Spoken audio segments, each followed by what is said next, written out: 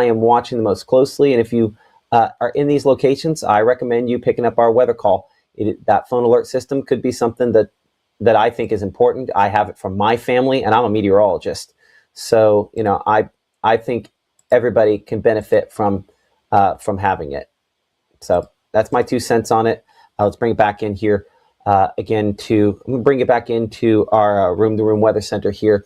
I'm Chief Meteorologist Matt Lopon. I'm sitting down behind the desk here for a moment as I'm tracking these. Honestly, just kind of bide my time. This southern one here, though, will be crystal clear on what I'm looking at. One thing that sometimes happens on this, I'm going to stand back up. We're going to take all this stuff back up here for a moment. One concern I have while looking at this is sometimes when I get this radar error like this, and this is a radar error we have west of Dean's Corners there, south of Clover. We're looking at here, this would be, I guess, west of the 55 269 split. But see that missing pixels we have right there? The fact that I have, that could be a tornado trying to spin up right there. You're 301.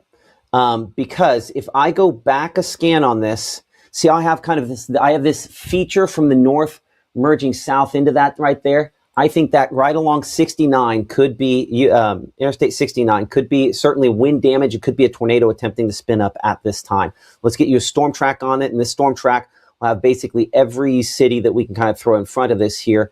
I'm going to keep it. Most of the issues with this are going to be just in the next few minutes as opposed to farther down the road. But I'll make it, again, 25 to 30 miles per hour. Let's go this direction here. And so I show Robinson's Gin there at 11:03. So this doesn't have a whole lot of folks that's showing up in the next few minutes here. Waits a little ways down the road before it starts popping on some folks on there. So make sure I've got everything I can track on that. Yeah, I do. Okay, so that means, again, there's not a ton of spots that are showing up here in the next couple of minutes. But I would say that this could potentially be a tornado in the development phase there. I'm going to see if I can get a Mississippi Department of Transportation camera from that area to pop up. So give me just a moment. See if we've got anything out there we can see that with. And yep, we should. That's looking northward. So that's not going to be a direction I think that helps us. But here's our MDOT cam that's right there in the area. I'm going to have to go back over here. So give me a second to do that. And I'll kick my camera back on since we're back standing. And now we'll show you the thing we were trying to show you a moment ago. So this is that camera there looking into those storms. Again, heavy rainfall, main impact there along 65. But I don't have a good view on it. So I'm not going to sit on a camera that doesn't have a view when things are kind of doing what they're doing. So if you are in this area here, I will say it looks a little bit weaker now. But I would say if you live near Dean's Corner there, no official advisory for you at the moment. I would say to be in that tornado case, the small windowless where you can wrap up and blanket pillows put on a hill from the potential for debris and stay there until we can give you along 69, 6 north looking. God, that's awfully. In a moment, look at this. That would be, see, I think north would be eastbound. Right, yeah. So again, that's looking the wrong way. So let's see if southbound. There we are. Here's another shot. This is not going to be the greatest video you've ever seen, but we're looking back into it here. So this is looking back top of your screen. Boy, I'm gonna have to break something here. Do I not have a full screen version of this? Yeah. Give me a moment to break my system.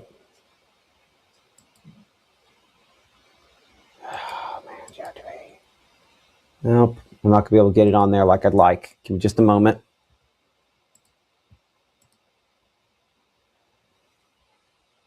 Yeah, so you can see, I'll move it on. Will it zoom it in? Will it do it? Yeah, there we go. Okay.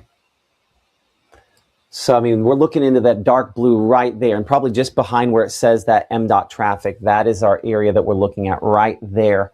So that's where there is some rotation on this. Just now, I'd say just south of Mississippi, US We'll get there. Interstate 69, where that is at this moment. Go ahead and reset things here for a moment. I'm Chief Meteorologist Matt Lawpon. You're watching Mississippi Live Weather. We're a 24/7 streaming service based out of North. We basically do is we track. We have lots for a placement, and because we don't have to worry about programming, we can cut in when we feel like we want to cut in. I'll tell you this, that area there does not look as impressive as it did a minute ago, but there's still an area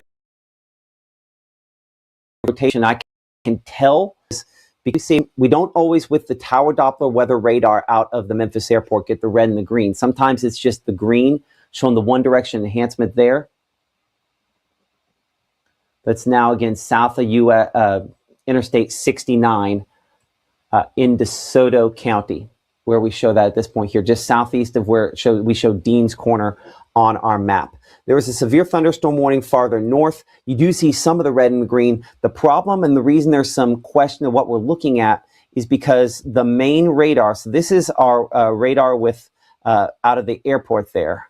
Let's go and show that. You'll notice the precipitation on it doesn't look nearly the same or as bright as what we get out of Millington, Tennessee. But this radar, the one up north, is there's no power to it right now. So no data is coming out of it. So we're having to make a few more guesses and go off of a less great information here. I say we, anybody that's a meteorologist, including the National Weather Service, is doing that right now out here south of 69, just kind of doing the best we can with reports and things on it. But our area of circulation, again, I'd say south there of Dean's Corner right now, where we would have it. I'm going to check the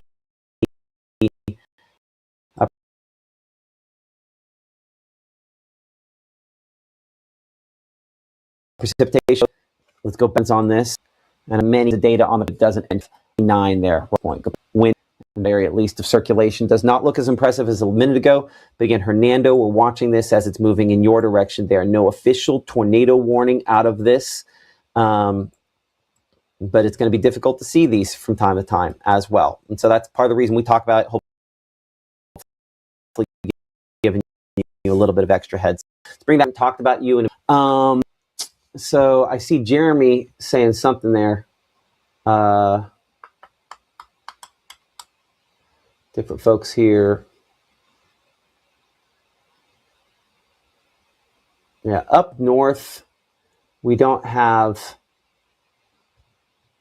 as much going on.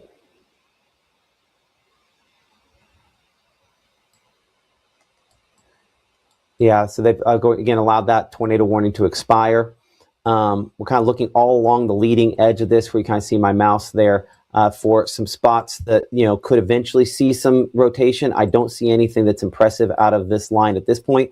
But the problem is we're going to be doing a lot of guessing based off of less than ideal radar data because of these because that one radar is down. And unfortunately, when one goes down, we have some issues. So again, severe thunderstorm warnings continue for Shelby County, Tennessee, but also for DeSoto and Marshall County, Mississippi, in effect until 11:15 a.m. So I'm gonna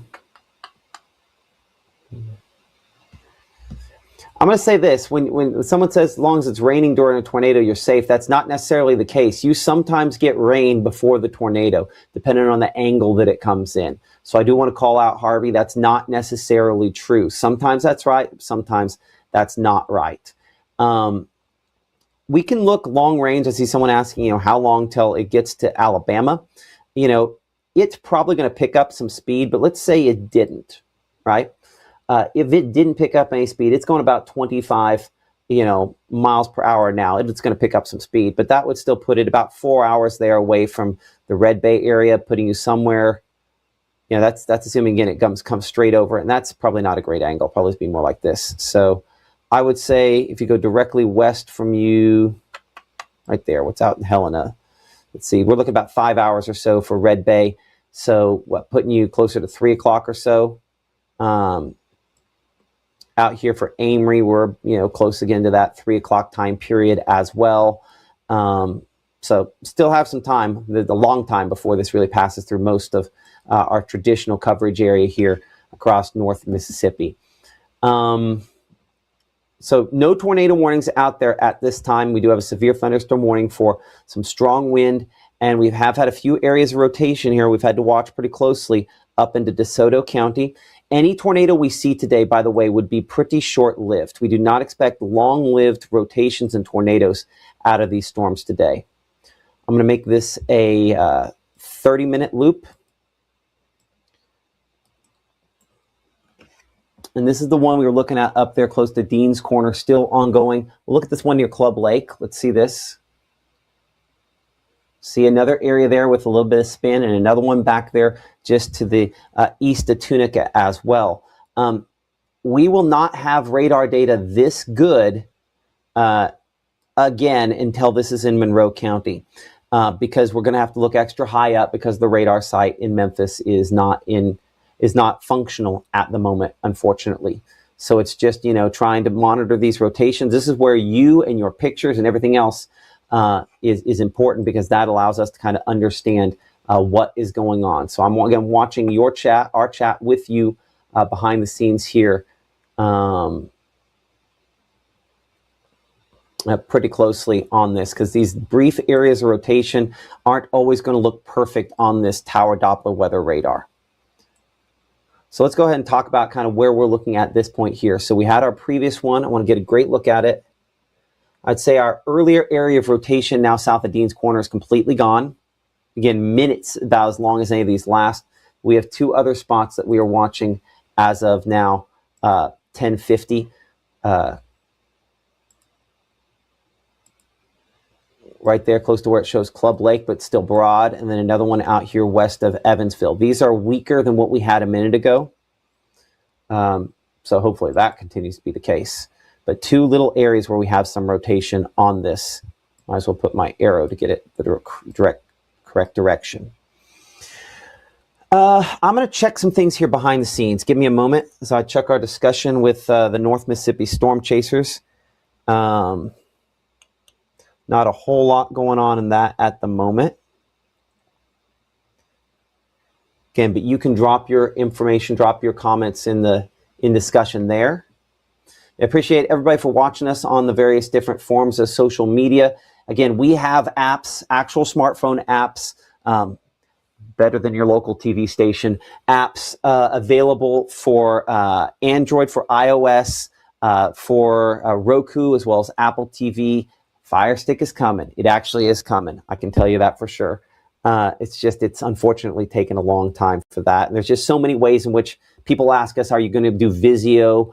Are you going to do Google? Are you going to do, there's so many different platforms, and they all have a different programming language. So that is a challenge. But we have a great one, I believe, on Roku and Apple TV. So certainly recommend those. It's the easiest way to kind of stay up to the date on what we're looking at. Give me a moment while behind the scenes here, try to pull up a radar. There's another radar in the region that I can't show on air that I do have access to that could possibly see little spin ups. Give me a moment to take a look at that just in case it's depicting something else. I don't see anything on the southern portion of this line yet. So I'm going to come up here and look at these up closer to the Memphis airport again. And I'm making an adjustment on here. Give me a moment.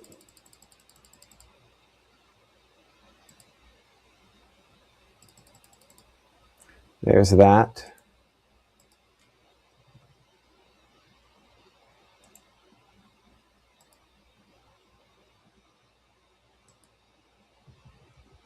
Okay, this might do a better job of showing what we were trying to show a minute ago there. So give me a second to get this right.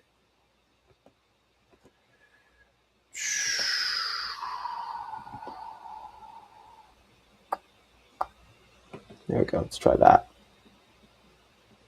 Okay, so, and we'll take this, so this is Mama Justice Doppler. And again, appreciate them for being a sponsor of us, Mississippi Live Weather. Okay, so see where you have the purple on here? This is what we were looking at a little bit ago. So this would have been at 36 after. So this has been about 15 minutes ago. This is when we were looking at that area rotation. That, if that wasn't a tornado, that got really close to producing one, because we get what's called range folding there. That's where the radar's like, well, hold on, I'm having a really hard time figuring out what's happening in that pixel. And sometimes that can be a sign that something is going on. Everything kind of looks like it. I don't think that's gonna, yeah, that had, see right there, right where I had that dot, right as it was crossing 69 at the interchange there with, what road is that? That would be, get it pop up for a moment. State Road 301. There was enough rotation there that could have been something, potentially. Hopefully it was not. But I think we briefly could have had that produce a tornado. Yeah, my rotation perfectly matches where that could have been. Hope that's not the case. But you see what happened here? We had, see, I can see on this here, we had a cell merger. As that cell merged into that there, that briefly tried to wrap up. That's one of the things we talked about a little bit ago on where we have these cell mergers, you know, storms that kind of, you know, pull into the main line, that from time to time you can get them to briefly produce a tornado. We might have briefly had one there. I'd really like to know what the Weather Service thinks about 301 and, let's see, I've been north of 69 still, excuse me. What road is that? Second, no, that's 69. Yeah, 301 and 69 at, what time would that have been?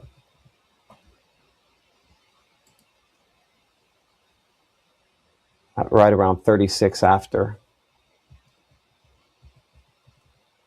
Yeah, about 40 after. Give me a second here.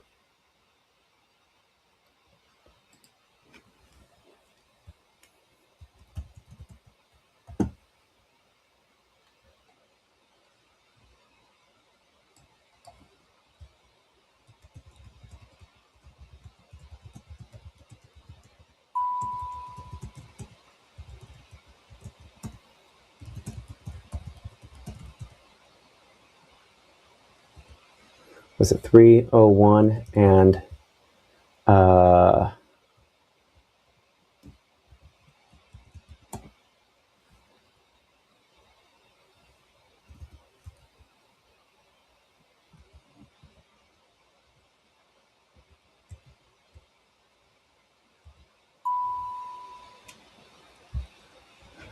feel like we might have had something there. Certainly we got close if we didn't. Let's bring that, so let's use that information that now we've gathered with that and how that behaved to kind of take it forward to what we have now. Again, I showed just west of Hernando, another spot.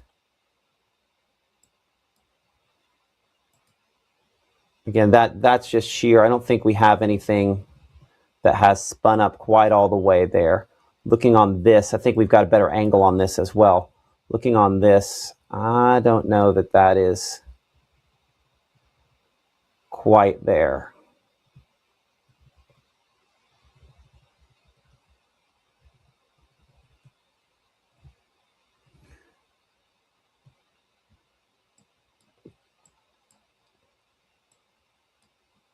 Unfortunately, what we don't have with this particular radar is we don't have the ability to look at what's called correlation coefficient.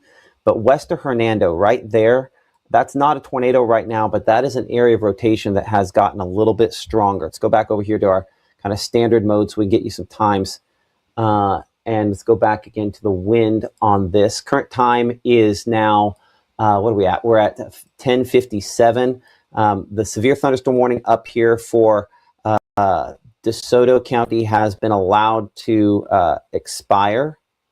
I guess they canceled it probably. I'm going to track that one this direction because that little area rotation is kind of held on there as well. So we show Hernando at 11 o'clock, basically right over top of you. I'm going to see if we can get some other cameras from out there. Give me just a moment to try to pull some of those up. And we've got some there in Hernando. Maybe we can get a shot back toward the west. That doesn't have anything. East. Problem with traffic cameras is they tend to be pointed at traffic, right? This shot, I'm looking through some stuff at the top there. We'll switch to video, bring it up, the top of the screens. Hold on.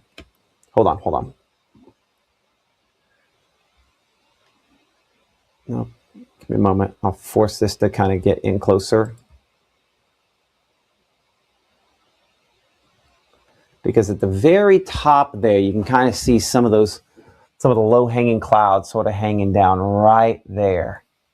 So that's kind of that line moving through the western part of Hernando. We're looking here from 304 west of McInvale Road, I should say. So that's kind of looking back toward that. Unfortunately, it's kind of behind that MDOT banner at the top. But that is that thunderstorm moving into Hernando with some rotation on the west side of town. In fact, I do think that rotation has picked up a little bit more in intensity on the southwest side of Hernando as well. Just go back over here to Mama Justice Doppler radar. So kind of southwest portion of Hernando there. That's the spot where we have a little bit. We're not going to have long-lived tornadoes today. So if this were a normal tornado day, I would not be on this like this. But I'll tell you right now that that is getting a little bit more impressive there, just southwest of Hernando, south of Hernando by no more than, show about 1.5 miles south of Hernando. So the track you see there is for this area that I think might have briefly spun something up before and is trying once again there. So if you know some folks in advance of this, you might snap a picture and give them a heads up on what this is capable of, because this is Doppler radar indicated rotation that could potentially try to produce a tornado. In a moment here, while I kind of pull up our other version of Mama Justice Doppler, so give me a second to pull that up here. Here we go. And so this is the part we're looking at. I'm going to take this back and I'll get the exact angle right on this.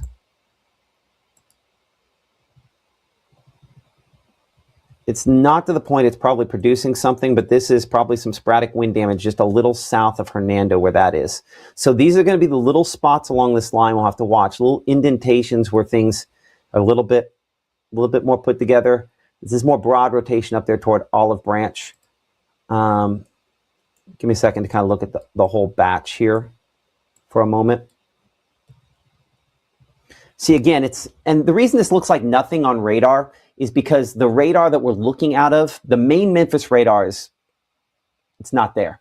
It's down. So the radar we're looking at is great at looking for winds for the airport, does kind of a poor job on precipitation. But right there ahead, right there, let's see if that's the same spot we were looking at a moment ago.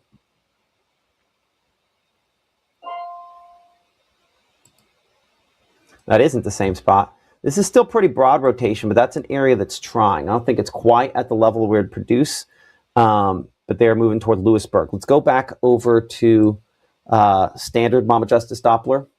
Kind of take this full screen here for a moment. So the two areas that I'm looking at now are, let's see if it shows it back up on the regular reflectivity. This kind of spot up here close to 269. And then the other spot we have just south of Hernando. I know it looks like nothing on here. That's just kind of the way it sometimes looks on this particular radar.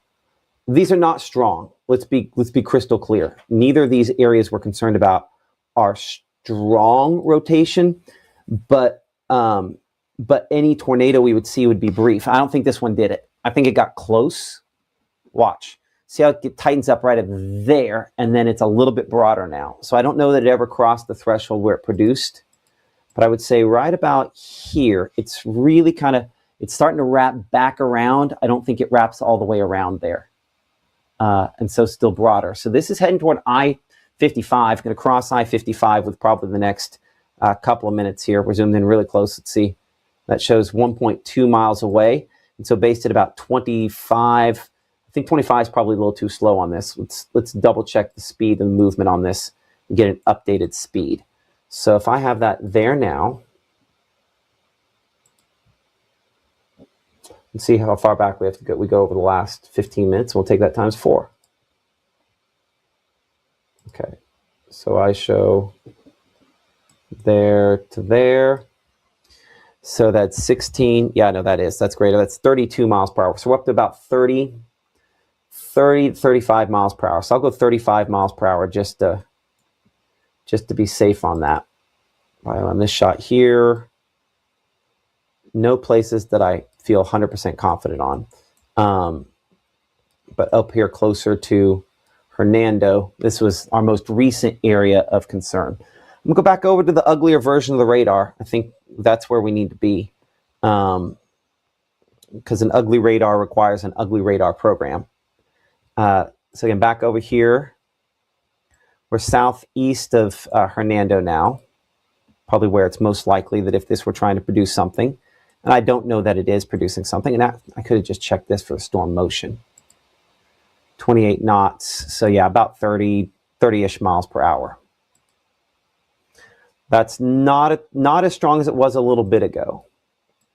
Neither is the one up there just east of Olive Branch, but there's really kind of 3 areas here where we have just these little things sticking out. See how that kind of curls around right there? See how that clearly curls around right there, right? And then this one up here kind of has a little curl to it.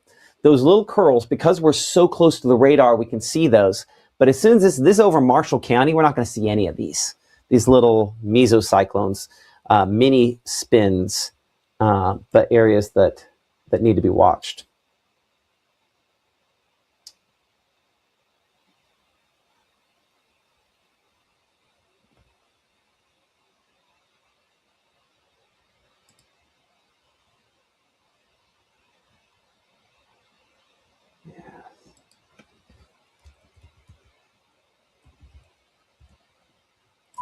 A sec here.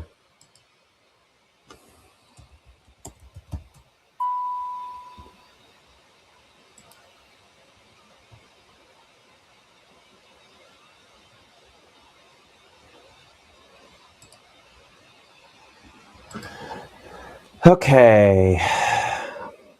Current time is now, where are we at? 11:05. Still kind of monitoring these thunderstorms.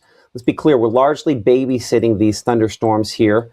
The instability in fuel for thunderstorms will increase over the next few hours, so the number of thunderstorms that are a little heavier should as well. Our best look on long range is all the way from Monroe County, because unfortunately, you see the difference there. The radar site up here, oops, gotta make sure I'm on the right thing for a moment. The radar site up here out of Millington, Tennessee is not updating, unfortunately, but the one in Monroe County is, so you can see that difference in positioning there, and that's why we spent so much time instead looking at the radar that's out of the airport there that does an okay job, does a great job on wind, does a kind of not okay job when we look at precipitation on this. If you have not taken the time yet, like and subscribe to us on all of the various different types of social media, as we're Capelville. Hold on. I wonder how you pronounce the town. I have to look at that one and see it on the screen here in a minute. Olive Branch, appreciate y'all. Heavy rain and winds there. Once this is kind of through Olive Branch there, hopefully we're past the worst of anything that you have to see today. Yeah, we have seen an uptrend on the overall outlook, and that's probably a good thing that we should discuss here for just a moment. So the overall severe weather risk for today does include all locations here across North Mississippi, West Tennessee, on a level 2 out of 5 severe weather risk. The tornado risk is not high, but not impossible. But I think the same areas that have rotation are going to attempt to produce damaging winds, hence the reason that is our greatest likelihood on this. Damaging hail, a possibility. I think a greater chance for locations back to the west. But when we start talking about significant tornadoes, that's not what we're seeing. We start talking about significant damaging winds, high-end damaging winds, that's not what we're going to see. When we start talking about high-end hail, that is not what we're going to see as well. Again, appreciate True Shield Roofing for sponsoring our hail component there. When we go back over and check, I want to see how this is affecting our, the NexRad composites kind of kept up there as well. So to kind of give you an idea using our exclusive Futurecast radar here. And so Futurecast radar gives us kind of an extrapolation, kind of takes it from where it's at now and generally kind of projects it forward. Let's see if it has the angle correct on these. It does not. It's going more northeast on that as well. So I think the timing on this is just going to be, that's not going to be perfect. So let's go back over and check like a more traditional version of Futurecast. I'm going to check our latest rotation tracks. So this particular projection here, we talked about earlier, this one updates every hour. So we have new information versus when we looked at this a little bit ago. It's doing an okay job, I think, showing the rotation. I think it's doing a poor job indicating the direction that rotations. We've seen the rotating part of these thunderstorms going more like this. And so the rotation tracks on this are going to be inaccurate, in my opinion. So it's more possible that they connect hour to hour more than what this indicates there. And I do think, as we showed you a moment ago, the cell mergers as storms kind of come together, that might be more important there. So good news, though, that from the National Weather Service, kind of talking back and forth with them, they also have had no reports of any damage from where that little spin-up tried to form near the intersection of 301 and I-69. So no reports of damage from that area, and hopefully that's something that continues there. But they agree it got kind of close at that point. So fingers crossed that doesn't take any more steps as storm moves eastward. But we'll look at a minute. Even though this graphic is titled Storm Rotation, we'll show it, and then I'm going to pull it off as we look at it again. But our line, you can get some ideas there, 2, 3, 4 o'clock, still a number of these storms merging into the main line, and so some sporadic tornado potential with that cell merger on the leading skies, a possibility on this. Let's go back here to Mama Justice Doppler radar, and I'm going to plot on our SkyCam locations here. Let's go up. We have one in southwest Tate County. There, again, near the Crenshaw community, that we'll be able to use to kind of look into some of these thunderstorms. As we move deeper into North Mississippi, this camera, the camera that we have in Batesville, going to be very, very important when you have radar outages to be able to see things. And we appreciate North Mississippi Storm Chasers for being such good partners with us. And they're 501c3, and they have put up these based on your donations. So you can find out more information on how to help them at nmscas.org. That's North Mississippi Storm Chasers and Spotters, nmscas.org, to donate to their cause of putting up these cameras across North Mississippi. One in Crenshaw here. You can see the southwest winds at 17 miles per hour kind of ingested into this. The clouds kind of moving toward us here as the line of thunderstorms moves toward that location. Let's check the angle on that camera. Before I say that, I'm going to make sure I have no other cameras up there that I can kind of utilize that have any good shots up toward the Memphis area with the Mississippi Department of Transportation. It looks like I've used up all of my ability to view those for a while. We kind of start running out of MDOT cameras on some locations up there as well. Let's go ahead and angle that Crenshaw camera. Double check the way it's looking right now. So we have that looking south. Let's look back more into this here. So it's going to kind of pan this, so give it a moment as we're looking back into that line of approaching thunderstorms there. Kind of the low-hanging stuff with that. There's going to be lots of low-hanging parts of this line of storms as we kind of look back toward now the west. I'm going to point it now back toward more the north as we kind of continue to pan that camera around looking through this line of storms there. That'll kind of pan into, you actually see part of the water tower that this is kind of mounted there on a pole too. So we don't have a great perspective back to the north with this, which means we're also not going to have really any perspective back toward the northeast. And I'll be perfectly honest, I am still working to learn the best angles on all these cameras. It's one of those things we have. I'm not going to say we have too many toys, but we certainly, it's going to take a while to kind of learn the best ways to kind of view all these sorts of things. So again, I know that's a real picturesque shot there, but it's a reminder that, again, there's some infrastructure that goes into providing these cameras, and the North Mississippi Storm Chasers have done a great job to kind of partner with communities in order to make that happen. So this is going to flip all the way around as we pan the skies here over top of Crenshaw. We're going to look back toward kind of the east and then south, southwest. When you stop that there, hold on, let's continue that pan. I'm going to go back southwest a little bit more, so we're looking kind of west there. I want to look southwest along this line because there's a spot there that kind of caught my attention right there. Some low-hanging stuff looking on the leading edge of this. Whoop, pan this up. It's gone way in. Give me a moment. Well, I made it angry. It's still deciding it wants to go in. Y'all. Stop. Well, we'll come back to that here in a second. I'll go back to radar and I'll kind of... There we go. It caught back up. It eventually got my command. Okay, but I was looking at that little feature there toward the middle, and I'd love to get a slightly better shot on that. But it looks like that camera might be having just some connectivity on the control part of it there.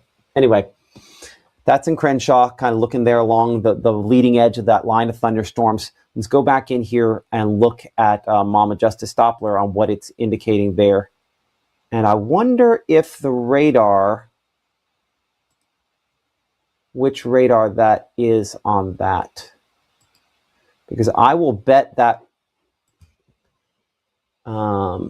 could be, that might not be the radar out of the Memphis airport. I hope that's Monroe County.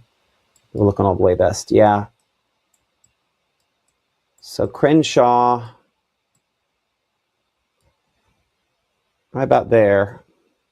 And so, let's see if we can get the pop there on the map. Oh, come on. Apparently I can't get it on the map right now. That's fine. But we're kind of looking into that one area there as the strong winds are starting to hit it. I'll pull that camera back up here for a moment, because this is about as good a look as we're going to get at this line. And that camera bouncing around a little bit. You can see where I show the position on here. I wish that Crenshaw was showing up on the map at the same point there. There's the intersection. It actually shows up on that one there.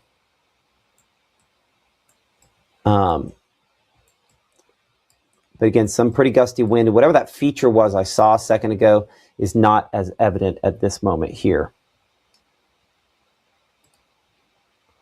We'll pan it to the right on this line as this comes in. Again, you're going to see a lot of low-hanging stuff. Most of this is going to be what we call scud clouds.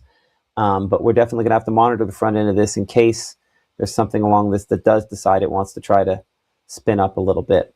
Does happen from time to time, but we'll be watching that closely. Am I as wide as this shot goes? Yep, I'm as wide as that goes. And there's the rain starting to hit that location there as the gusty winds are arriving. So look, I'm going to look southwest there, right back at that one spot we were looking a moment ago as we're monitoring this coming in. Current time is now, we're at 11:16. I'm Chief Meteorologist Matt Lawpon. You're watching Mississippi Live Weather, a camera with the North Mississippi Storm Chasers here as we're looking kind of the leading edge of a line of storms kind of moving into the Crenshaw area. Just kind of poking and prodding the bottom of that, the heavy rainfall starting at that location. See right where it says Askew. There it is, right in the middle. So that's where it shows Crenshaw. So I was looking down here close to where it says Falcon and just north there toward Askew. But on the wind mode here, I mean, you can see that straight line wind kind of come in from the north and west on this. A few little notches along this line here, but again, no severe, officially no severe thunderstorm or tornado warnings in effect on this. Some little broad is where we see some rotation on this. And I would say down here close to where we were looking a moment ago is one of those areas. But none of these are as impressive as they were a little bit ago. You might say, well, the red's a lot brighter. And the red's a lot brighter because of the angle versus where the radar site is up there.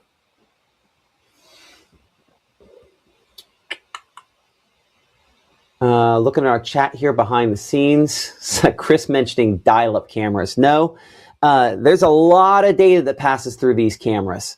So that's the reason from time to time, you know, especially when you have to think about this. Does your cell phone, is your internet always stable when it's being hit by a severe thunderstorm? That's what happens with these. We need the most when that happens. And so it's always going to be a little in and out, but all things considered, looks pretty good there. But a lot of wind gusts starting to show up there in Crenshaw where that camera is. We'll go back to that camera here for a moment. Again, show that bouncing around pretty bouncy at this moment as that storm is coming in, updating there. Again, the heavier rainfall approaching. That heavy rainfall kind of drives the winds as it moves in. And so these are going to be, any sort of tornado will be extremely brief because it's largely being driven by the precipitation there, the rain cooled air associated with that. Again, appreciate North Mississippi Storm Chasers for partnering with us here on Mississippi Live Weather with these cameras and the amazing effort that Stan and the entire group has put together to make sure that they are available for you, for us, for you to be able to see. I'll double check here.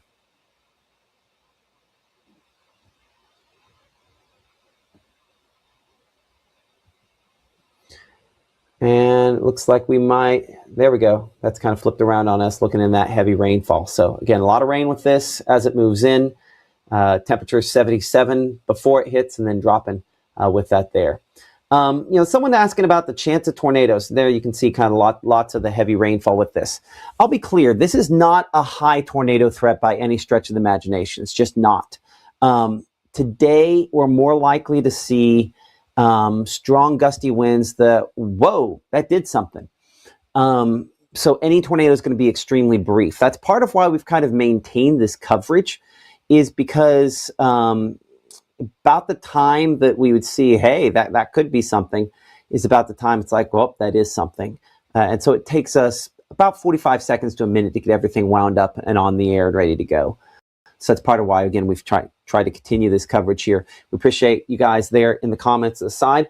By the way, speaking of the comments, I don't know who Camilla Bohr is, and I don't know what that link is, but you end up spamming, and I end up pulling that out of there. So let's keep the comments nice and kind.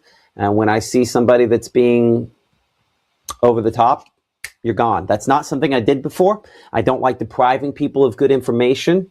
I know the comments have always been an entertaining place. Entertaining is fine. Vulgar or spamming, it's gone. So that's not the way I treat it at the TV station. That is the way I'm going to treat it here. A reminder that, you know, we are, again, a 24/7 streaming service called the Mississippi Live Weather. If you have not picked up our apps, highly recommend you do so. It is the easiest way to stay ahead of breaking weather. We have access to where you can watch all these cameras live in the app if you want to. Click a couple buttons. You don't need me to pull it up. You can watch the cameras from the North Mississippi Storm Chasers live in the app, whether it's the heavy rainfall, whether it's something else that's going along with it. Definitely something that you can keep up to date with as well. I'm checking some stuff here behind the scenes, so give me just a minute.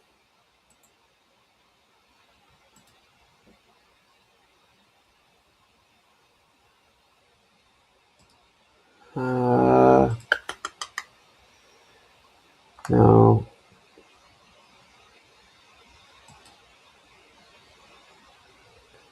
Okay. Let's go ahead and go back over here to Mama Justice Doppler radar. And those were the spots we were looking at a minute ago here. As they've evolved eastward, I don't really see anything overly concerning. But the problem we talked about earlier is that we're not going to have an excellent look at this, not for a while. We're in this zone where now we're kind of getting a ways away from a radar that's designed to do very, very well at the Memphis airport and does okay beyond that. And so the farther away you get, the less likely we are to have an excellent look at it. I'm going to check a different radar we can see behind the scenes here. I don't see anything that's super concerning at the moment. Let me check a different radar for a second down toward the Clarksdale area.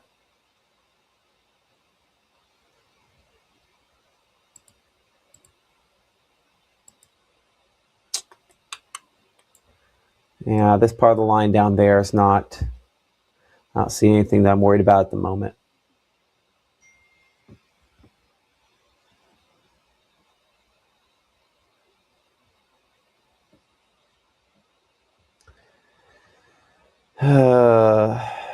So, yeah. By the way, this is one set of QR codes I want to show you. Another one I want to show you is this one. And this is for our service called Weather Call. It's something we had at the TV station. You will get a phone call from me. You'll hear my voice and I'll say, this is Mississippi Live Weather Chief Meteorologist Matt Lawpon. The National Weather Service has issued a weather call notification for your specific location. It'll tell you if there's a tornado warning. It'll tell you if it'll specifically be my voice saying a tornado's been confirmed. It'll be my voice telling you if a severe thunderstorm warning is issued for your area or high-end flash flooding like what they had that killed so many people in Texas. That information, of course, we provide using that service. There is a cost, as you can see there. The reason there's a cost is you still pay for a cell phone bill, right? So making phone calls costs money. So sign up again using the QR code you see below me there. It's a $15 fee for the year with that. But it is worth it because phone calls disrupt, and you want, when something bad's issued for you, all your devices to go off at the same time. It's a way you're like, oh, wait, something's going on. So certainly helps out there. Moving toward the Senatobia area right now, let me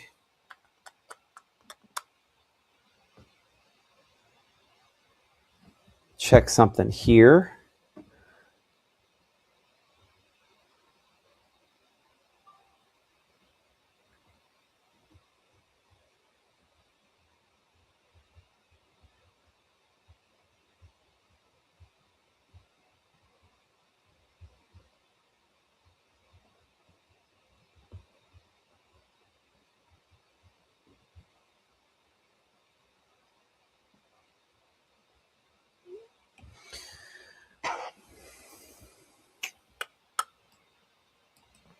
So we show that from Byhalia back out here towards Senatobia. Again, not overly impressive.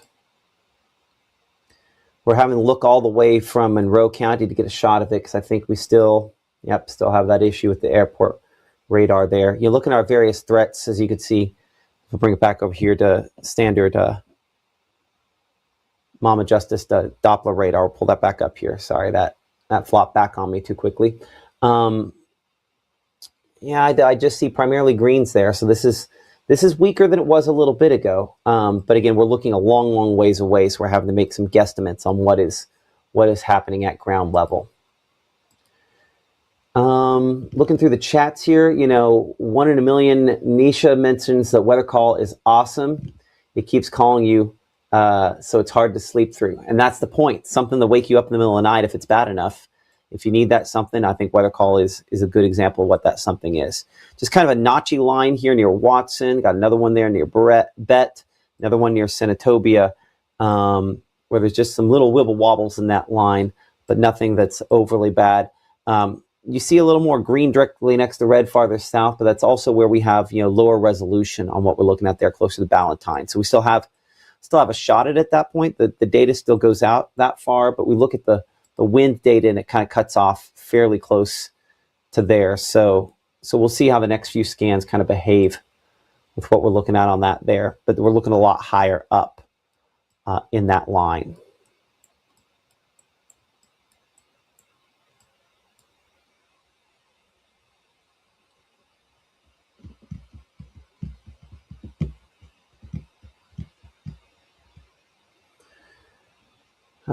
Someone mentioning the rain is light there in Memphis. Yes, it is. Marcellus, appreciate you for mentioning it. Someone was asking, is DeSoto County clear? Yeah, let's do some all clears here for a moment. Let's go back over to the rainfall mode. Yes, I would say DeSoto County, we're in the clear at this point here. Any issues we have are going to be east of you. So here in DeSoto County, if you want to go on with the rest of your day and you don't want to sit here and watch this, you absolutely can. So DeSoto County, we're clear. Tunica County, we're clear as well, past the worst of this. Still watching things for locations a little east of that. But yeah.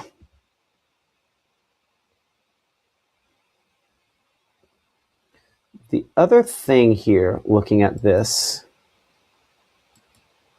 And again, it's hard to tell for sure, but it does look like the outflow boundary. If you think of this as kind of rain-cooled air that's kind of spilling ahead of the main line, this is all kind of rain-cooled air, like forcing its way forward like this, right? That rain-cooled air is kind of forcing its way forward, and it's kind of undercutting the precipitation perhaps just a little bit, the heaviest precipitation with that. You still get some kind of interactions at the leading edge on that. Yeah.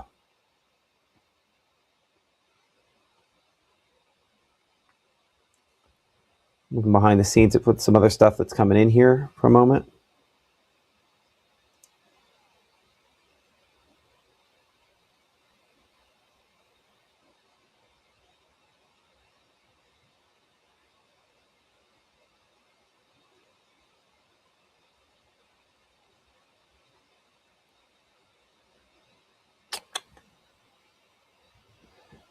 Okay, let me check our chat here as we are kind of to a certain extent. Marshall County, we're still watching it for you.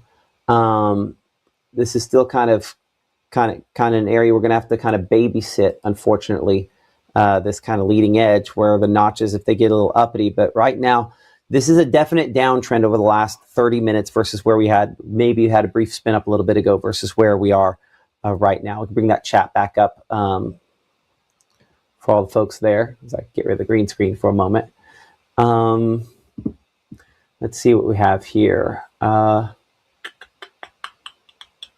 time do I think Tupelo will clear this afternoon? Listen, I think we're going to have rainfall once it gets here somewhere in probably the 2 o'clock hour, maybe a little before that. It'll be before 2 o'clock. Let's double check the speed on this. Now, we'll make this an hour. Well, this is a 2-hour loop, so we can do an average. Let's do a 1-hour loop.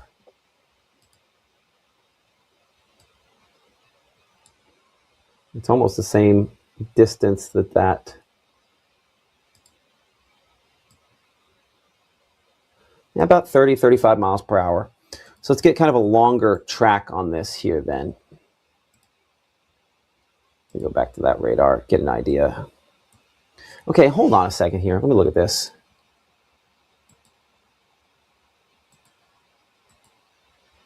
Okay, there we go. So we'll do kind of a longer track on this for locations east of where we presently have storms. And we are going to watch these thunderstorms developing more out here toward the Delta. Those are interesting ones to me over the next couple of hours to see how those play out and how many of those develop, honestly, because projections had a lot more there than what we actually have seen.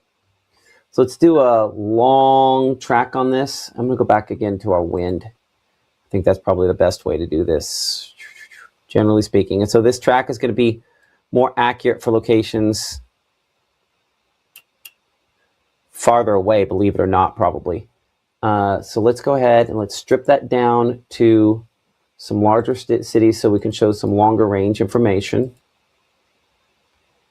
And so then we will make that, let's say 90 miles. Nope, apparently. There we go.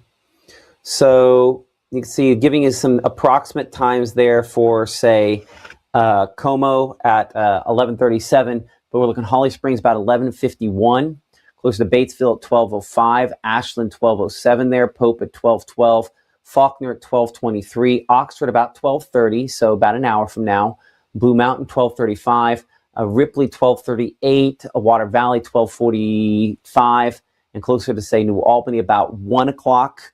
Let's keep that going a little farther east there. So we kind of pick things up there at, say,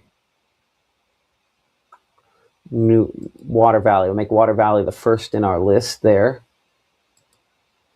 And so then you kind of pick that list up from there. So we show Thaxton about 102, Boonville close to about 118, Pontotoc generally about 127, looking like it's a little closer there to Bruce by about 140, Guntown and Pontotoc again somewhere around 130, but we show Tupelo close to about 145. So I guess that's close to the 2 o'clock time I was mentioning.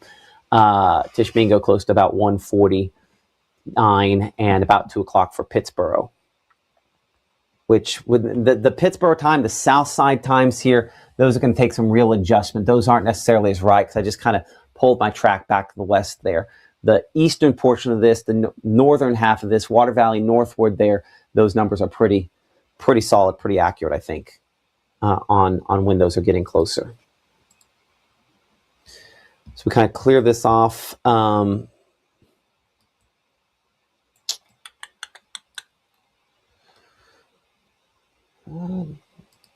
Again, we are in kind of wait and see mode here, which is always the best place to be. Let's check out our camera in Batesville. We have a camera there in Batesville and Panola County that would kind of look into some of these thunderstorms. And let's double check, make sure that is pointed the right direction here for a moment.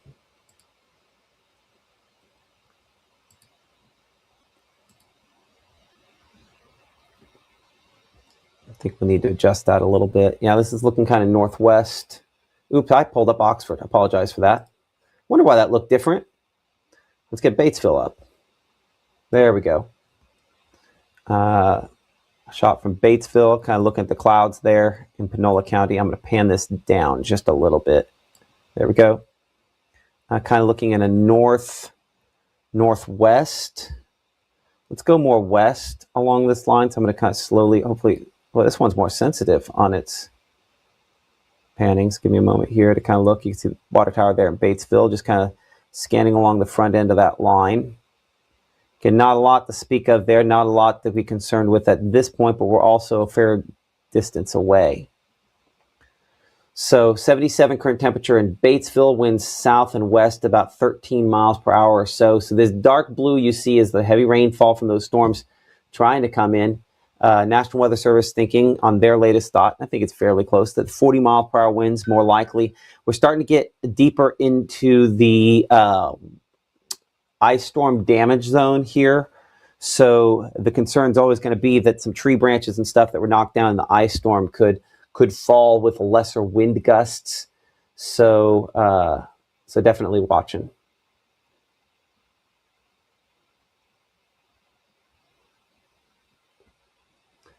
Boy, somebody pan that right back there. Okay. That's cool. Looks like someone else decided to poke and prod it. We can pair up with the North Mississippi Storm Chasers on these cameras there. So got it looking kind of northwestward out of that. Good shot there.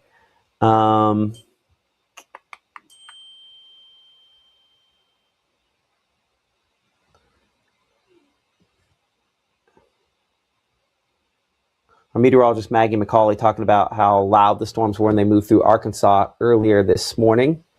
And she's been kind of out there with doing some family things. So we'll come back to that shot here in a few minutes. And I don't see anything I'm overly impressed with on this line at this point. Hopefully something that continues. Now, I did this a little bit ago where I popped myself off camera as we're going to kind of leave this going so that I could sit down for a minute, and then things got a little uppity. I'm hoping that doesn't happen here as well. I just saw something come in a second ago.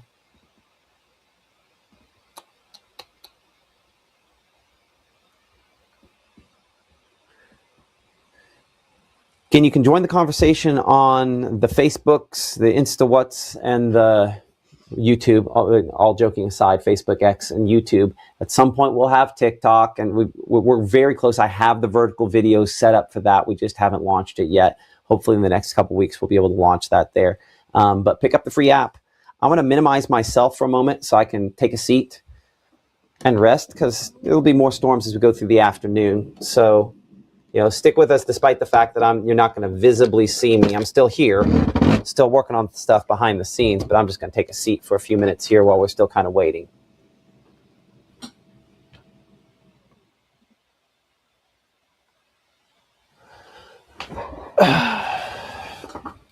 By the way, for those out there, you know, you can see all of our discussion so far today. If on YouTube in particular, it lets you scroll back at any time. So even though we have kind of our live discussion going on here, we're sort of tracking storms live, our overall discussion is on there as well. We also have a fast cast there in the app. available in the upper left-hand corner. The kind of it gives you an overview of everything that we're talking about, looking at with this storm setup today.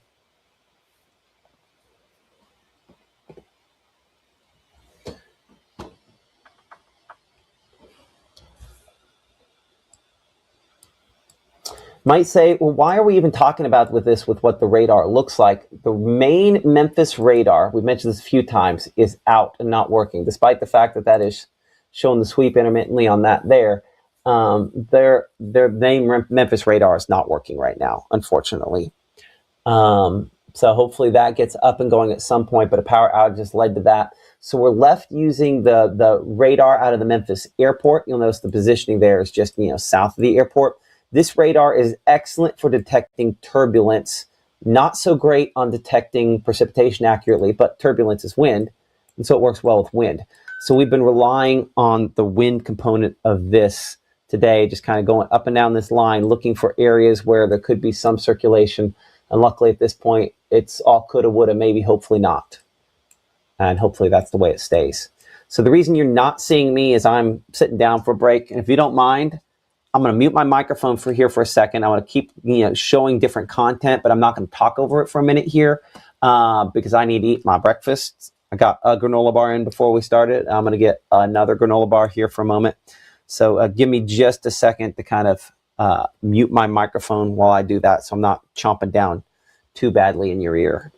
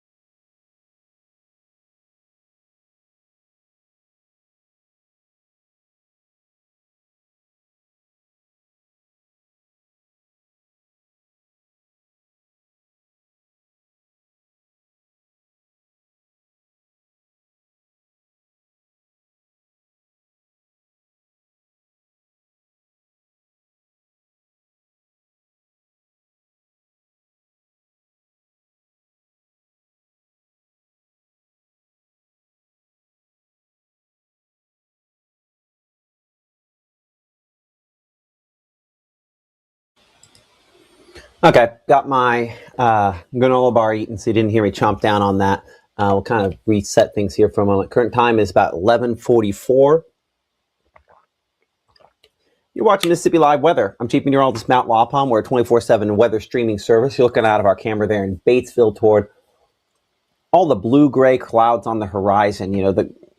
These are showers and thunderstorms that are moving toward the Batesville area that we've been kind of tracking for locations out here in the Delta throughout the morning, and could continue to try to produce perhaps some strong wind gusts from time to time. But we have not had a whole lot of those reported recently. Most of the wind gusts have been in the 20 to 30 mile per hour range. So hopefully a trend that continues through this afternoon. That's certainly an improvement versus where things could be, and hopefully that's where things will stay. This camera in Batesville provided by our friends, our partners with the North Mississippi Storm Chasers. I'm going to pan the camera back to the left just a little bit here, looking through that kind of leading edge of the low clouds that are moving toward it. Will there be little spinny looking things in the clouds? Yes. Will those actually produce tornadoes? That's the real question. I think I certainly have a lot more questions than answers on that, thankfully, because when it's pretty obvious, obviously my tone of voice is different. Everything about the way we kind of handle things is different. But you're looking along the leading edge there of the kind of shelf cloud that represents the front end of that line of thunderstorms there, kind of curving back away from you on the left front part of your screen. That's kind of where I'll pop myself up for a second. If you don't mind me sitting down while I'm doing this, I'm just going to be lazy. I'm going to reach up. And so right there, it kind of curves back around. That's this kind of long, low-hanging thing there. That is our shelf cloud that is where maybe you might see a lot of spinny-looking things. For the most part, I don't see anything, or did not see anything out of that I'd be super concerned with at this moment. Nothing that's too terribly low-hanging, but certainly, something we'll watch. And some gusty winds there. And the darker gray, sometimes people like dark clouds. Dark clouds just means tall clouds. Dark clouds means there's no, you're blocking out a lot of light. So as I kind of pan this back to the north out of our camera there in Batesville, it's pretty hazy looking right there. And I wonder if, again, that's some of the gusty winds kind of kicking up maybe some dust or something there running ahead of this as well. Sometimes you get a little dust that gets kicked up on the gusty winds on the front side of one of these. And so I think that might be what we're looking at. So I'm going to pan this just a little bit back to the left. There we go. So we'll kind of watch this area here as this moves into Batesville and through Panola County. You can see on kind of the lower left-hand part of the screen there, kind of have the inset where we show where the storms are. So again, looking there kind of back toward the north and west with this, that's generally the direction we're kind of looking into this. So you saw this kind of little appendage there. I'm interested to see this a little more here in a minute. I wonder why every time someone clicks onto that there, it goes back to the left like that real fast, and they have to fix it. Anyway, that's happened a couple times today. Let's go back over here to Mama Justice Doppler radar. And so again, we're watching that from Batesville. We don't have a good lower level look at this, unfortunately.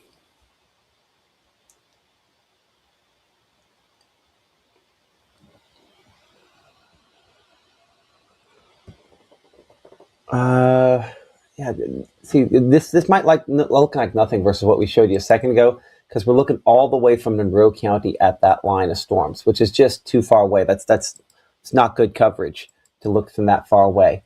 The problem is that the main radar site in Memphis is down. You've heard me say that a couple times now. You'll hear me say it probably 10 more times, minimum, because that is kind of one of the things that that we rely on when we're this far away. So this kind of looks like it has a sort of interesting look to it there, but it's not, I think, as bad as what that kind of makes it looks like it is there. So it still definitely has some organization to it, and something we'll certainly want.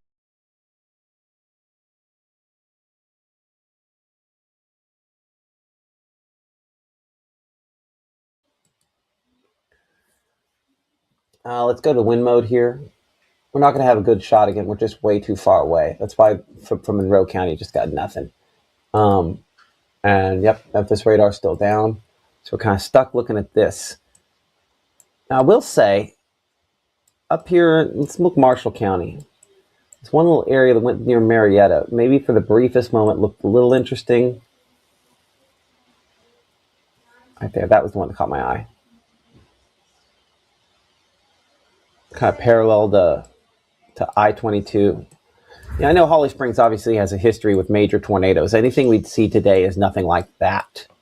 That is not what we see out of a line like this. It's something brief, if we see it. And luckily, it's all if, not when.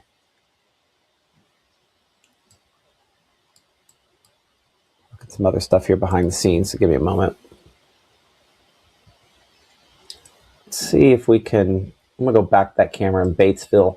It's about as good a look as we're going to get for a while to kind of see what's actually happening, because unfortunately, since we're not in a great radar zone on this, that means we have to rely pretty hard on what cameras and stuff like that show. So yeah, some low-hanging looking stuff there. We'll watch it. I want to see behind the scenes here for a moment, something.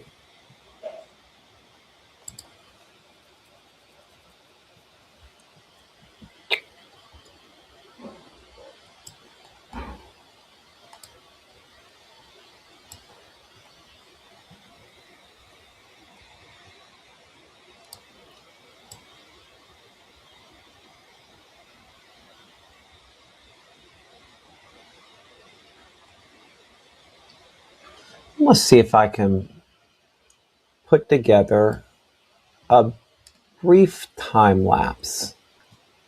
Select timeline. Let's do, I wish I could do a shorter, a manual export. Let's see, current time is 11:50 a.m. I want to go to 11:30 a.m. Here we go. We'll try this. Playback mode, I want to be time lapse. Name for export, DELETE, export. Let me see if I can export time lapse out of this. So give me a moment. As I'm learning what is possible with these cameras, there's a lot of cool things. I just want to see what some of those areas kind of right there sort of look like if I had a little bit better contrast with them.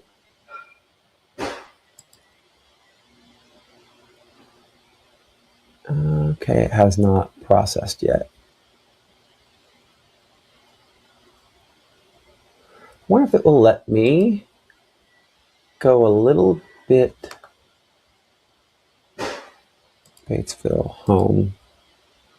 I'd love to change the light on this to where it's not quite as bright. I don't think I have that setting. Nope. Appreciate that.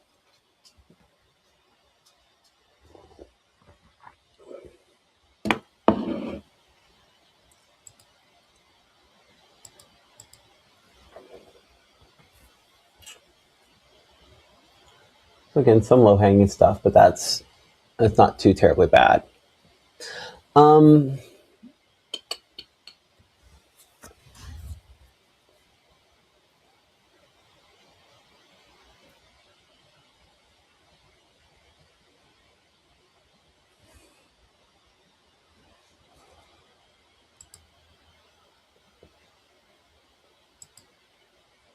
Let's look at a few other things here while we're waiting for a moment for this to see what's next with this. Again, we are kind of watching and waiting, hoping things don't get a little more active. This is kind of our high resolution visible satellite perspective here. This is a 15-minute satellite loop. So this is just kind of what's happened over the last 15 minutes. One of the cool things about our system here is we're able to really kind of process a lot more data than the old system did at the back of the TV station. Let's put this in the fastest mode.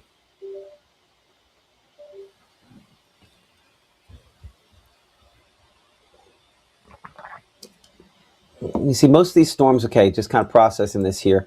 Most of these storms we have up here are just like kind of struggling showers ahead. You can clearly see where we have kind of our overshooting tops. That's where we have kind of the sort of bubbling sort of look we have there. It's one of the signs. Again, these are fairly hefty storms. And that's the part that's kind of moving there toward Batesville. Getting a little bit better tops back out here into Arkansas. It's just this zone down here that really has not produced a ton, though it does look like that one there approaching Lake Providence is getting a little stronger. And if that's the case, then this is the zone that's kind of the big question mark. There's only a 15-minute loop. Let's take a step back to making an hour loop. And you'll see over that hour down here how these are getting a little bit stronger.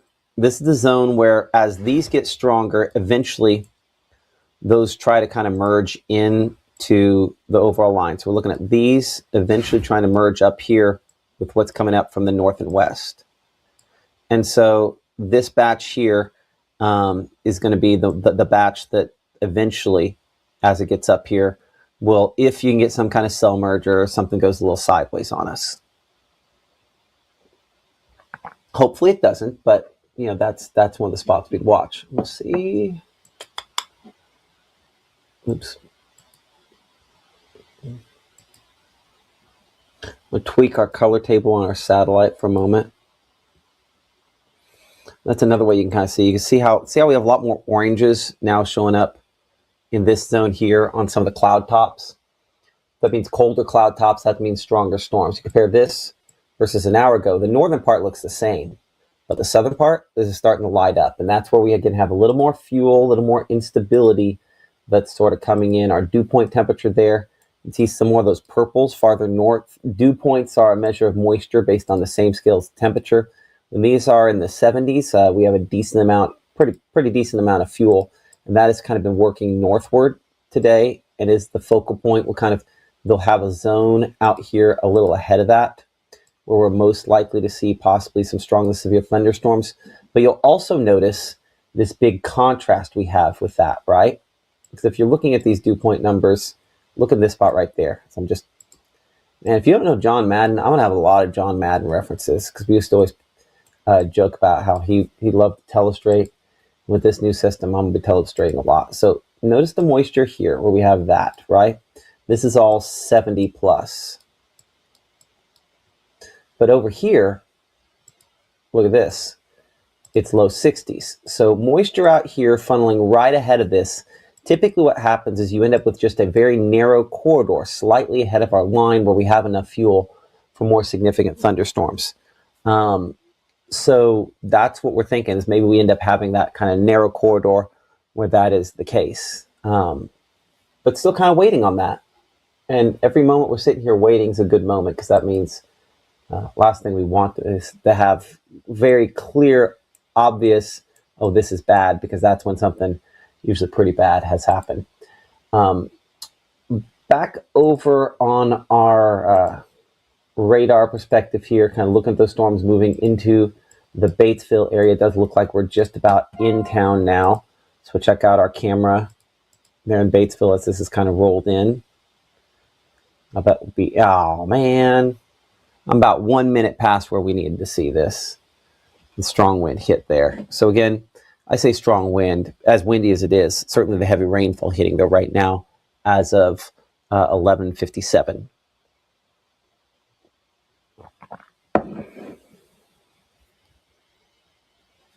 But you see in the corner there, see I have double layered? That might mean my radar could be back. Let's check this. Hold on. Yep, radar is back out of Memphis, the Memphis Weather Service site there. So it was gone for a while. It looks like it's come back in the last couple minutes here. There we go. So let's check wind. Wind still splotchy. Good. Okay. So now with this perspective here, I feel infinitely better about what we're looking at. Just to be able to have that kind of second radar site that we're more used to. There, I mean, listen, there's a few little areas there that are interesting. But I mean, stuff to watch, but no obvious right now it's about to plop down something. But those couple of areas are places to watch anytime you kind of get them curling around there. So let's get you storm track on that whole kind of line here. And we'll go ahead and reset things here at the noon time period here in a moment. So give me just a moment to do that. And we'll, I think, go on kind of a full-on update on everything that we're talking about here. So give me just a second to kind of get a couple things ready.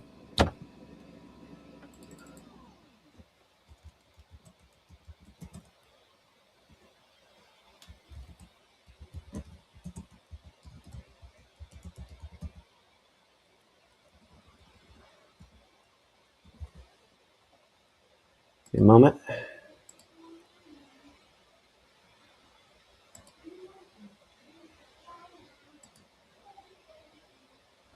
Okay, and go and pop myself back on here. Get my coffee out of the way, and we'll reset things here for a moment. I'm Chief Meteorologist Matt Lawpon. You're watching Mississippi Live Weather and Mama Justice Doppler Radar. It is now noontime on Saturday, March the 7th.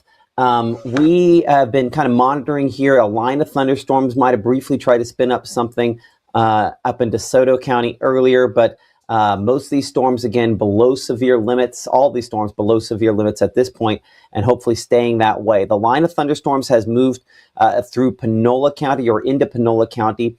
We've had a radar outage from the radar site up there in Memphis that has since resolved itself. They got power back up. We're getting data flowing back out of there as well, thankfully. And so hopefully that is where this stays at this point here. We did get a report from DeSoto County of an isolated pocket of wind that knocked down some fences and a storage shed off of Craft Road north of the Lewisburg schools. And so they also had a tree down at Pleasant Hill, and that area that had a power outage as well. So some reports coming up there from DeSoto County with this line of storms. It's mainly just rain, as we talked about last couple of days. More than anything else, is primarily heavy rainfall more than any other component. But our severe weather potential for North Mississippi will increase the rest of North Mississippi over the next few hours. Kind of bringing out a shot here that shows kind of everybody in this, and we'll put this into motion, kind of give you an overview, and I think we'll walk our way through some of the models. So as you can see here on our loop, doesn't loop for a while because we did not have radar data up until the last couple of minutes here. We finally got some of that back. So to give you kind of a longer track on where we expect this to go over the course of the next few hours. So again, this has been moving about 30 miles per hour. And so get an angle here, let's say about 35 miles per hour. And let me expand this track so we take it all the way through North Mississippi. So we'll make that go all the way there, and we're going to thin out the locations somewhat so we can see some more of those there. So kind of a longer track on this for a moment. As you can see, Ashland, we're looking at that for you at about next 10 minutes or so. I mean, generally it's over top of you now. This track is more for people in the extended there. Oxford, say 1233, Hickory Flat, 1228. We're looking at Ripley close to about 1238, Myrtle at 1243, New Albany close to 1, Burnsville close to 115, Booneville close to 116, Iuka around 130, about 130 or so for the 140 for Saltillo, Calhoun City, about 140, 142 for Derma. And if we kind of extend that east to some of those locations there, to give you kind of an idea as we kind of extend that, we showed Tupelo close to 150, so that's pretty much on time with what we've been tracking it there. Houston 156, Shannon about 158, Fulton about 210, Amory at 227, Smithfield 229 as that works eastward. So some general ideas there. We'll keep that track going a little farther east than that.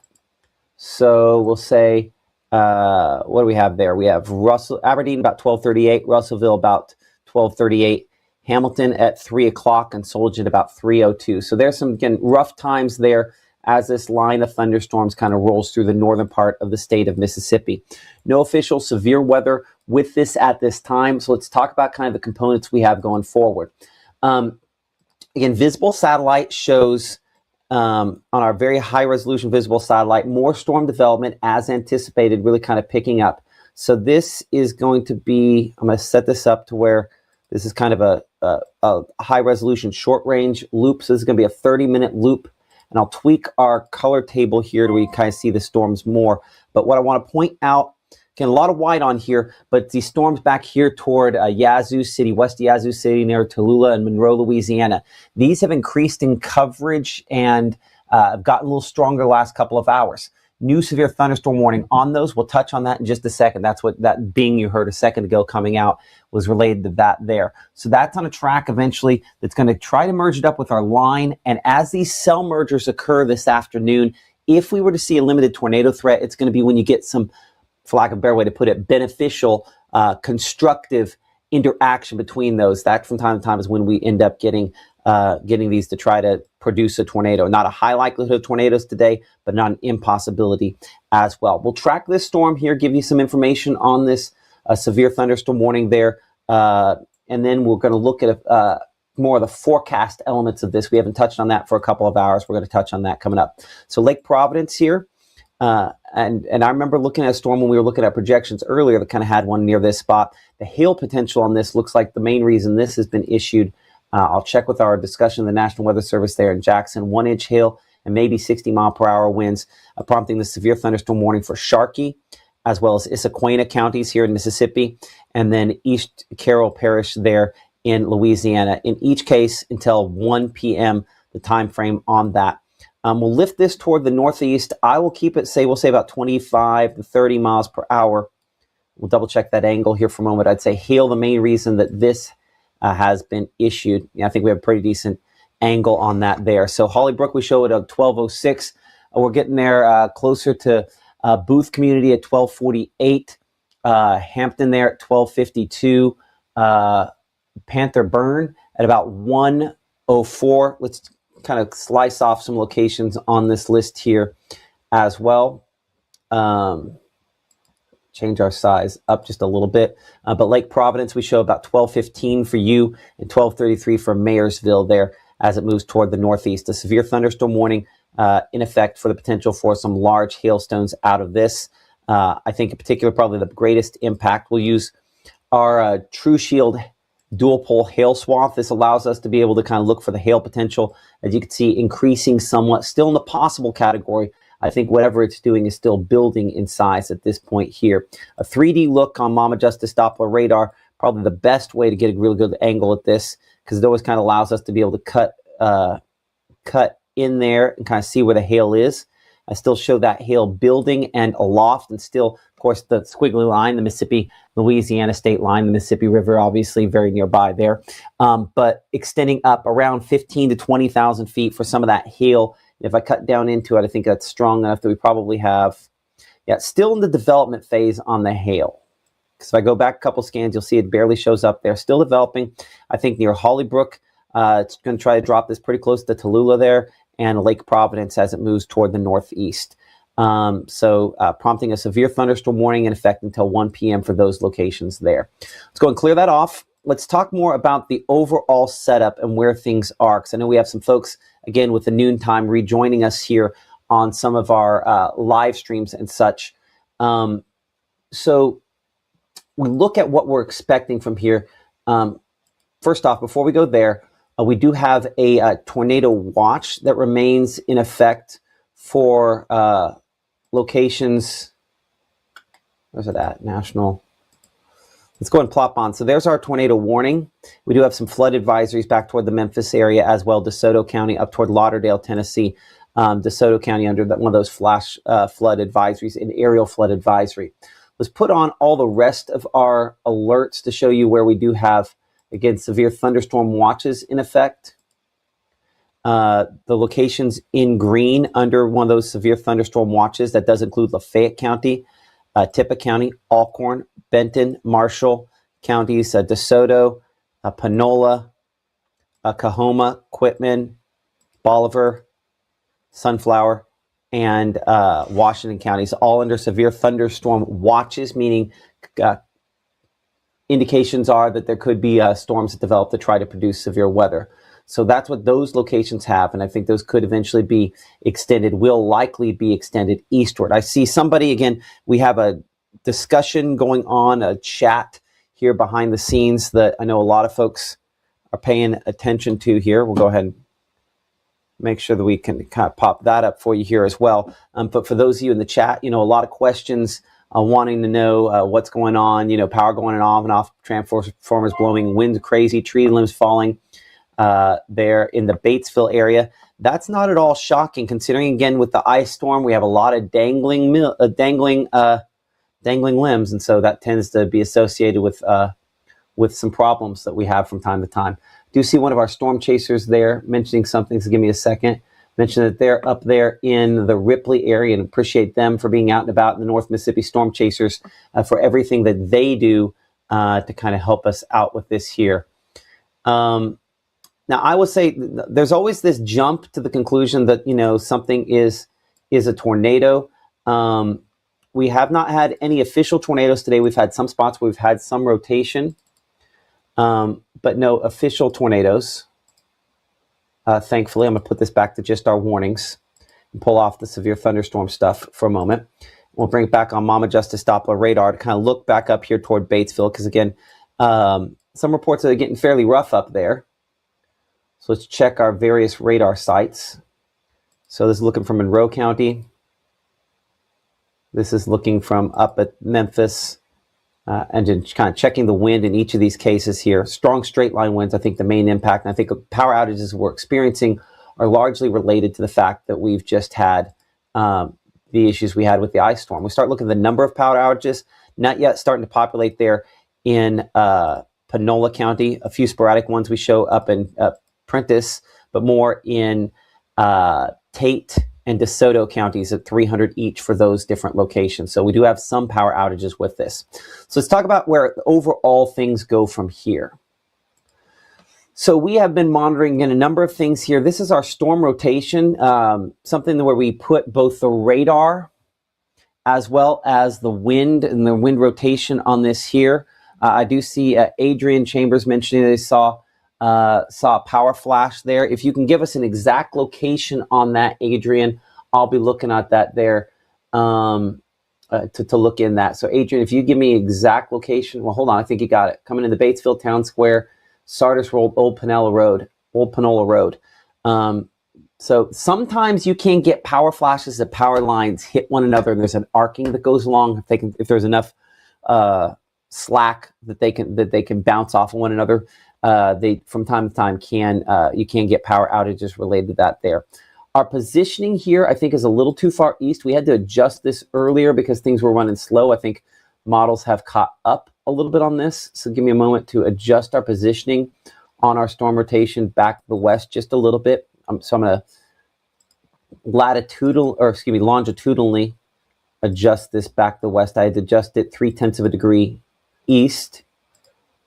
So that's going to take all of these back west just a little bit.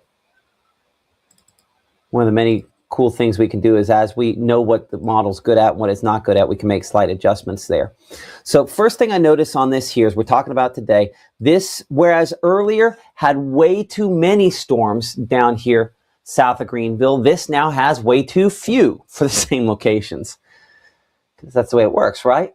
So underdoing the quantity of storms, meaning it's going to underdo the cell mergers, and that could then underdo some of the rotation with this. It does show, again, spotty rotation, but we don't show a lot of bright stripes showing up on this here. We start to see a couple that are a little bit stronger.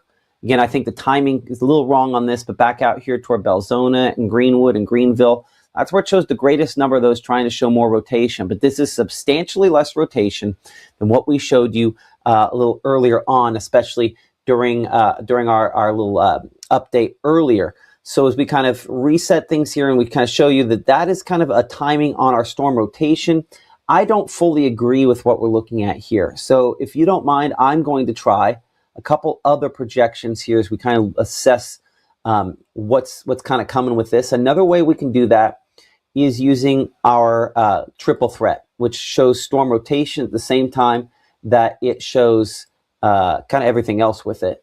So it's everything layered on the one graphic. If you give me a moment, I'm going to make sure that I have this on the latest run that is available here.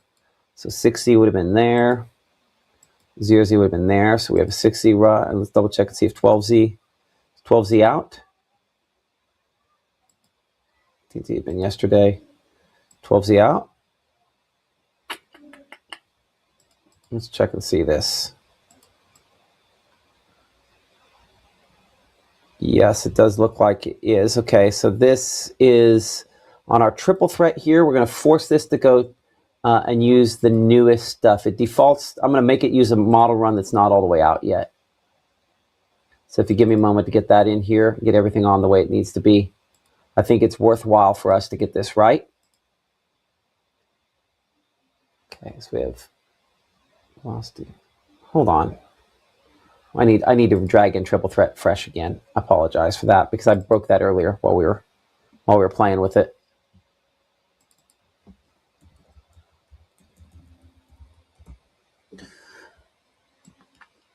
So we have a severe thunderstorm warning for a few locations. Again, we'll touch more on that here in a minute.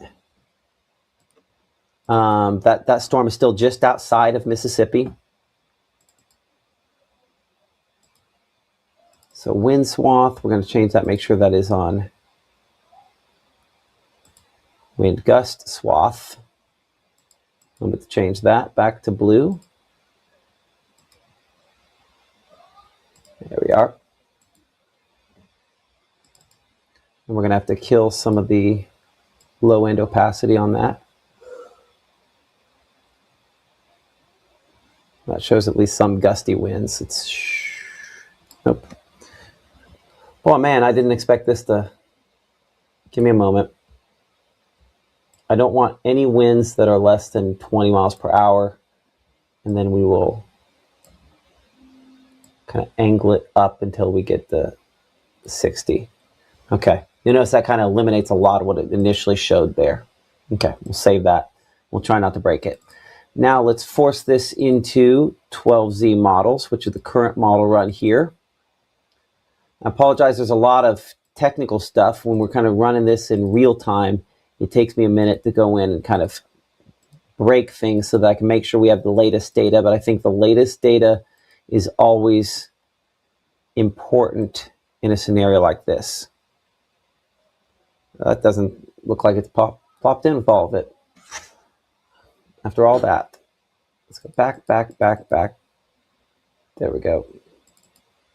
Hail diameter is latest. Rotation is latest. And wind gusts are latest. Okay.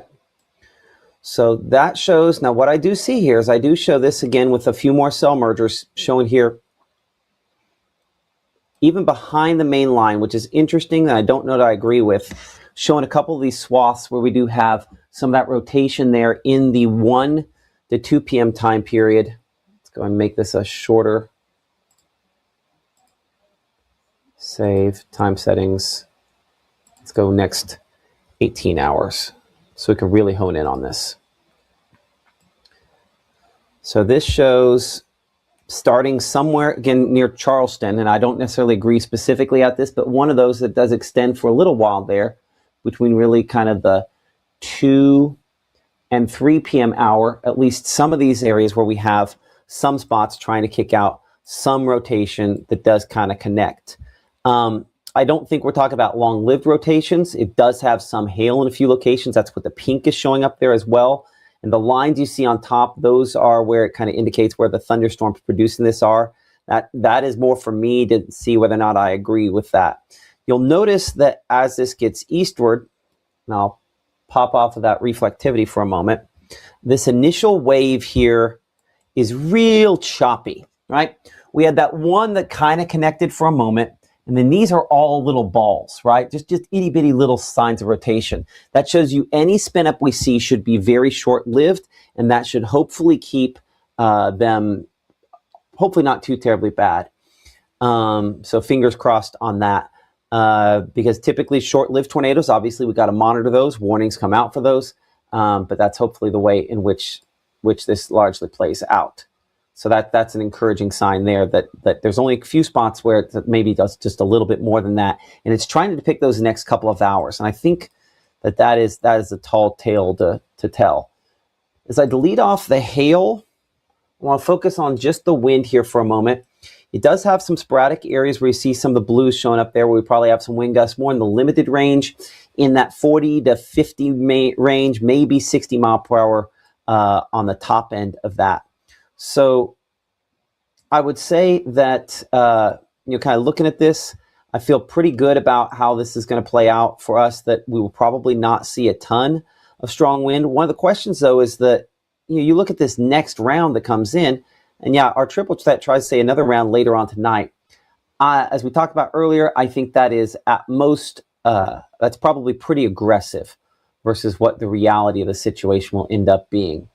On the wider shot here, we're part of a kind of extended severe weather risk that extends all the way from here in Mississippi and Louisiana and Arkansas and Alabama. And you'll notice here it's a very, very long system, kind of northeast to southwest. Some severe weather risk extending all the way more than 1,800 miles. And if the risk officially went into Texas, Mexico, it would probably be closer to 2,000 miles. So it's a long, wide, I guess maybe a lot more long and narrow risk. The tornado risk, though, more concentrated well to the northeast of us, but we do have a limited tornado risk that does include the potential, again, for those very brief, short-lived, short-span sort of tornadoes. Wind more likely because the spin, whether it no matter what it does, it's more likely to try to produce maybe a little bit of rotation with that from time to time. I will want to bring our meteorologist, Caleb Edelblut, here in a minute, just to kind of see if he's seen anything in the chat back and forth that maybe I've missed on what is going on with this there. So hopefully we'll be able to hear from Caleb here in a few minutes. I do see him behind the scenes there. I'm not sure if he's got his earpiece in. Call Caleb Edelblut.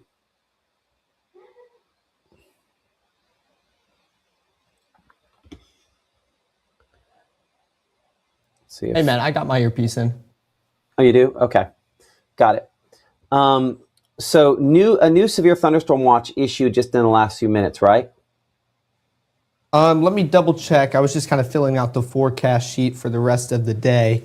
Yeah, it looks like they just issued that. I need to go on Slack because I bet they will cover that. Let me look at that for you real quick.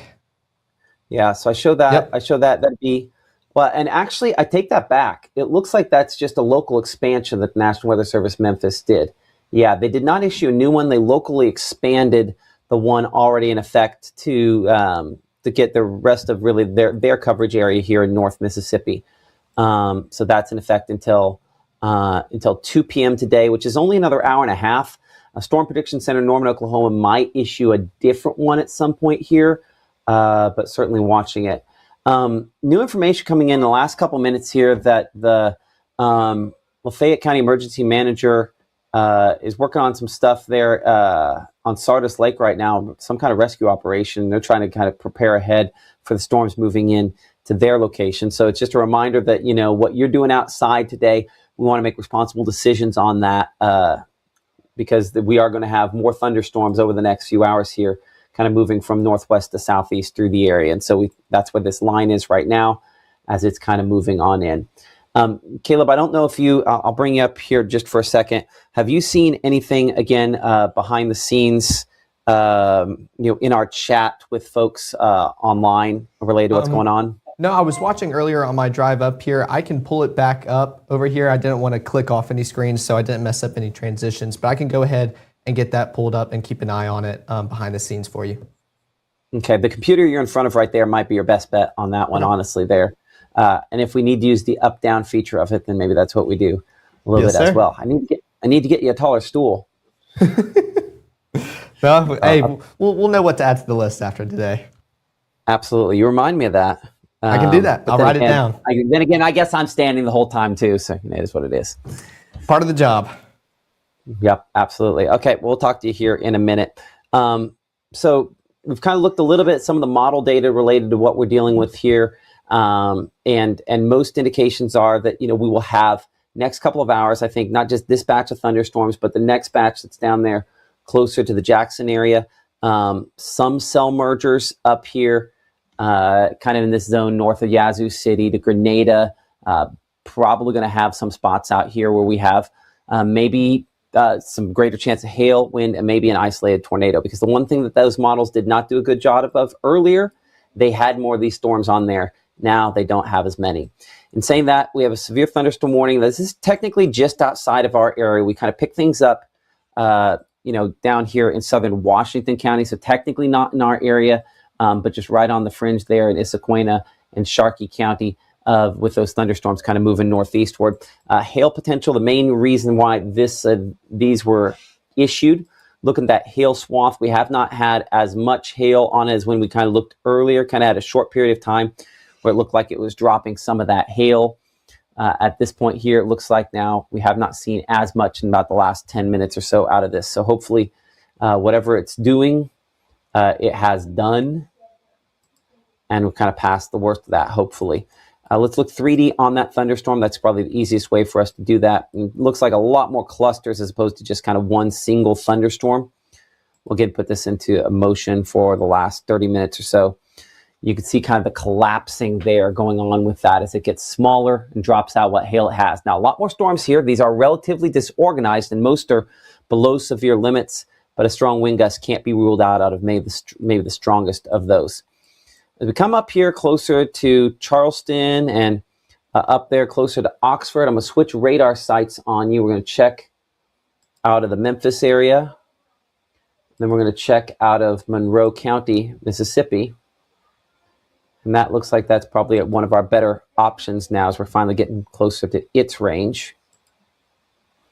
I'm also going to take off the tornado. It's going to be severe thunderstorm watch in the background there, so we get a cleaner viewpoint of this here.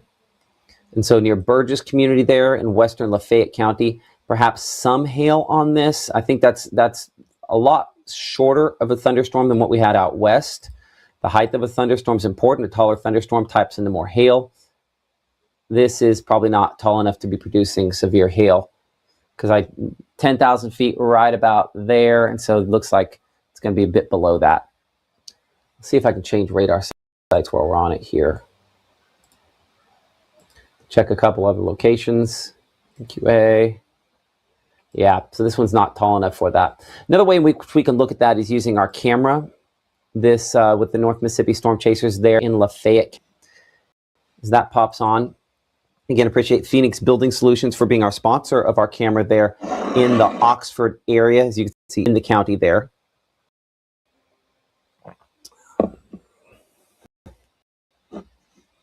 This instant, looking at this, nothing that's super concerning to me on what I'm seeing here, just kind of some low-hanging stuff. Check again here. I'm hoping my Batesville time lapse at some point will emerge. There it is. I did a time lapse. I wanted to see what kind of some of the a moment to pop this up. So this is our camera there in. Okay, it downloaded it.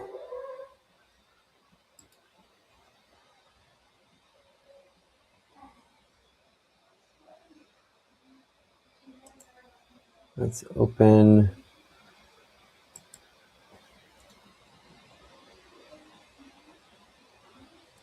Brief second. I think it's trying to get that data in. I might have to go with VLC on this.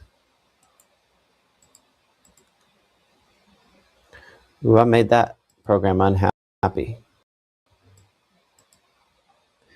Caleb, I'm going to send it to you. I'll let you do kind of a one-over on everything, kind of look over all the different storms and everything for a minute. Do you have access to links on that computer there?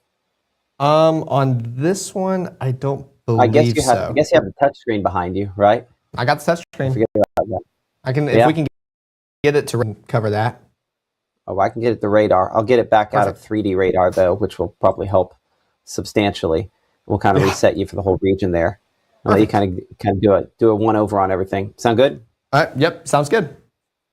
All right, let's take a look at this line of storms that continue to move through North Mississippi. Like Matt was hitting at earlier, we're kind of at that in-between between radars of getting that perfect visual on those storms, so seeing it a little bit more higher up. I do know that we have some storms. I have a radar pulled up on too, kind of showing some more severe thunderstorms making their way in the southern portions of the Delta. So I'm going to try to keep my eye on that behind the scenes as it gets closer towards our area. Definitely seeing some stronger cells try to start kind of performing down there into the Delta. Just on a loop for the past hour real quick, just to move on through North Mississippi. You can see probably the BSL right now, all right outside of Oxford, making its way through. So for those out there, definitely start to feel that wind as it continues blowing on through Lafayette County, and definitely going to see that downpour as it makes its way through. The good news about this line is once it makes its way through your area, you're pretty much good for the rest of the day. Now you will see that rain fall behind it, could make it a dreary, just rainy Saturday all the way around, but the intense kind of severe weather aspect of this, not going to last that long. Just got to let that line pass on through, then you're going to be good to go for the rest of your day. So we're going to continue tracking that out all day with you. We can also take a look at towards the north, kind of along the Tennessee, Mississippi, kind of some healthier cells out there as well. Let's put this back to now. Zoom in just a little bit so we can talk about that in the Alcorn region as it gets a little bit closer towards Corinth. We can kind of see some of those cells making their way closer. A little bit of those pinks and purple showing up. The good news is this is more of just a rain, windy event. We're not expecting those tornadoes like Matt was talking about. Could we see a brief spin up? Absolutely. But are they going to be long track and severe? Not expecting that one bit. So this is just kind of a good rainfall event that we definitely would love to see here in North Mississippi, but definitely going to be windy as well as it makes its way closer towards where that ice storm was most impactful across our area earlier in January. So it's continued blowing on through. We can see kind of those purples starting to show up just a little bit, especially those out there in Blue Mountain and Bethel as that line continues to push on through, even into an Ashland, making its way pretty much along I-22 as it gets closer towards Union County and New Albany, Enterprise, Beacon Hill. Y'all are going to start to see those effects within probably the next 30 minutes. I know Matt was tracking that out, showing it'll be around 1 o'clock until y'all start to see that. Let's come back out towards the wider view, back to see those cells making their way across North Mississippi. Pretty much just this line moving across, and that's what we're tracking as we continue into the afternoon hours ahead. For those already in DeSoto County, y'all are just going to see that rainfall continue dumping across your area, but not really tracking that intense just storm coverage as we continue into the afternoon hours, Matt. Yeah, and one thing, I think from time to time, this is not a high-end severe weather event. I think we have to be very clear about this. It's possible that maybe we could see some severe weather. It's probable that most of this is just heavy rainfall and lightning. So we appreciate Wanda for supporting us here on Mississippi Live Weather, and so many of you that have supported us again here in the chat behind the scenes. Appreciate that super chat there, Wanda. In many ways, I gotta give Caleb some credit, mentioning the suspenders there. I wear them just because I hate belts. I wore a belt yesterday around all day long and felt all day like I was pulling up my pants. Suspenders keep them, braces keep them at the right height. So that's part of the reason why I keep it at this level. So the severe thunderstorm watch extended in time till 5 p.m. for the locations we mentioned a little bit ago there. So good there that we now have, some clarification on that. I want to bring in a shot here from our camera there in the Batesville area earlier. This is that time lapse we were trying to get going. So I'll kind of pop it to where you can see it here. And I'll have to kind of reload it a few times toward the middle, but you can kind of see if I time it right there, kind of some of the low hanging stuff that was sort of spinning there toward the horizon. So certainly kind of an interesting look at that. I'm restarting this a few times over and over again so you can get a good look at it. But kind of a cool shot, but it's from time to time you're going to get little spinning looking things there. I like to say that more bark than bite is the way I describe those. They look a little worse than they actually are. Someone mentioned they got Caleb got his there from a tailor shop there in Columbus. That's great. Nice. So let's look here in and around the Oxford area. Let's check out our camera with the North Mississippi Storm Chasers there. I was a little late getting back to it. We had that Batesville camera, then we went away, then we came back. We can see that line of storms again moving into the Oxford area. Talking to Ashton, a storm chaser we work with from time to time, he mentioned the fact that back up to 75 degrees there in the Oxford area after being down to 61 when it moved through the hurricane landing area earlier on. So we're looking kind of into the storms as they're moving in. Appreciate Phoenix Building Solutions for being a partner with us here and sponsoring our Oxford camera. This is looking kind of in a west and northwest direction into this. The heavy rainfall you see there could also include maybe a little bit of hail, but we don't have a ton of rotation out of this, but certainly watching again the potential for this to be some gusty winds. Oxford's so hard hit by the recent ice storm, and the concern is that it's easier to knock down some tree limbs, some things like that in the post ice storm. Hold on a second. Hey, would somebody get the dog, please?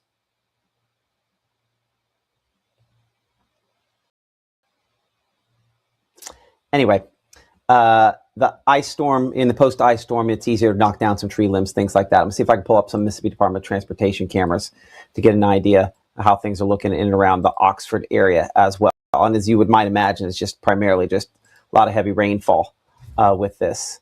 So switch that to video, kind of just show the rainfall there in and around the Oxford area.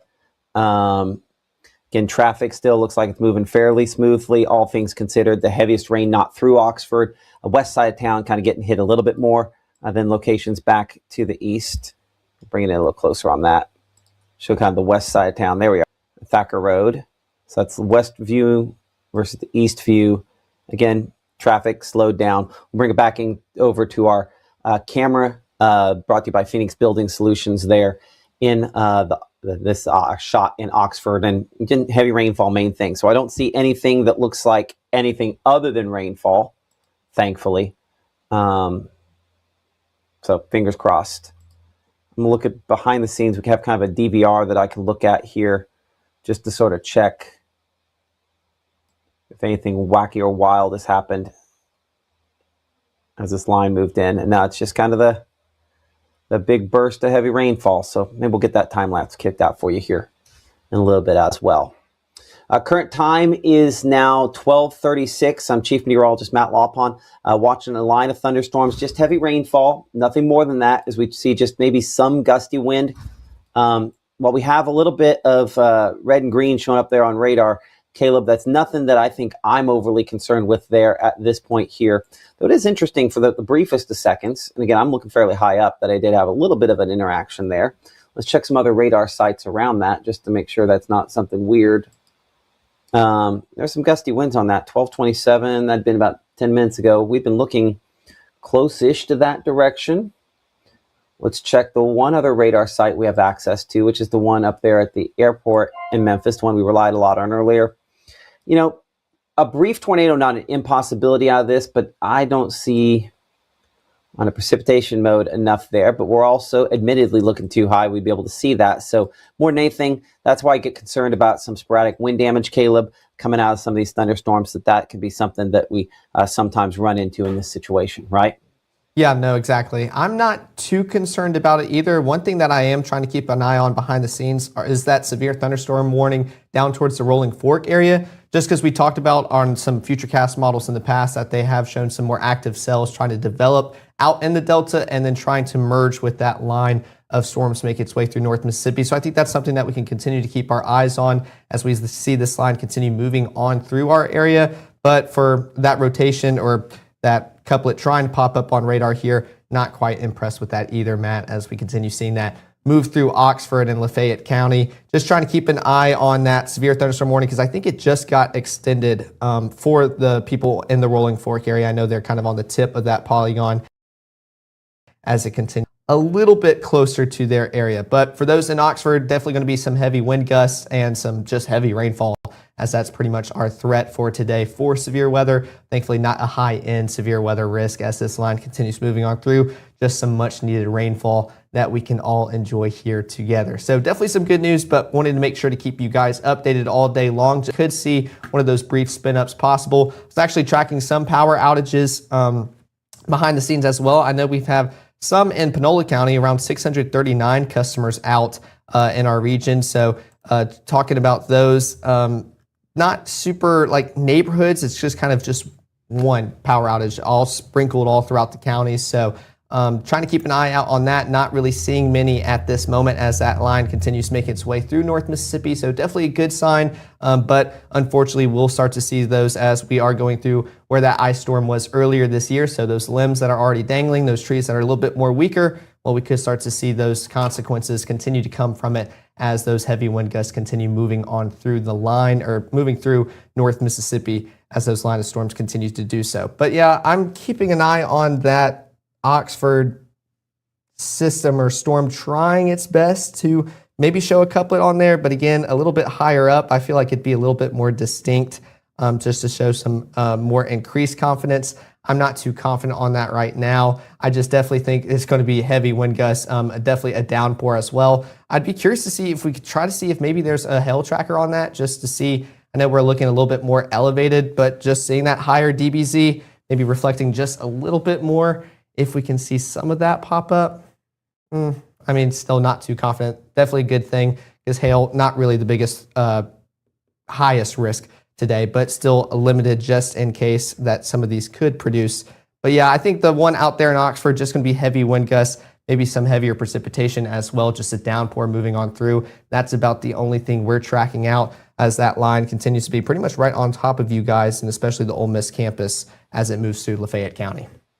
Okay, I'm going to let you give kind of a one over and reset things. In this scenario, typically, when you kind of figure out that, we'd want to kind of do a reset, time check, your name call, and then just kind of walk through what it is. So sometimes I'll say reset, you know, like, and that would be like, hey, I'm Chief Meteorologist Matt Lawpon. You're watching Mississippi Live Weather. We're looking at this, okay, you know, et cetera. Kind of go through that. So we'll do a practice reset. I'm gonna let you keep on going. Would you rather be in chroma key with this, or would you rather be here? Honestly, I think can you control it? Can you control it in chroma? As far as through the monitor over there? Yeah. I should be able to if it's logged in. I can double check that real quick.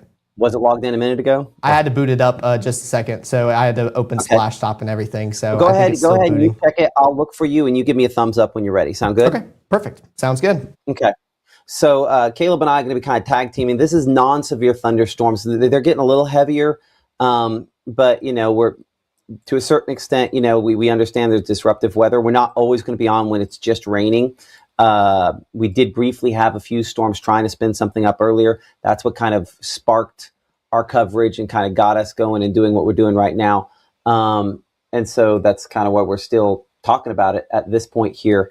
So Caleb Edelblut, our weekend meteorologist, you know, monitoring things here along this line as well with myself. And really, honestly, the only one that kind of stands out to me at this point is probably Lafayette County and Oxford. There's another storm closer to Tutwiler. And yeah, Caleb did mention that we do have the severe thunderstorm warning down here closer to Rolling Fork. You'll notice how far away we're looking. We're looking from the site in the Monroe County area, but the storm that originally prompted it has gone through a collapsing phase. That warning's still in effect for some locations there until 1 p.m. I don't know I don't think that will be extended, but my concern is actually just the fact that if I make this a longer loop rather than 1 hour, I make this a 2-hour loop here. You'll notice we went from very few storms to a lot more storms to a lot more storms, and this will start merging into our line over the next couple of hours, and that will probably make it to where more up here in the northeast part of the state, we have a potential to possibly see some storms try to produce severe weather here. So still some time before that happens, but certainly watching that potential here, as well as this line of thunderstorms kind of moves in. So we'll switch things back over again to our site up here out of Monroe County, a little bit closer on. And as we do that, again, looking back to the precipitation mode on this. Again, for folks up here wanting to know, in Corinth and Ripley, we'll do some storm tracks on this for some folks here. And I'll let Caleb kind of work through on some of the storm tracks on these as we go city by city. You know, there's the precipitation we could track there, and it's going about 30, 35 miles per hour, Caleb. You can kind of track the precipitation. That's part of it. But I'll say also another part of it is just the fact that there's actually, if you look closely, there close to where it shows Mitchell there, you can kind of see the outflow running ahead as well. And when the outflow gets ahead, typically that means your tornado potential is lesser because the cold air has undercut things, right? Yes. No, it kind of provides that lifting mechanism for it as, the camera's going to do that thing again, kind of provides that lifting mechanism to get those storm tops get a little bit more elevated. And of course, the more updraft we can see with these storms, the higher they get. That's where that severe potential can continue to increase as well. So let's take a look at those cities as we continue tracking that out. We can definitely see a highlighted a bunch up there in the northeastern portions of North Mississippi, but pretty much for those out there in Winsagona right around now, it'll keep changing as we go through the loop. Crumptown around 1248, Enterprise around 1251, West Corinth around 1252, especially affecting those out there in Alcorn County. So definitely seeing that higher precipitation make its way towards you. Again, not really tracking out any severe thunderstorm warnings at this time. Just going to see those heavier wind gusts, some heavy precipitation continue making its way through. So we can continue kind of looking at that here as I'll clear this out and continue to zoom out just a little bit. We were just talking about that system out there in Oxford.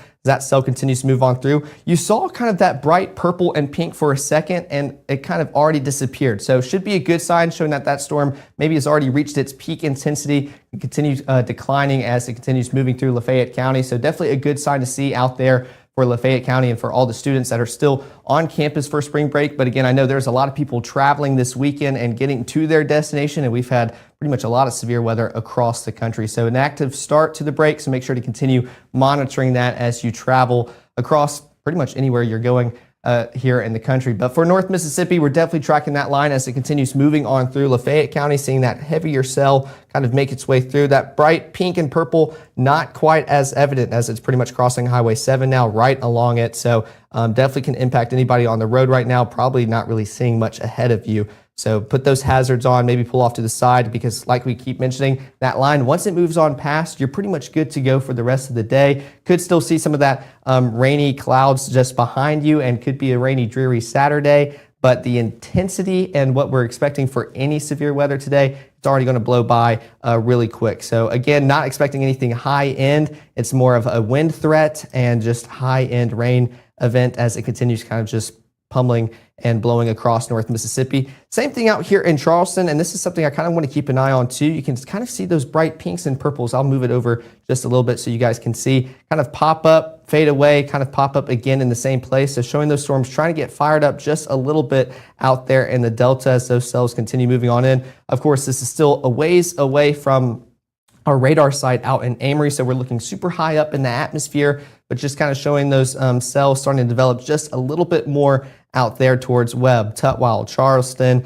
Definitely probably hearing lots of rumbles of thunder as well, which we can actually put that lightning count on. Yeah, there we go. Take a look at that. It's a very kind of energized system as it continues moving on through. You're probably going to hear a lot of rumbles of thunder as it blows through your area. I know our meteorologist, Maggie McCauley, she was up in Arkansas earlier this morning as it already blew on through, so she's good to go for the rest of the day, but she said it was pretty loud as it moved through her area as she's enjoying the start of her weekend. So just got to give it a few minutes as we continue tracking that line out through your area, but once it blows on through, you're going to be good to go. So taking a look at those lightning strikes, I mean, within this area, we're talking about just shy of 1,500 lightning strikes. So definitely an energetic setup, even just zooming out to see it pretty much all across North Mississippi, which I'll actually put it right to where we can see everything. Take a look at all those lightning strikes. I'm actually covering it up. I was reading it out to you guys. Pretty much just over 2,500 lightning strikes. And notice how we're starting just shy of 2,000, increasing towards 2,500. So these cells kind of getting fired up around our area, showing that it's kind of on the upswing. We're going to see those cells continue to build on in, especially as we'll start to eventually see those cells down there in the Rolling Fork region, southern portions of the Delta, continue moving a little bit further north, trying to merge with this line moving through North Mississippi. So showing that this is kind of the start of that line, continuing to move through North Mississippi, going to be a little bit intense and just rumbly as it moves through your area. But take a look. Once we cross that line, we start to see all that green. It's going to be a little bit rainy, a dreary Saturday. Once that line passes on through, you're going to be good to go for the rest of your day. Just got to get through a few of those rumbles of thunder, gusty winds, and heavy downpours first before we can get to it. So let's go back to Lafayette County as we were talking about Oxford and anybody still on campus for the start of your spring break. That cell not quite as impressive as it was earlier. Let's actually change products to start talking about maybe some velocity, see if we can spot anything on there. Not seeing any there on velocity, talking about any rotation. just kind of a messy setup, not seeing anything clear and defined, which is definitely a good thing, which we could take a look at the chat. That map popped up. Thunder and lightning north of Oxford, so definitely talk about that heavy rain, just kind of gusty conditions. Hazards on while driving during a storm is not a good idea. Just drive or stop. Exactly. Just pull off to the side, put on those hazards so people can see you. That is definitely a good thing to keep going, but pull off to the side. Don't need to risk anything. Just wait a few minutes. It's not going to be a long event. You're not going to have to wait for an hour. Just let it blow on through. You're going to be good to go as you are out and about this afternoon. It's already so very gusty in Algoma, South Pontotoc. Yes, so yeah, definitely going to be gusty conditions as we continue seeing this line make its way through North Mississippi. We can even put it on the hail track too, because we are seeing, I believe it's just a marginal risk for some hail, a possibility, not really a high-end event, especially not like the past Thursday that we had here in North Mississippi. So not tracking any hail within our area. You can see it kind of trying to pop up as possible. Again, this is very far away from that radar site, so we're looking a lot higher in the atmosphere where we could maybe see some of those tiny hailstones. Doubt they're making it toward the surface and heavy enough to make it through the downdraft or the updraft that's lofting it up.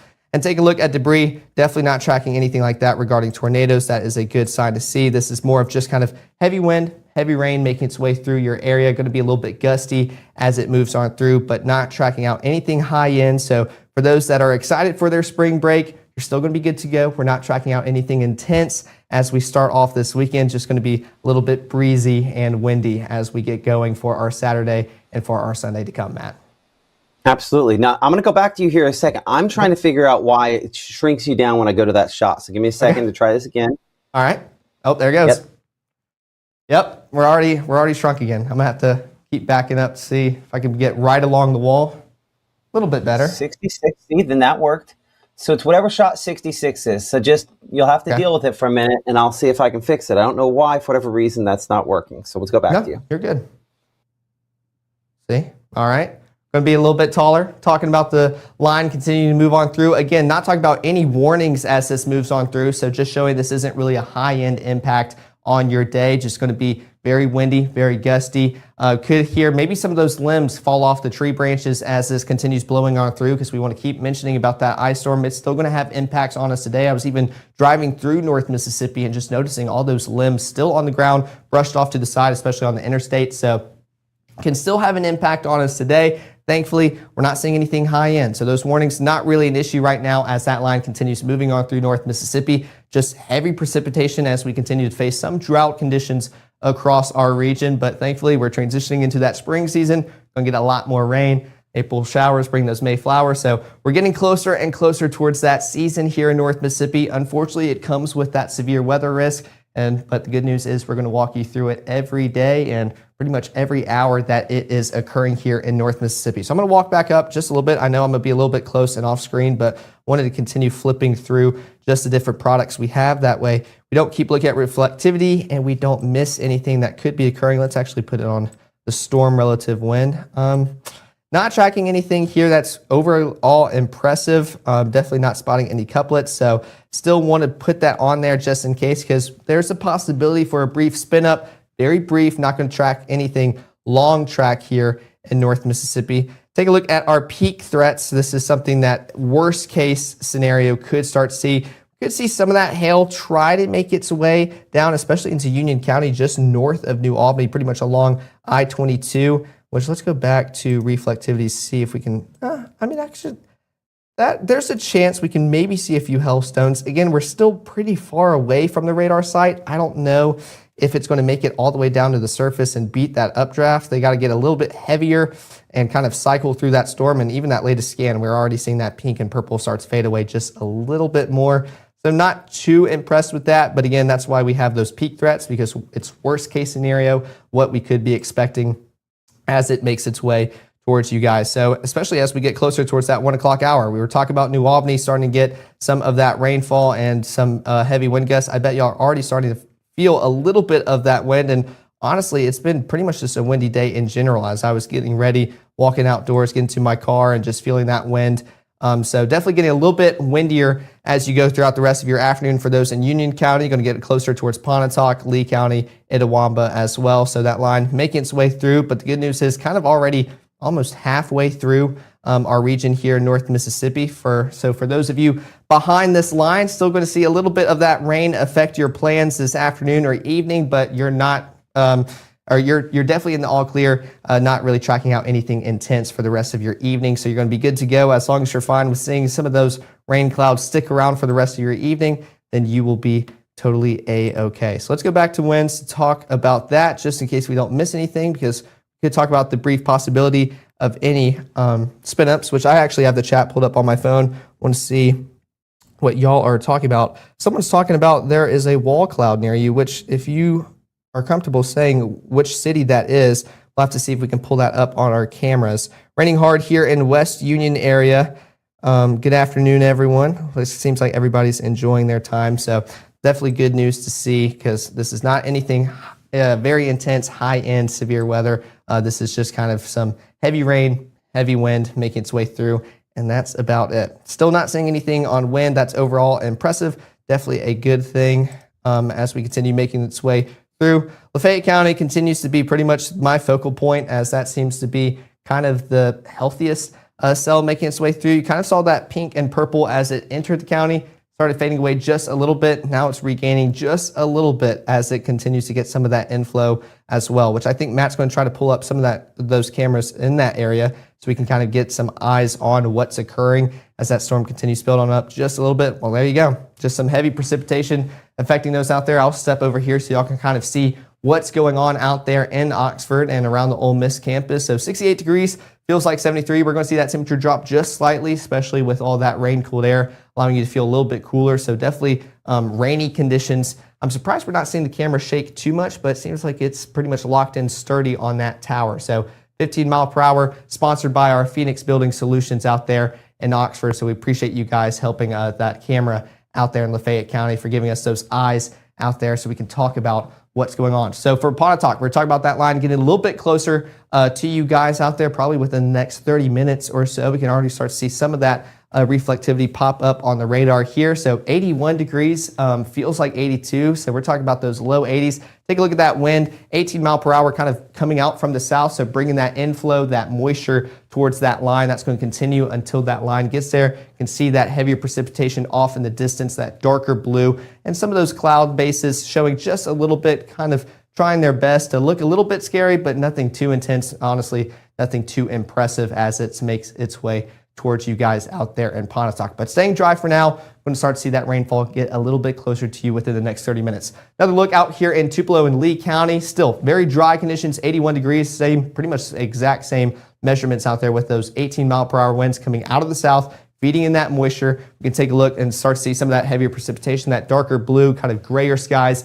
getting closer. Going to be a little bit longer as opposed to those in the Pontotoc region and even New Albany that are about to start experiencing that line of storms continuing to blow on through. But big thanks to our Mitchell, Cunningham, and Bowling for sponsoring this camera as well and giving those eyes out there in Tupelo. Let's go back out into Shelby, where we can definitely see that precipitation already occurring out there. Those gray overcast skies pretty much everywhere across the region out there. That line kind of already blowing on through. We can see some of those cells pretty much just south of it, a little bit more intense one just out southwest of the Cleveland area. So rainy conditions out there.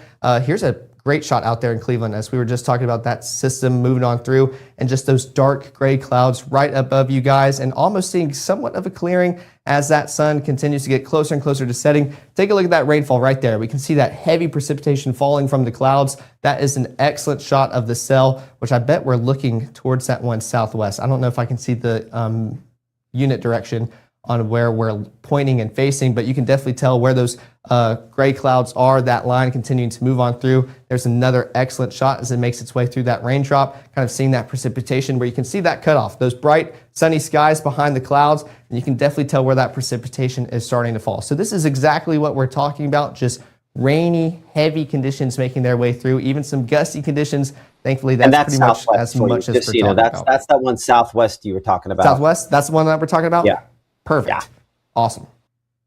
Well, there we go. There's that southwest cell that we were just talking about, which you could see on the radar. A little bit more impressive, starting to see those pinks and purples trying to pop up just a little bit. So that heavy precipitation, when we're talking, you can see that on radar looking a little bit more intense. Well, that's kind of what's occurring above you guys as it just kind of dumps all that rainfall above your head. So 81 degrees out there in Cleveland, still that 18-mile-per-hour winds coming out of the south, bringing in all that moisture from the Gulf. That's why we feel very warm today as we go on through, helping those storms continue to move on through our area. Take a look out here in Greenville. You can still see those dark clouds off there in the distance. 81 degrees as well, feels like 84 as those clouds continue moving on through your area. Experiencing dry conditions for now, but you can definitely see that rainfall out in the distance. That dew point around 70 degrees, so kind of muggy as you go about your day, especially with how hot we already are. But I was kind of impressed with the breaks of the clouds today, kind of allowing for some of that daytime heating to occur, trying to add any extra fuel to these storms as it makes its way through North Mississippi. So kind of a shot of seeing some of that precipitation off in the distance, not quite as heavy as what we were talking about out there in Cleveland, but definitely can see some of those rays and some of those rain showers kind of moving on through the area off in the distance for those out there in Greenville. Feels like 84, just talk about that mugginess as you go about your day, but hopefully those rain showers are going to help you cool off just a little bit as you go and wind down for your Saturday evening later on tonight. Coming back to our Mama Justice Doppler radar, we can continue to see that rainfall make its way through North Mississippi. We can actually zoom in just a little bit on those out there in Corinth and in Alcorn County, kind of moving on through pretty much just along the Mississippi-Tennessee state line. Notice how that red blob kind of already starting to die down just a little bit. We can see a little bit more out there towards Silver Springs. Take a look at that camera out there in Alcorn County. This is the southern portion of the county facing towards those cells. So just a little bit heavier in those gray clouds making its way through North Mississippi, especially for those out there in Corinth. We're going to start to see that rainfall and windy conditions making its way to you, which I'm actually kind of standing over it. You can tell just a little bit behind that pole where that heavier precipitation is, and especially just to the right of it as well. Kind of see that continue to fall on through with those heavy rain bands making its way through, and a little bit breezy as well. Take a look at this, 22 miles per hour coming out of the north. So as that line continues to move on through, we're going to see that shift of wind direction originally coming out from the south, kind of going more northward, allowing us to feel a little bit better as we wrap up our Saturday and get ready for our Sunday ahead. Absolutely. Appreciate that, Caleb. We did get a report just in the last couple minutes here of some wind gusts there in the Corinth area up at 34 knots. So that's close to about 40 miles per hour on some of the wind gusts there out of that thunderstorm kind of moving through Alcorn County. You saw it definitely bouncing around the camera, bouncing back and forth there with some of the showers around. So 63 temperature, and yeah, that northwest wind, once this kind of kicks through, much drier air comes in. See that dew point at 59? That's one of the signs of then that somewhat drier air. Current time is now 1 o'clock. You're watching Mississippi Live Weather. We are a 24/7 digital streaming service based out of the Tupelo, Mississippi area. We have a discussion, a chat that, again, you've seen Caleb talking with some folks, talking back and forth with some folks about that. Doesn't feel like it'd be 84 in Hinkle there. I get that. But those northwest winds, it's going to be cooler behind this as it moves into the area. Does the red on radar mean heavy rains is what Wanda wants to know. And the answer is yes. And that's kind of the bigger deal on this. It's going to be some really kind of gusty, heavy rainfall as this moves in. That's probably the biggest issue a lot of folks experience. And again, appreciate the North Mississippi Storm Chasers for being our partner with these cameras. And so that camera there, kind of close to the Biggersville area, kind of between Biggersville, Kossuth, and the Rienzi area, generally here in Hinkle. So continue to, again, show heavy rainfall with that there. I'm going to check with our discussion with the National Weather Service. There's a group called the Storm Prediction Center. They're the ones who put out the severe thunderstorm watches that we see, and the advisories that we also show when we show the maps and we show these big risk areas. They're the ones that put those out. As far as our tornado risk today is concerned, that remains limited. The damaging wind threat is obviously the greatest concern that we have. And then hail, not an impossibility, but we'll probably have some hailstones. They put out what we call a discussion, a mesoscale discussion, talking about severe potential, watch likely. Severe thunderstorms capable of producing damaging wind gusts are expected to increase in coverage across northeast Louisiana into much of central Mississippi and portion of western Alabama. A new watch could be issued this afternoon. This would include more locations that aren't under watches at this point in time. A line of severe thunderstorms across northern Louisiana into northern Mississippi continues south-southeast and through the area we're talking about here. The additional thunderstorm development ahead of the line and daytime heating will continue to occur as we reach our main, we'll call convective temperatures. These thunderstorms are capable of damaging wind gusts up to 70 miles per hour, the greatest threat in any localized Boeing segments or downbursts that we have. So a new watch is going to be considered for this afternoon. 80% likelihood of one of those being issued, meaning it's probably going to happen for parts of our area. So where specifically are we talking about for this? Let's see if they have the picture of their discussion out and ready. It does not look like the official picture has dropped yet. I'm going to right click this. I'm going to see if it can show me the image. Open image in new tab. Oh, it's the small version. Well, you can kind of see it here. I'll pull it up, and this looks gross, and that's fine, but it gives you an idea of what the spots that they're talking about there. If you can see that, you can kind of make out the state of Mississippi. Their real graphic will drop here in a minute. But this is basically all the other locations not under a severe thunderstorm watch, more likely to be placed under one of those within the next little bit here. So that potential increasing again, but I think nothing had changed from what we're talking about. Asia mentioning that the app keeps crashing when she tries to submit pictures. Tell me this, Asia. And Caleb, I need you behind the scenes to watch the answer to this question in case I miss it, and tell me the next time we talk. But Asia is mentioning that the app is crashing. Do you have Android? Do you have iOS? Let me know in the comments there, and that will certainly help out so we can figure out. We've done some tweaking to the app that has made some things better, but I'm not sure that that didn't possibly cause an issue there. So drop that there in the comments. Caleb will be watching that.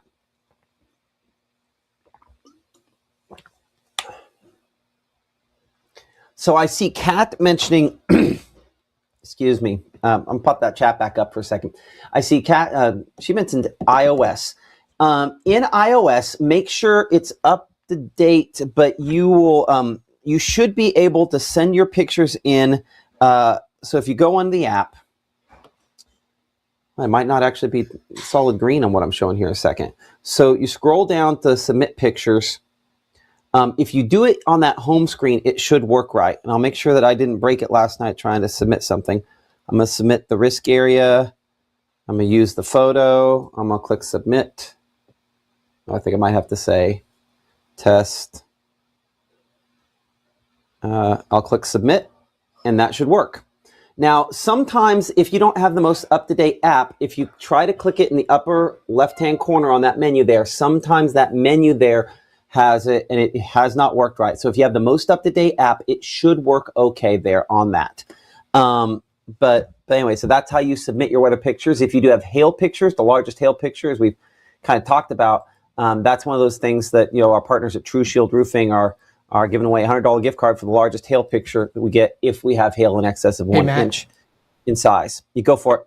I just want to say that I tested it out because I do have the most updated. Sometimes it does crash when you do the home, but if you reopen and try again, it goes through perfectly. So kind of a weird, it'll do it for your first time, but if you go back in and resubmit it, it works just fine. So try just submitting it again and it should work. But just wanted to throw that out there. And to show you how fast it is that it comes in, that is Caleb's test picture of just a second ago.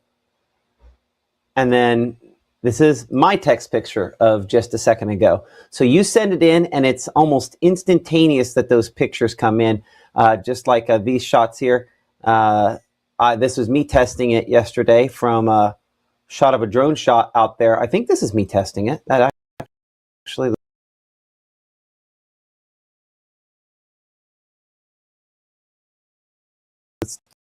check. Jamie heard there, Lafayette, and I thought it was own shot channel, so I was like, oh, maybe I sent in a test. Now, this is Lafayette Springs there, east of Oxford, with a couple of pictures there from the drone up a little bit earlier on this afternoon. Appreciate him for sending kind of these three there with some of the dark clouds as that moved through. Some great shots there high up above the clouds sent in using the Mississippi Live Weather app. So again, you can use the app. The easiest way to do that is to, obviously download it. It's free and available for all of those different devices that you do have. And we're just so thankful for all of you, that 80,000 of you that have downloaded it so far here. So bring it back here into Mama Justice Doppler radar. and kind of the latest scans. I'll leave that QR code up so you can kind of download that again here in a moment. We do show some of those heavier thunderstorms. That one heavier closer to Grenada. Caleb, I'm going to toss it back to you over on the chroma wall to kind of look at this here. Look at kind of hail tracker. We'll put a storm track on that and kind of see where that one is going as that's kind of moving through portions of Grenada County. All right, let's take a look at this. Did you say you were going to put the storm track on it? Or actually, here, let me just move this out. And then we said around 30, 35 miles per hour. Do right around there. Perfect. We'll go around 35. All right, let's take a look at that. Kind of right over top Grenada right about now, which I'll move this out of the way so y'all can kind of see who it's going to affect and what time, which I can move this over, I think. There we go. All right, so Grenada right around now, tide plant around 111, Gums around 119, Choctaw around 121, Kincaid at 123, and then we'll move this over just a little bit because the Skycam network covering it just a little bit, and then Partee around 128. So kind of actually a good catch, kind of impressive cell over there right around Grenada. So starting to see kind of that pink and purple start to show up just a little bit, which I want to see if I can get those different values on real quick. Let's see. Hail? No, that's not it. Actually, we'll just do velocity real quick first, just to make sure nothing's spinning up right there. Still looks really good as far as wind goes. Not seeing anything with that either. Let's go towards that hail threat to see. Not really popping up right now. Again, this is all the way out in Grenada, so definitely a ways away from our site out there in Amory, so we are looking high in the sky, but definitely an impressive cell trying to make its way into that Grenada area, crossing I-55 with the next few minutes. So again, want to keep emphasizing that we're going to see that heavy downpour move on through, heavy wind. So if you are driving right now, you're going to be fine. She's going to kind of blow on through. Not going to have to sit and wait for a while, but pop those hazards on, go to the side just for a second. Don't risk any crashes as we're making our way towards any spring break trip plans you have, because we still got a whole weekend and week to go to enjoy them. So let's not screw them up as we get to them tonight. So definitely just pop those hazards on, pull off to the side. It's going to blow on through. Going to be very quick as it continues making its way towards North Mississippi. Absolutely. Our Caleb Edelblut there. Appreciate you for that. Now getting reports of some hail up there in the Corinth area related to this. Vicky giving us that information a minute ago here. Looking on Mama Justice Doppler radar. We're also getting, it looks like, some broad rotation closer to the Jumpertown area. Let's take a look at that. This circle that you see on Mama Justice Doppler there from time to time, that's one of the things that is indicating. We're going to poke and prod this one a little harder just to see. Sometimes we're going to get those kind of markers that kick out when it's not the reality, when you have these kind of choppy storms. I see why it's seeing that. I don't see that as reality. It's trying to draw attention to the fact that we kind of have this narrow area there where there's kind of sort of a little rotation with that. That's I think pushing it, to say the least. I don't think we're necessarily talking about that on this, thankfully. But if I look at the shear on it, it shows just a little bit of that rotation. But you see how you have these little splotches of rotation all along that line? That's what we typically get in these kind of spin up scenarios where it's like, oh, there's rotation, but none of that's actually going to go and actually produce, at least not in the next few minutes here. Let's look at the whole line. Let's just double check just to make sure. Yeah, but it's just a very choppy look at that velocity. What I also see here is if you look at this green line that's kind of ahead, I'll go ahead and put it to yellow. But right in here, that's kind of the rain-cooled outflow leading ahead of the main line.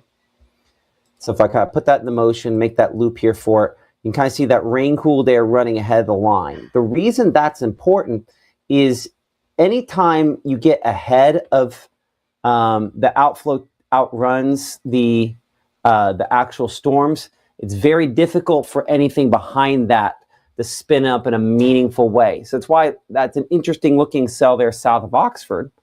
We'll go ahead and put this into a loop.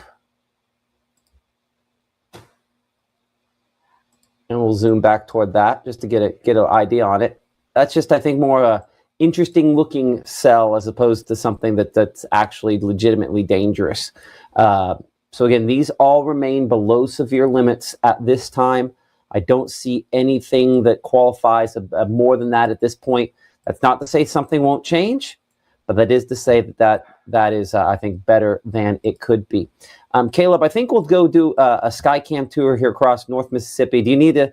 I see you over there in at the BAM. Do you need to move some stuff over to the other place or the no, other section? I can move stuff over. Just catching up on the chat and Slack to see if there's anything updated. But I can go make my way over to Chroma. Well, we need to probably get you Slack over on the Chroma one too. Now that I'm thinking about it. So do you need a few minutes to set that up? Yes. Or how about you give us a quick tour of kind of cameras here across North Mississippi and kind of check out some of those here first, just to kind of get an idea how things are progressing. And then after that, we'll switch places. Sound good? Okay. And you want me to do the cameras over here, or do you want me to do that over in Chroma? I would do it where you're at right there. Okay. Sounds good. All right. Well, then let's do that. Let's take a look at some of our cameras across North Mississippi. A fantastic ability we have with the North Mississippi Storm Chasers for allowing us to do that. Let's start off out there. We'll have to get it to load just a second out there in Oxford. You can definitely see that heavy rain continuing to move through the area. And we just got an outlook or a special weather statement just talking about a strong thunderstorm will start to affect you guys out there in southern Lafayette County and in that Oxford region. We can kind of see that real quick here on the radar just south of Oxford, just seeing that heavier precipitation. So for those asking in the chat, that darker red just showing a lot of rainfall making its way through, just kind of showing that more intense rain. So 61 degrees, which is phenomenal compared to where some people started today. We're talking about some of those cameras out there in the low 80s. So 20 degrees difference. That northerly wind, that's what's going to be responsible for that. Starting to see those drier conditions make their way through, especially that dew point around 57 as well. Let's go even further west to where that line continues to make its way through our area and seeing that cool down taking place. This is out there in Batesville, 61 degrees, that dew point around 59.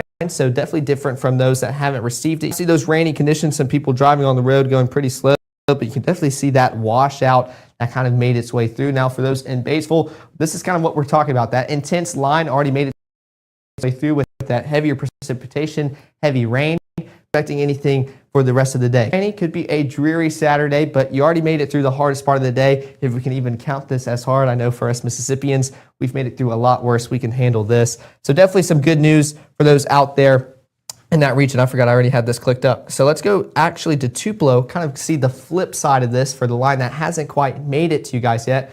Oh, the reporting station just went down. We had that up just a second ago. Let's actually go Pontotoc. I just kind of want to show you all the difference between that dew point, that temperature before and after that line makes its way through. Oh, come on, Pontotoc. We had you up just a second ago. I was really excited to talk about this. Let's see. Let's go out here in Blue Springs.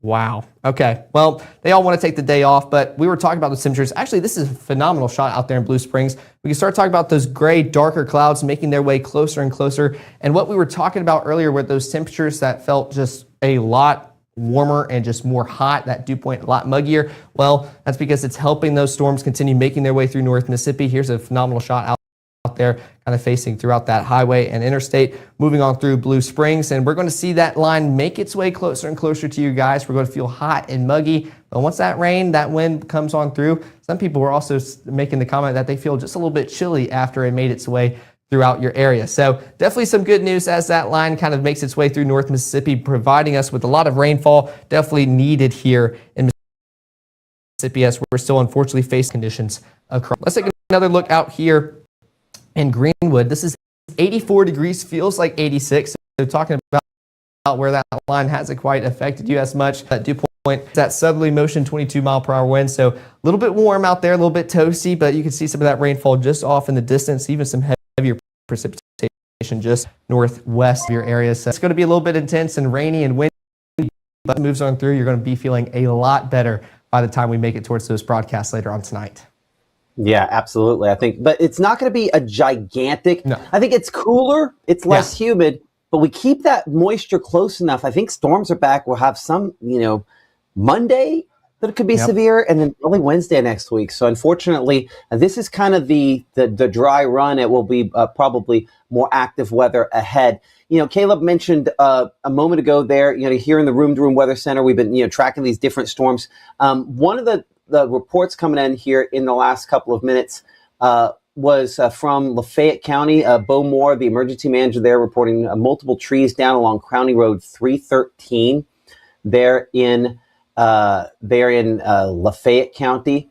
Kind hail being reported at a few locations we mentioned earlier, but looking here a moment ago, kind of what we've been looking at behind the scenes here, some power outages are also starting to pick up, a few there in and around Boonville and also in the New Albany area. So I think the strong gusty winds on the front of this, at the very least, probably knocking down some limbs that were still dangling, hanging after the recent ice storm that we had. So that not something we ever want to think about, but unfortunately something that kind of coincides with the weather that we've had here. By the way, new severe thunderstorm watch issued just in the last few minutes here. Let's go ahead and go kind of the wide shot here and show that up. Let's see, I think we go on this shot. Give me just a moment. I'm going to pull up the severe alerts. Give me a moment to kind of populate this here. So these are those severe thunderstorm watches we were talking about. Everyone in green here under one of those severe thunderstorm watches this evening. 5 o'clock, I think, is the official time for most locations. The new watch issued for the southern portion of the area there, officially in effect, let's don't get the time here, until 9 p.m. So that would include locations Golden Triangle southward. So we have a couple different things layered on here. The actual watch boxes is originally drawn. The National Weather Service Memphis extended theirs eastward, and then the southern portion of the area. But in all cases here, these are watches, which means conditions that could lead to the development of severe thunderstorms are a possibility with these. No official warnings at the moment out of any of these locations. So good, but at some point that becomes a possibility once again. We're just kind of waiting for this next batch of grouping of thunderstorms down here into Louisiana to move northward and more deeply into our area over the next few hours. But nonetheless, we still had some power outages from this so far. Let's go north to south on this line here. We've had these thunderstorms move through the Corinth area. Again, our camera up there was really bouncing around a couple minutes ago. Let's see if we still have it working up there in the generally in the Rienzi area, really bouncing back and forth. You can see the camera versus what the tower kind of wobbling like we have that there versus what you have with obviously looking in the distance. So some gusty winds impacting those locations. And when the Saltillo area is still just a little ahead of this line, as our various cameras again show the darker clouds looking up there north, which is that direction. And as we kind of come back into Tupelo, and we'll check out that camera and see, kind of look back northwest into this line, all that blue toward the horizon, there will be some gusty winds. And because of the ice storm, from time to time, some of those dangling limbs are going to fall. So let's go ahead and track where we have, and we'll go to the wind mode here just to double check, make sure we don't have anything funky going on with that. I don't see anything that's concerning as far as tornadoes are concerned on this. So this is just straight line wind. So let's leave it on the latest scan here and track this ahead. The movement on these has been somewhere around, I'm going to track the leading edge of the wind, which is going to run ahead of the actual storms itself. So they've been moving about 35 I'll go 37 miles per hour. Let's go something like that. And so this is kind of the hyper local part of this. That's why you see a lot of smaller communities on there. I'm going to go ahead and change the community size to a little bit larger. We typically, when we're talking about something super high impact, want basically every city we can get on there, but we want to make it to where it's kind of a lesser number of cities, maybe more known cities. And locations there. So obviously Guntown now, Pontotoc at 123, so it's basically over you right now. In fact, I'm going to hit that camera there before we completely lose our visibility on that. But this is kind of what we call an outflow boundary running ahead of that main line. The rain-cooled air running ahead. You can see that shelf cloud here. This is what, when I was first taking spotter training, the folks at the National Weather Service up in Wichita, Kansas, when they came to talk to young Matt Lawpon when I was a kid, they would call it a scary looking cloud. They're like, it's an SLC. I'm like, oh, what's an SLC? It's a scary looking cloud. I'm like, oh, okay, got it. And it definitely looks worse than it actually is. I'm gonna slide it up here, and I hope the storm chasers don't get too terribly mad at me as I'm kind of panning their camera around. I'm sure they were getting a good time lapse of it. So James, I'm really, really sorry if you're going for a good time lapse of it and I just ruined your time lapse. But as we kind of look along the leading edge of this line there, again, those low hanging clouds, there's, some things that look worse than they actually are. But overall, I just see kind of the multiple cloud layers there, but nothing that looks like it's going to be trying to produce a tornado or anything like that. Get our camera there kind of on the south side of Pontotoc. So we're looking northward into Pontotoc there. So it's actually kind of between sort of Pontotoc and Algoma, as you can kind of see based on where we have the little dot on our graphic there on the south side of Pontotoc. So I'm going to pan this again back probably to the left a little bit more, looking into some of those other showers and thunderstorms. Again, lots of dark grays. We'll be able to check out that camera again here in the future. So let's go back and get our times there. So we show Shannon at 2:01, Red Bay 2:02, looking at Tuscumbia by about 2:15. But we're in Tupelo at about 1:45, so we're about 20 minutes or so for the gust front. So there's going to be this gust of rain-cooled air, and that's kind of the first batch of wind that hits you, and then you get kind of a secondary push behind that of some stronger gusty winds when the actual thunderstorms themselves kind of move into and through your area. Looking behind the scenes here.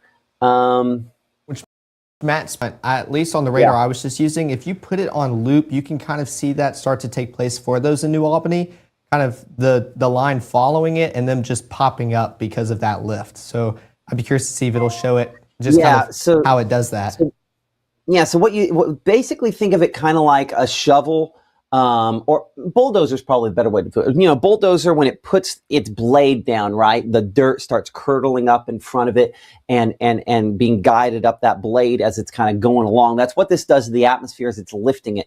It's just kind of this big wedge coming through, and it lifts up the air, and so then it starts the thunderstorms developing. So that rain-cooled air is both something that, unless you get the warm air in advance of that really wraps back in, you don't deal with tornadoes, but it also lifts and creates the thunderstorms that we have that are mostly below severe limits.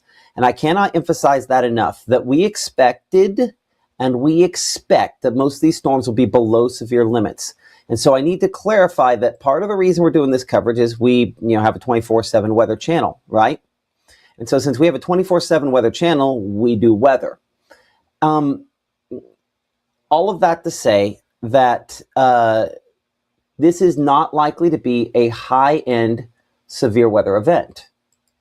I think we said that earlier, and it bears repeating here again, that this is unlikely to be a high-end severe weather event. We're not going to have a whole lot of reports of severe weather with this. So I just want to make sure that, there's not this assumption we're talking about it, therefore the end is near. That is not the case. Well, I mean, the end of storms are near, but the end of everything else, that's not this. This is coverage we're doing because we have a 24/7 weather channel. We're trying to keep people advised. Most of these storms are going to stay below severe limits. Okay? So there's a kind of a longer track on the southern portion of this line to give you some general idea there. Calhoun City, we're looking close to about 1:49 for you. Vardaman, about 2 o'clock. Close to Houston, 2:08. West Point, 3:14 there. Aberdeen, about 2:52. Eupora at 2:46. Caledonia at 3:26. Columbus at 3:47.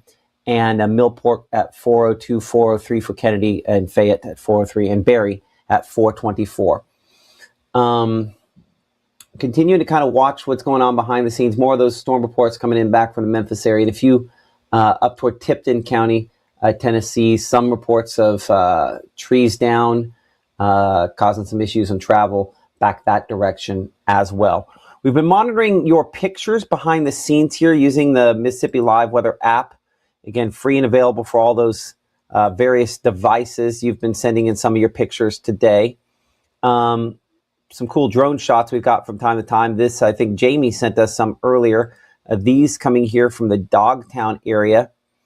I think it's just kind of pretty shot there. Appreciate Jamie. That's, again, that shelf cloud, that rain-cooled air kind of pushes it down. And from time to time, people, if you don't know the direction everything's looking in a picture, like, is that a wall cloud where, tornado could, get the rising air and no, that's not what this is. This is the rain cooled air from a thunderstorm. And appreciate Jamie from near the Dogtown area for sending in this shot of that rain cooled air to be kind of coming toward you. So this is that low hanging cloud that a lot of times is that scary looking cloud we were talking about. And appreciate Jamie for sharing that picture with us as well. I'll bring it in here to show kind of all the pictures where we've kind of got them, today, and all the folks have kind of been sending in some of those pictures. Give me a moment. I got to turn off something else on here. There we go. With the picture up here close to the cotton plant a little bit ago. This was at 1:09, so just a few minutes ago there, moving into the North Haven and cotton plant area again. That's another one of those scary looking clouds, the low hanging stuff. Appreciate that picture that Gina sent in from Blue Springs. We had a storm there creeping up on the farm, as they described it. Elena there sending in this picture, again, from some of the low clouds, one of those shelf clouds, one of those scary looking clouds.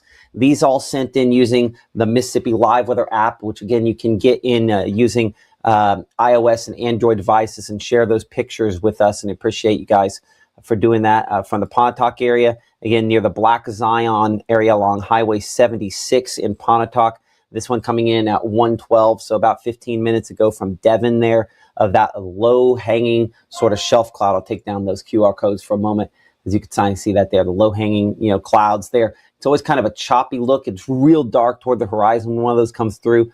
That's why they just kind of have a scary look to them. So I get why some people would refer to that as a scary-looking cloud. That's Caleb's picture, but that's my picture. So not a lot of pictures from the Tupelo area yet, but we have one up from Guntown. This is at 1:28. So this submitted while we've been talking about pictures. That's how quick. I'll tell you, Ryan knows exactly how quick this comes in, because he sent this in while we've been talking about pictures here in the last second. Yes, in a bubble, you might say, was that a tornado? It's a funnel-shaped cloud. That's not what this is. We would call this kind of a scud cloud, or an appendage on one of those low-hanging shelf clouds. That's one of those we like to sometimes say bark is greater than bite on that, because it looks a lot worse than the reality of it actually being. But share your pictures with us. Again, shot overlooking Pickwick Dam and Pickwick Lake up there, and counts of, again, probably that shelf cloud once again. You can see there kind of toward the horizon. Beautiful shot over the lake. And appreciate that picture coming in from Braden. So join the conversation, share your pictures, and we'd love to, again, see them here on Mississippi Live Weather. As we continue to get those, you can share those using the Mississippi Live Weather app. I'm going to bring Caleb in here again for a moment. He's been monitoring a lot of things here behind the scenes. Caleb, what are you seeing as of now 1:30? Well, I wanted to comment on the chat behind the scenes. A few of them have been commenting about power outages in the Boonville area. So just talking about maybe pulling up that graphic, I've been monitoring to that a little bit behind the scenes. Then we also have our meteorologist, Gabe Maynor. He just texted our group chat saying he's in the boundary right now. The winds have completely shifted north and the air is cool. And this is before the storm gets here. I mean, there is no instability behind that boundary. So just kind of giving us what it feels like out there in the field, giving us that in-depth look due to him being right along that boundary that we keep talking about, those outflow boundaries acting as a bulldozer, providing that lift for those storms to take place. But tracking that chat behind the scenes, just some people talking power outages affecting us here in North Mississippi. The good news is haven't seen anything too widespread across our area, but still power outages affect us, even if it's just one or two within any of our counties that we cover. So wanted to kind of give an update on that for those in the Boonville area. Also kind of bringing it back up here, I think Panola County, and let me double check and refresh it. Yeah. Okay. Lafayette County is actually now the #1 county out of power right now, with 947 people affected. Then it's Alcorn at 873 and Panola at 640. So just starting to see some of those power outages start to affect us here in North Mississippi as that wind. Do what? What are you pulling that up on? I'm pulling it up on the poweroutage.com. I don't see it pulling up behind you on the monitor. That's why I'm trying to figure out what's up with that. What if I press this? Let's see if this will work. No. I have it on the monitor, but it's not coming through your system. So do you have it on the right screen, or is it? Oh, I see now. It's showing that it is the white I can work on that behind the scenes to see if I can get that pulled up. Move the moves white, or It's pulling, sir, and I'm okay. You'll have to do on the browser and write browser name. So you click on that thing where it says Chrome browser. Okay. I'll show you. Do you see it? Yeah. Okay. So there should be kind of a. I clicked on Chrome browser and it says window capture, but that's about it. Yeah, I know. But like there should be a drop down. Here, I'll show you. I'll log in and show you a second. I'll pack the. I'm ready to show you. I'll fix that. Sounds good. Let's take a look at radar as we take a look at that severe threat. This is peak threats again. So kind of want to emphasize worst case what's happened in Mississippi hoods. And one of the things, start to see those out of Pontotoc in general, south of Ecru, kind of along Highway 278. So starting to see maybe some of that hail become a little bit more possible. But one of the things that we're really tracking as that line continues moving through North Mississippi is just heavy rainfall and heavy wind. And that could knock over a few limbs, maybe a few of those weakened trees from the ice storm, which could be causing some of these power outages across North Mississippi. But that's about the extent. I know some people were asking about, is tornadoes a concern? We could see some brief pop-up tornadoes, but we're not tracking out anything long-term or severe here in North Mississippi. Just don't want to rule that out of the equation, but definitely just some heavy rainfall and wind. Okay, let's look over, I guess, the right monitor, I'm assuming, the one that has that over there. Do you see how it says window Chrome? Okay. That window doesn't exist. You're going to be looking for probably this or, that one right there. Perfect. So you see how there's that drop down? You have to make sure that it wants to look for that window of that exact type. Okay, that makes sense. The other way to do that is I think there's one where it says the whole screen. Mm-hmm. That one's probably your better bet than this one, because Chrome browser is going to want to be the exact browser you're choosing, which is great. But if it's, Okay. Anyway, that makes sense? Yes, sir. Okay. So anyway, it's the drop down right there at the top. Make sure you have the right window. Okay. Now I'll let you show some of those power outages. There we go. Well, perfect. I brought up all the tabs, now I can show it to you guys. This is a look at all the counties that are being affected with those power outages, and I have the list, which just kind of showing you who's being affected the most right now. Lafayette County at the top, just under 1,000 customers affected. Then we go Alcorn at 873, Panola 640, Tippah at 550, and so on into Tishomingo, Itawamba, and Pontotoc. And that's kind of where the line is over right now. So starting to already see those power outages get reported. I'm expecting those to kind of creep up just a little bit as it continues making its way through North Mississippi. But I was talking about people in the comments talking about Boonville, with people seeing some of those power outages. So kind of wanted to pull up that map here to show who may be affected and why some people are saying, well, I still have power, some don't. This is kind of a look at those. This red showing pretty much between 200 to just right under 300 people affected.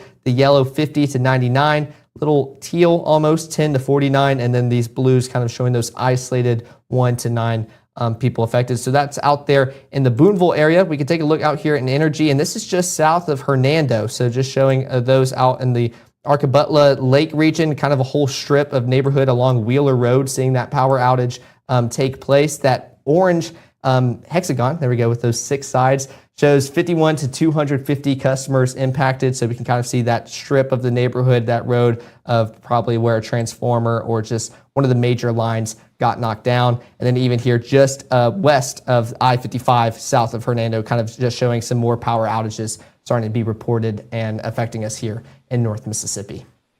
Yeah, and some hail reports as well. You mentioned some of those peak threats a minute ago there. Did get a report within the last couple minutes from near the Pontotoc area of pea-sized hail. That would be an example of kind of what this is. And so the difference between, hey, we know it could produce hail, and how large that hail is sometimes two different things. Look at the hail track brought to you by True Shield Roofing.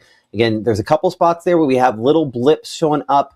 The one there in Pontotoc, one that we are watching just kind of on the west side of town, putting it into the possible category versus, necessarily likely category for us to see that. So possible maybe to have a couple of hail reports with that. Same thing there south of the Taylor area, or near the Taylor area, south of Oxford, a couple spots up closer to Boonville where I think it also qualifies possible. We don't have any likely. And And I think any hail threat, once you get more in that yellows and reds, that's when it becomes a more significant hail threat. By the way, I think we'll be tweaking this color table to purples, just so you know. One of the things, again, we're trying to balance the best way to make this all readable, understandable, and digestible. The gusty winds arriving in the north side Tupelo a minute ago, because I heard the trees doing their thing. Again, the reminder for folks that, as this kind of gust front, that's what this is here, kind of moving through the area. As that moves through, you're going to have gusty winds before the rain even begins. When the rain begins, it's going to be heavy. And I want to be clear, crystal clear. Most of what we will see today will not be severe weather, okay? Most of us will not see severe weather today in all likelihood. It's possible we could have some severe weather, but in most cases, that's probably not going to be the case. So let's just be clear about that, because we do have a more significant chance next week. And so I just want to make sure that everybody's still thinking about that being our greatest potential. I'm getting a lot of pictures, coming in here in the last couple minutes of the dark clouds kind of swirling and moving in. And so they can be kind of wild to look at from time to time as well. Here's a couple shots. This one, I think kind of a good one here from the Guntown area. Shane sending us this picture a moment ago from Guntown of kind of all the different layers of clouds that you see there. So it's going to there's going to be some swirling you see up in there, but just because there's swirling in the clouds does not mean we are talking about tornadoes. As we bring up our chat and what you guys are talking about in the conversation behind the scenes, there's obviously a lot of concern about individual locations. One thing I will do here is I think we can give some all clears. And so I'm going to use a blue line for my all clear. And basically every place west of the blue line, I would say we're definitely in the all clear with this. So everything back behind here, this is all clear, assuming that I can see how man, see, this is why I love typing it. That's the only thing I would tell you that was better about my old system, was I could type on radar. I can't type on this. I need to put that on the list of things to ask for. But all clear, everything in this blue area here. So Water Valley, we're all clear. Oxford, Holly Springs, up Ripley, Corinth, New Albany, I would put you all clear. Northwestern Pontotoc County, and then stretching back there, Cleveland, Shelby, Clarksdale, we're all clear for those folks. If you're ahead of this line, we're still going to have more storms. And we do have those severe thunderstorm watches that do remain in effect for your locations. In fact, we kind of bring up those severe alerts again here to show you those. We do still have severe thunderstorm watches for everybody in green, and some of those folks I just mentioned all clear. Likely will be some of the next eliminated in Lafayette. Union County still have some folks, but Benton and Tippah County is probably past the worst of this. So the line will move south and eastward. These watches, what they mean is that conditions that could lead to the development of something. So we say severe watches, it means it's possible we could see severe weather within those risk areas there toward the east as this kind of line moves through. So all clear behind this for some folks that were wanting to know, what about this? What about my location? They're in the all clear. Caleb's going to pull up power outages from Tom Bigby and some other folks here in a minute, because we are seeing, again, some more reports coming in the Guntown area of some power going out, some hail in Pontotoc. If you have hail, you can send them those pictures using the Mississippi Live Weather app. And if you do send those into us, one of the things our friends at True Shield Roofing are kind of sponsoring our hail graphics, just one way in which they are kind of working with this here. And in sponsoring it, if you have large hail for your area, then if you have the largest hailstone in the region in excess of 1 inch in size, then they are giving away a $100 Walmart gift card to the largest one. But you have to submit it using the app. So I mentioned that to say, if you're watching us on Facebook, we appreciate that. But only submissions through the app work as far as that's concerned. So you can get the app for Android and iOS devices by taking a screenshot of this, and then later tonight or right now tapping on the QR code for your specific device, and it will let you know. It'll help you download it, and you can submit your pictures using that there. And we appreciate those of you for doing that. very high rainfall rates also noted on some of these thunderstorms as well. So again, really, really heavy rainfall possible out of these. If we're looking at some of the rainfall rates, I'm going to put it here on there. So we show where we have some of these purples showing up in here. Those are rainfall rates where, it's instantaneous, but, 6 to 7 inches per hour. Obviously, it's not going to rain for a whole hour, not going to be over top of you for a whole hour, but that's going to make it to where you cannot see through that. So it just really ramps up for a short period of time, and that could obviously add up to some pretty decent rainfall totals as well. Looking at three-hour rainfall totals, we don't have anything excessive yet, but some spots, maybe an inch or more possible, especially up there toward Holly Springs locations in the Marshall County, where we have some of the heavier amounts. Looking at the latest here on Mama Justice Doppler radar. Back over to precipitation mode, and again, we're poking and prodding this for wind. That's always the concern, because wind, tornadoes, those things go in line. I don't really see a lot on this, if I'm completely honest, that's overly concerning. So I'm hopeful that definitely continues on that. I see Caleb continuing to look at power outages here behind the scenes. Caleb, are we seeing any expansion in those numbers at this point? Yes, no, I wanted to take a time to mention about the Pontotoc region and Pontotoc County. We've come over to look at this, around 809 customers out within Pontotoc County, and I went to their local EPA to pull that up, and we can actually see some purple start to show up, which we haven't seen on any of our other EPAs across North Mississippi. This is showing 300 or more people out of power or customers affected. So this is along pretty much Mississippi Road 9, and in between 334 and 341, getting closer towards Lafayette County into Calhoun County as well. So kind of that southwestern portion of Pontotoc County is where we can see the most number of people affected. So wanted to point that out. Also talk about Tom Bigby, because we were talking about Guntown earlier. Just starting to see some of those power outages start to get reported just a little bit. Thankfully, not as widespread as what we just saw in Pontotoc. These are kind of more just minute, isolated outages, pretty much just along 45, just north of Tupelo, and getting closer towards that Guntown region as well. So not as extensive as Pontotoc. Just wanted to highlight that as kind of an update on those power outages as I continue to monitor those behind the scenes as that line continues to move on through. Absolutely, and most of our pictures, thankfully, Caleb, are not terribly impressive. They're interesting to look at, but as I kind of pop this back over here to the picture mode, have some great shots of the dark clouds. But luckily, they're dark clouds. One of the people was asking, how do we know that how bad it is? Like whether this is a dark cloud you need to pay attention to. I think that's been a pretty consistent thing. Some folks want to know in the chat there. And the answer is experience. And I know that is such a cop-out, but ultimately, anybody with video can say, well, that's rotating. Well, is that rotation important? It depends on how strong it is.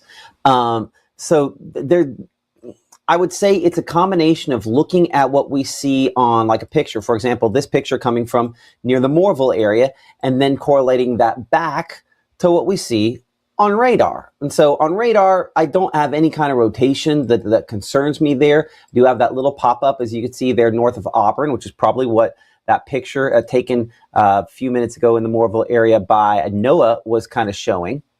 But then you go actually to Auburn, the Auburn area. This picture taken by Gunner at 1:42, so 4 minutes ago, and a shot here of, again, some of what this dark cloud I think is primarily just heavy rainfall. Actually, that's not even it. That's not even rainfall. I think back behind the tree is rainfall, and this is just kind of the wobbly stuff that goes ahead of it with the gust front as it comes through. So it's kind of interesting the way it works. The biggest thing to be able to tell, well, how bad is what I'm looking at is honestly experience. And so I know that's, again, a cop-out. This is not one to let me drag this exactly where I want it to go. Give me a second to do that. There we go. I think we've got it now. There. Okay. Let's check a couple of these other pictures that we have. Getting kind of cloud, low-hanging stuff. This picture here, this one from Alex in New Albany. again, I get driving into this, can you drive into this? Remember that, you always worry about the winds hitting you from the side in a high profile vehicle, right? So if it hits your vehicle from the side, you can have problems. Otherwise, your car is designed to go in 70-mile-per-hour winds if you face them head on, because even semi-trucks drive through 70-mile-per-hour winds straight down the highway. So if your car is pointed into those strong winds, you're okay. Now, if you're going 70 plus another 70, okay, we might have some issues there. But so we always want to try to point it into the strong winds, the heavy rainfall, however you want to, describe that there. I hear the rainfall starting to pick up here on the north side of Tupelo where I'm at. So I'll pop up a Mama Justice Doppler radar, kind of showing that off again here for a moment. But these are all just kind of popping up right behind our outflow boundary here. So they're not super duper impressive. And so nothing that I'm overly concerned with here. Again, these are mainly sub-severe, below severe level showers and thunderstorms. They'll start getting a little heavier back out here closer to Greenwood. So I think it's about time we kind of check out some of our cameras here. We're going to start on the south side of Tupelo with our camera. Kind of looking at this. We've checked out our Mitchell Cunningham and Bowling camera a few times today. Looking into this, this is going to update here in a second. Again, moving a little bit more, but not super duper bad right now. I see Kim mentioning the wind hitting her at 20, 30 miles per hour. That hits you from the side. That's gonna make for a rough moment or two as it gets through. Asia tagged me in a picture from Algoma. I'm sorry that for whatever reason, Asia, the app is not wanting to play along. It might be. I'm sorry that's giving you a problem today on that. Let's see, Water Valley, some very, very heavy rainfall rates there. And I think that's a pretty consistent thing that a lot of folks are kind of experiencing out of this. Check our discussion with the National Weather Service in Jackson. Again, heavy rainfall, same concern. Those as well. Not a lot of full-on severe weather reports coming out of these storms right now, but a lot of bobbing back and forth on that camera there. Obviously, on the south side of Tupelo, our Mitchell Cunningham and Bowling camera at this instant. I'm checking with our folks at the North Mississippi Storm Chasers as well. We'll kind of work down to Pontotoc counties. We're probably back in the heart of the heavy precipitation now in this. A lot of heavy rainfall kind of moving into Pontotoc there. And look at these clouds coming in. So this is a great example of, I'm going to take this full screen here for a moment. If you look closely in the foreground, you can kind of see the clouds all kind of coming like this toward you, right? And there'll be little fingers, right? Like, I'll stay out of the way of it, but you can kind of see, looks like little fingers there. That's not something where we're concerned about that being rotation. We call that scud clouds. It's kind of just the moisture, the clouds rising up into the clouds there. Just, it looks way worse than it is, frankly. So a lot of times we'll say more bark than bite as a way to describe it. 81 degrees as of the latest update there on southwest winds in the Pontotoc County area. Yeah, again, some heavy rain with that moving in. Obviously, we're back in the rainfall in the Oxford area as the heaviest portion has already gone through Lafayette County. We're really, again, past the worst of it there. And it's just kind of moderate rainfall once that initial wave sort of gets through where you're at there. In Oxford, we're showing temperature at 59 degrees. So someone also mentioned that in our discussion, just how cool it is back behind this. It is a ton cooler after this kind of main wave moves through your areas. I'm going to pan this back again more toward the north. You're kind of looking generally in the direction there of Oxford. We go that direction. If I zoomed it in a little bit, we get closer to the city itself. So again, some low-hanging sort of stuff showed up with that. There we are, kind of zooming into the city. Give me a moment. I need to put, there we go, kind of put that right there. And I'm going to kind of mark that to make sure I've got that right direction. So you can see this is south of Oxford, kind of looking into Oxford. And all these low-hanging clouds you see up there, nothing I'm concerned with. By the way, that gray you see behind me is actually my shadow on my green wall back there. So it's not like all of a sudden something's trying to pop up there behind. Nothing like that. That is just my shadow and the picture effect of a green screen. So give me just a moment to put this in here.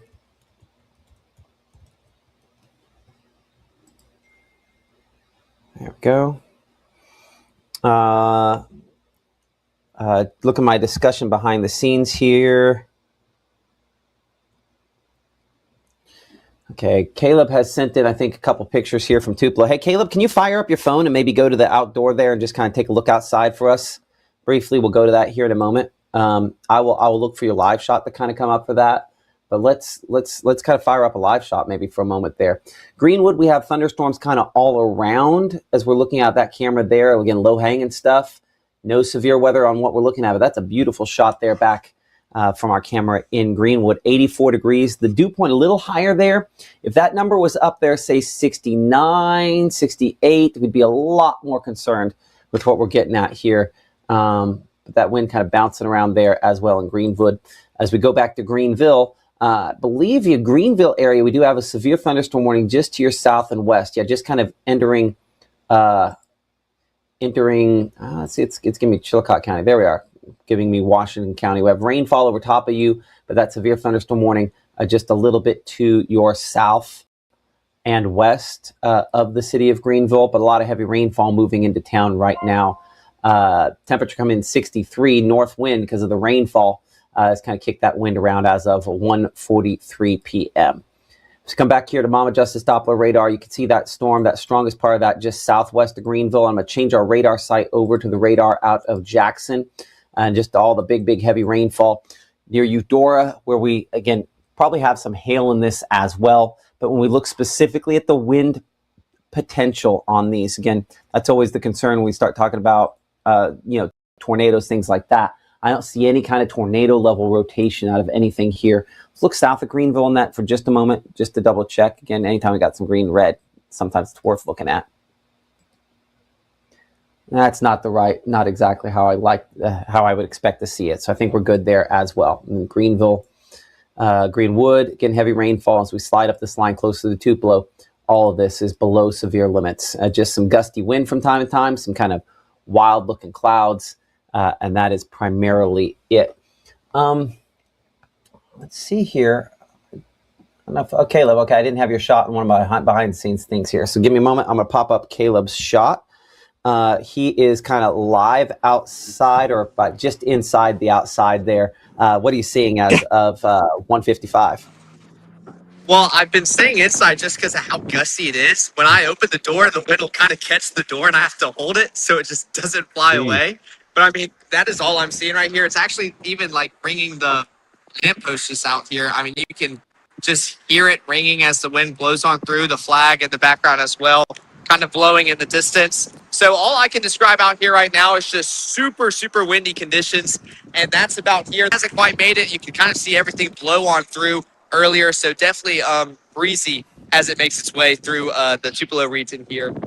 On our area. So definitely breezy, windy conditions. Not quite rainy yet. It's still just a little bit further north. You can kind of see those darker clouds off in the distance. Like we mentioned earlier, nothing too impressive with any of those scary looking clouds. Not like the one I sent in earlier. So a bit closer, but definitely windy. That's pretty much the story here in the Tupelo area. Absolutely. You're past that outflow, but not quite to the rainfall there, Caleb. I appreciate you stepping outside for a minute. Get the hair blowing around and everything else that goes with that. I appreciate it. So what he had there, his location, we're downtown Tupelo, right about, there-ish, right? And so this line where I've drawn the blue on here, that is the edge of the rain-cooled air, the outflow that's kind of pushed on through, right? And so the actual storms haven't arrived yet. This is just the rain-cooled air, kind of like a cold front that slid through. And so the wind really picks up as that kicks through. And then it takes a little while longer before you actually get the actual storms themselves to arrive. That is a good thing because what is ahead of that would be warmer air, right? Out here in advance is the warmer air that's trying to come up into here. If we were to see tornadoes, right, we would expect there to be a point in which that blue area kind of bent back. And that's what we did have up in northwest Mississippi at one point. So for a tornado, if we were getting concerned, what we would instead see, as I clear this off here, you'd see a situation where this was a much more wobbly line, right? And so you have a place in the line where it kind of wobbles and it gets really north-south there. And that's where your, warmer air is puncturing deeper in, your colder air is charging farther out. And then in between, you sometimes get a brief area where something is trying to spin up in between those two. So that's not what we have. We have a fairly straight outflow boundary here, and a straight outflow boundary will not produce tornadoes. You're not going to get spin up tornadoes in that scenario here. So while these are disruptive to your Saturday, these are not severe thunderstorms. They will cause sporadic power outages because of all of the issues we just had from the ice storm, but that should be about it. I say that Greenwood, we were looking at Greenwood a minute ago, and this caught my eye right here. This one near Craigside and Wakeland, there in Money, north of Greenwood there. That one probably has a little bit of hail with it as it moves east. Let's get a storm track on that. Because that one probably does have a little bit of hail with it. So I'm going to track this. I've been tracking it all about 30, 35 miles per hour. I just noticed that I haven't heard hardly any thunder with this come through. That's another one of those signs. Remember we talked earlier about lots of lightning, good sign that the storms are extra rough. Here's a track there for the next few minutes on this storm with maybe a little bit of hail with it. We'll check our hail swath brought to you by True Shield Roofing. Nothing too terribly impressive on that by any of kind of the area reporting stations that we look at there. So good sign in that regard. Go back over here to standard Monroe County Mama Justice Doppler radar. I want to put on the lightning though. We have a decent number of strikes. Okay, maybe I'm just not hearing them, but it does look like there's a greater quantity. I'll go to an angle so you can see it maybe a little bit better. Back out here toward Greenville and Cleveland, more lightning showing up there than what we have in the northeast portion of the area. Lightning is what should always draw your attention toward where storms are the strongest. I'm going to change the symbol we use for lightning for a moment so that that will then, I think, show you kind of in probably greater detail the number of lightning strikes. There's just so many more back out here where you can hardly even see through it, the CU Dora or Greenville or some of these others, versus less lightning strikes back to the east. So a ton of lightning over the last hour, but I would say in this line of thunderstorms that the quantity of lightning strikes has probably come down a bit. You can see much greater clustering in the lightning strikes back northwest versus what we have as they continue to move toward the east. So yeah, the number of lightning strikes, kind of a sign that these are still disruptive, but less likely to be producing significant active weather. I mean, we're going to have some power disruptions. That's just kind of part of it. I'll show you on the broader scale power disruptions. We're going to check those out with our meteorologist, Caleb Edelblut, in a minute. You know, when we start talking about raw numbers of power outages, you know, we are starting to get more and more of those. Percentage-wise, some of the greatest totals of power outages. We show Panola County there with the greatest kind of percent countywide, about 15% of the county. Carroll County, we're sitting about 10% of the county out of power at this instant. Pontotoc County, about 6%. Union County, about 4.5%. And Lafayette County, about 3%. That kind of equates back to about 1,000 people without power in Pontotoc County, 2,500 in Panola County, and also a pretty decent number out here once we get toward around Cleveland and back toward Hollandale. About 500 to 700 for those two counties there as well. Caleb's kind of breaking this down a little more intimate detail on that. And Caleb, kind of look at that graphic behind you there. You had it up a second ago, you know, really kind of focusing in on some of these spots like Panola County, right? Yes, no, Panola County, as you can see here, is that only color shade sticking out. That's due to that county having the most power outages across North Mississippi. This website showing that it's coming in around 2,835 customers affected. So I want to go and look at their local EPA, and we can just kind of see how many customers are being affected by just this kind of blob of power outages affecting them. So you can even see 1,549 route here pretty much in Toccoa, 507 out there in the Asa Mims region, 30 right there as well. Batesville also experiencing a lot of power outages as well. I mean, zooming in, we can see around 722 just north of that Batesville area, kind of showing that zone 45, 96, 54. So Prentiss County, definitely the most kind of heavily affected at this moment right now. I also wanted to come back to this, just kind of show you which counties are being affected the most, because it kind of shows you that layer. Pontotoc coming into second most right now, just past 1,000. Lafayette 992, and then Alcorn at 895. So starting to see some more of those outages start to be affected. And one thing I want to kind of continue to point out that I know Matt continues to do as well, notice where most of these outages are occurring and where it's more prominent. That's where the ice storm saw more damage and caused more disruption. So still seeing that cause that effect today, still seeing those consequences, which is why we keep mentioning it. I know y'all get tired of us talking about the ice storm, but we can see it that it's still affecting us today with those power outages. When even come to cold water, kind of showing kind of several streets in just neighborhood areas, pretty much along Highway 51 north, just by those power outages. So Matt, still tracking those across Mississippi. Pontotoc still view with going back towards Tom Bigby. We can actually starting to pop up those 1 to 9s with orange or 90. I think we had this teal area highlighted as well with that 10 to 49 just on the eastern side of Tupelo. So this is pretty much close to the station, that line that we were just doing a live shot outside to show you. Moving on through, starting to cause some of those power outages within Lee County as well. We can even go to Prentiss towards Boonville. I know you guys were commenting about that in the comments, letting us know who was having power outages, who wasn't. Boonville was kind of one of the hot topics in the comments behind the scenes. So still seeing quite a few within that area, just up north of Tupelo and just north of Baldwin. Seeing quite a few people. Thankfully, not quite to the extreme of Pontotoc, starting to see those purples creep in, but we're definitely seeing those reds, 200 to 299 customers affected, even the yellows 50 to 99 as well. So seeing those continue to climb up just a little bit, but interesting how it's correlating to where that ice storm was a little bit more effective here in North Mississippi, and we're still reaping those consequences today. Yeah, I know. It's one of those, getting the power back on, getting things cleared out, top priority after that, but there's just so much cleanup to try to get all of the things that could cause problems taken care of. They're working on it. It's just unfortunately going to take a lot of time. Appreciate that, Caleb. Behind me here on our satellite perspective, we have this on a super res view, meaning it updates super duper often. Every 1 minute data. It's faster than we can get radar data in. So we can kind of see some trends here over the hour. What you'll notice, again, the thunderstorms, really kind of cold cloud tops, Clarksdale back toward the Cleveland area.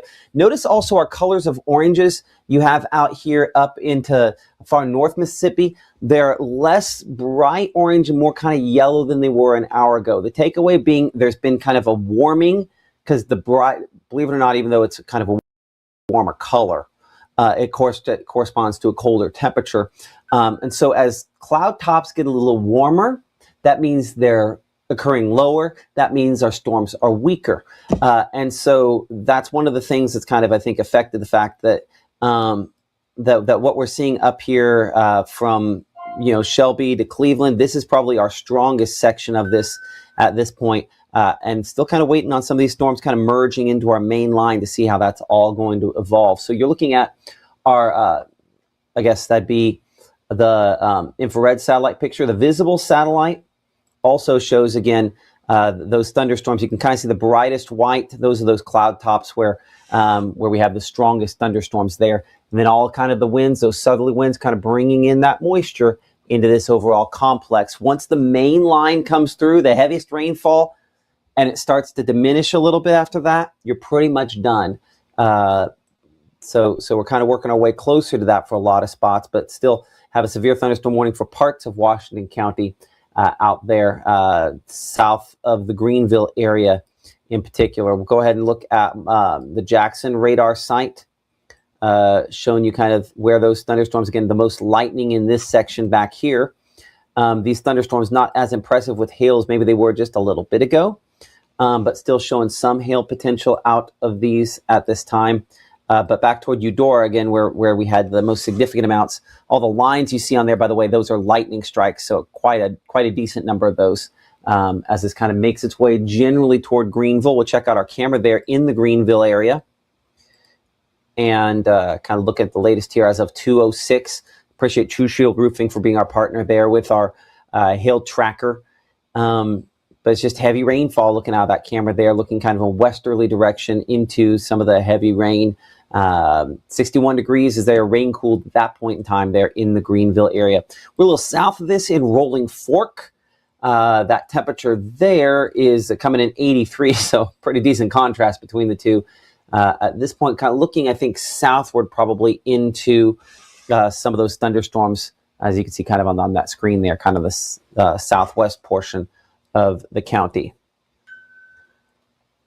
Looks like my iPad restarting here behind the scenes.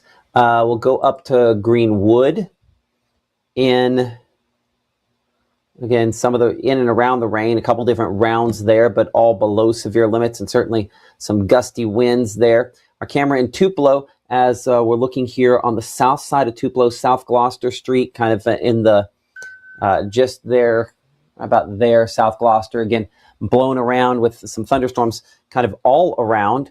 I'm going to pan this camera a few different directions if you give me a moment here to do that, as we sort of look around and into and around these different thunderstorms. Well, hold on. So we will kind of pan this. We'll look northward here for a second. We'll kind of look through the tower for a moment, and I'm going to actually take it back eastward. So there's an example of kind of one of those batches of the heavy rainfall that we sort of have with this. I'll pan this just a little bit more. You can see the edge of the heavy rainfall there, and then this is looking kind of into that heavy rain. Lots of low-hanging stuff, but nothing that's overly concerning with anything we're seeing here. So this is largely, again, below severe limits, heavy rainfall, disruptive for your Saturday. But if you're one of those folks that's hyper concerned about weather, let me just be crystal clear here that most of these thunderstorms are not going to produce severe weather, but these power outages are picking up because of just residual limbs and trees that were having issues related to this, the last ice storm, unfortunately. Bringing up our chat here to kind of answer some of the questions, some of the things going on behind the scenes. So Stonehenge subdivision there in Moorville out of power. Hailing just south of Greenville, trees down around the county and transformers are being hit by lightning. Well, hey, Caleb, I don't know if you heard that a second ago. So Heather there, you can put in the storm chat with the National Weather Service Jackson that a viewer report from Greenville, some trees down around the county and transformers being blown, but put viewer report of that to make sure that they're aware of where that's coming from. Yeah, I see lights out in Dorsey. I don't know if anybody's bringing the food out to you when it's raining there at Old Texas Roadhouse, but certainly, I guess you get the benefit of ordering your food, but there's also the hazard of having to get out and get in it as well. Hey, 45 mile per hour wind gust out at Tupelo Regional Airport from this as it moved through the airport area. So we are getting some gusty winds that are up there, sub-severe, but yeah, trying to kind of I'm trying to kick off some damage. I do see Brittany talking about their mom is in Tupelo, traveling back to Nebraska. Should they wait it out? You give me 20 minutes in Tupelo, and while it'd be some heavy rainfall that she's going to be driving into, they won't be driving into anything dangerous. You can see our camera here in Tupelo, speaking of, is starting to kind of bop back and forth a little bit more. I'm going to swing this all the way back around toward the southwest, kind of looking into and through everything. You can kind of see some of the lighter colors there as we went around with some of the light, and then looking back into, again, the bouncing camera as we look back toward the west. Again, non-severe, but still some damage possible with a few of the wind gusts that we're getting out of this line. Let's bring this back here across the entirety of North Mississippi and reset things here for a moment. I'm Chief Meteorologist Matt Lawpon. Current time is 2:11 p.m. You're watching Mississippi Live Weather. We are a 24/7 streaming weather service based out of Tupelo, Mississippi. We have an app if you're watching us on Facebook or YouTube or any other place there. It is the easiest way to keep up with what we are tracking and what we are doing. But the headline is these thunderstorms are largely below severe limits. We have a more significant chance for severe weather a couple of days from now, and so we're trying to keep that in mind. Our severe weather risk for today, as you can see, everybody involved here in the yellow is under that limited level 2 out of 5, severe weather risk for perhaps a few isolated reports of wind damage as a possibility. That's the main issue with this, is that wind damage potential. And you can argue some of that wind damage potential just comes back to vulnerability after the ice storm. A tornado threat, again, not impossible, not highly likely. I think we've probably, unless something dramatically changes, we've probably seen the end of that tornado threat for our area, but weird things happen. We're keeping that in mind. The hail risk, we have seen some hail. You've reported that. You can share those reports of hail with us in our chat that we have on Facebook and YouTube in particular. You can also pass those along on X as well. But power outages have been one of the bigger impacts so far that we have contended with these thunderstorms. We start talking about numbers of power outages. Listen, these are not extreme, but considering extreme was what we came through on the ice storm, maybe we're desensitized a little bit to it. About 3,500 folks in Panola County out of power, 500 in Tate, 900 in Lafayette, and 1,000 in Pontotoc County, with more limited numbers, 400 there in Tishmingo, 300 at Awamba, 300 in Prentiss, 200 in Lee, and 300 there in Tippah County. These numbers tend to lag a little bit behind reality, which is the reason we're watching some of the other ways in which we can look at information more closely. In particular, as you can see, some of the largest percentage-wise there in Carroll County and in Panola County. Our meteorologist, Caleb Edelblut, has been focusing on those power outages. Of course, a big impact when you're one of those folks without power there. Caleb, how are those outages tracking? Up, I'm assuming? I would say Panola County continues to, honestly, continue climbing quite quickly. The current customers outage right now is around. Oh, sorry, hit the wrong button. Give me a second, Caleb. Oops. Do what? Oh, am I back? There we go. Taking a look at our Panola County outages, we're around 3,649 customers out. So Tallahatchie covering most of those with around just 3,450. You can definitely tell that that is the most, or the county most affected by this. So we could go actually look at that and continue to see these numbers continue to climb for that county, spreading out just a little bit further south as well. But 1,549 kind of within that area, that 507 as well. I'm covering up just a little bit. There we go. Got to shift it for you guys so you guys can see. Batesville continues to be pretty prominent with those power outages as well. So for those in Panola County, there goes, just refreshed again. We can actually see 855 just north of the Batesville region as well. So I know everybody keeps reporting those. Continue to do so to let them know that your power is out. They're going to do their best to get it on as quick as they can. But the good news is we continue to see those continue coming in so that those guys know where to go and to fix them. So they're on it. We can even zoom in towards the Batesville city, kind of start seeing another area of 54 just north of the city, 45 on the eastern portion, just north of 278, east of 51, and then another neighborhood area, 96 customers out just east of 51, south of 278. So Panola County continues to be our most prominent county with those outages continuing to climb up. I want to go check the Pontotoc EPA again just to see if those continue to improve. We're pretty much sticking around pretty consistent right now, which is technically a good thing. We're not seeing those climb nowhere near as quick as Panola. So hoping to see those continue to decrease as we go throughout the evening, but I'm expecting to see these numbers climb up just a little bit more before we start to see that eventual decrease later on this evening, Matt. No, I agree. And I think we're still going to have those numbers of outages continue to go up a bit. That's our meteorologist, Caleb Edelblut, there at our Tupelo studios. Looking in Fulton back toward the west. Again, that line of storms moving in. The camera kind of jostling around because the wind gusts moving into and through the Fulton area ahead of that kind of main line that's moving in. Lots of, again, dangly sort of clouds, scary looking clouds, things that look worse than they actually are. So it's just, bark versus bite. You have that dog like, oh, we have a golden and he'd lick you to death. That's the only thing you'd have to worry about, but he has a whoo sort of bite and sort of bark, he'd never bite. Point of the story being, sometimes you hear a big dog go, whoo, you worry about it. And there's no bite that goes with it. This is a bark versus bite situation. A loud bark, some of these storms, not much in the way of bite. Still, from time to time, as that wind is hitting some things that were weakened by the most recent ice storm, there are impacts that go along with that, and that's kind of the most likely way in which we run into some issues today. I mentioned specifically Fulton there. To go to our Mama Justice Doppler radar, looking at our camera there in the Fulton area, and you'll note that we continue to again show no rainfall yet in the Fulton area. Most of what we see here, these kind of vertical lines, those are lightning strikes. When they're flashing, those are lightning strikes within the last couple of minutes here. I have them turned down where there's a lesser number just because they were, when you get out too far, they're kind of completely covering everything up.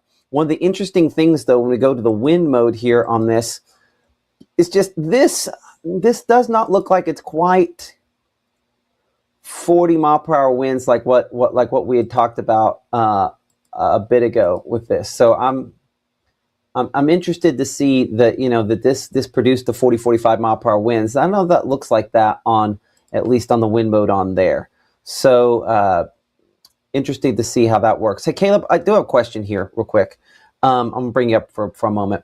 Do you happen to have the pictures up on that computer logged into where you can pull up the pictures from the app? I believe so. Okay. I'll let you kind of handle then some of the pictures and get those up and kind of give me a thumbs up when you have some of those, and I'll come back over the radar. So I'll let you handle pictures and power outages if that sounds good. Okay, sounds good. Okay, good deal. We'll come back to Caleb. He's going to get a couple of those down, and what we'll do is you'll kind of like note the location and the position of some of those. You can probably use scratch paper or something like that for that if you need to, or just kind of open them up in multiple browsers, browser windows, so you can kind of click through and then delete or click off of when we're done. But appreciate everybody for sharing your pictures. I kind of go down this line again, just heavy rainfall here, Calhoun County as well. A lot of lightning with this. From time to time, that's going to kick out a couple of power outages. When we check kind of the shear, which is looking at just, you know, how strong is the rotation on any of these storms, I don't see anything there that's concerned. Don't see anything up here into Lee or Itawamba counties that's concerning as far as shear is concerned as well. And it's easy sometimes to look at this and go, well, hold on, I see red. What do you mean there's nothing concerning? Well, it's not long-lived. We look for consistency, right? Like they say, even a blind squirrel occasionally finds a nut. In the case of this shear, if you're seeing a ton of like little blips like this, that's not what we're looking for. We're looking for where you have like one solid track. That's when we get really concerned that something bad's going on. An example of that, and I'll show this probably, I'm going to go outside of Mississippi to show this here for a moment.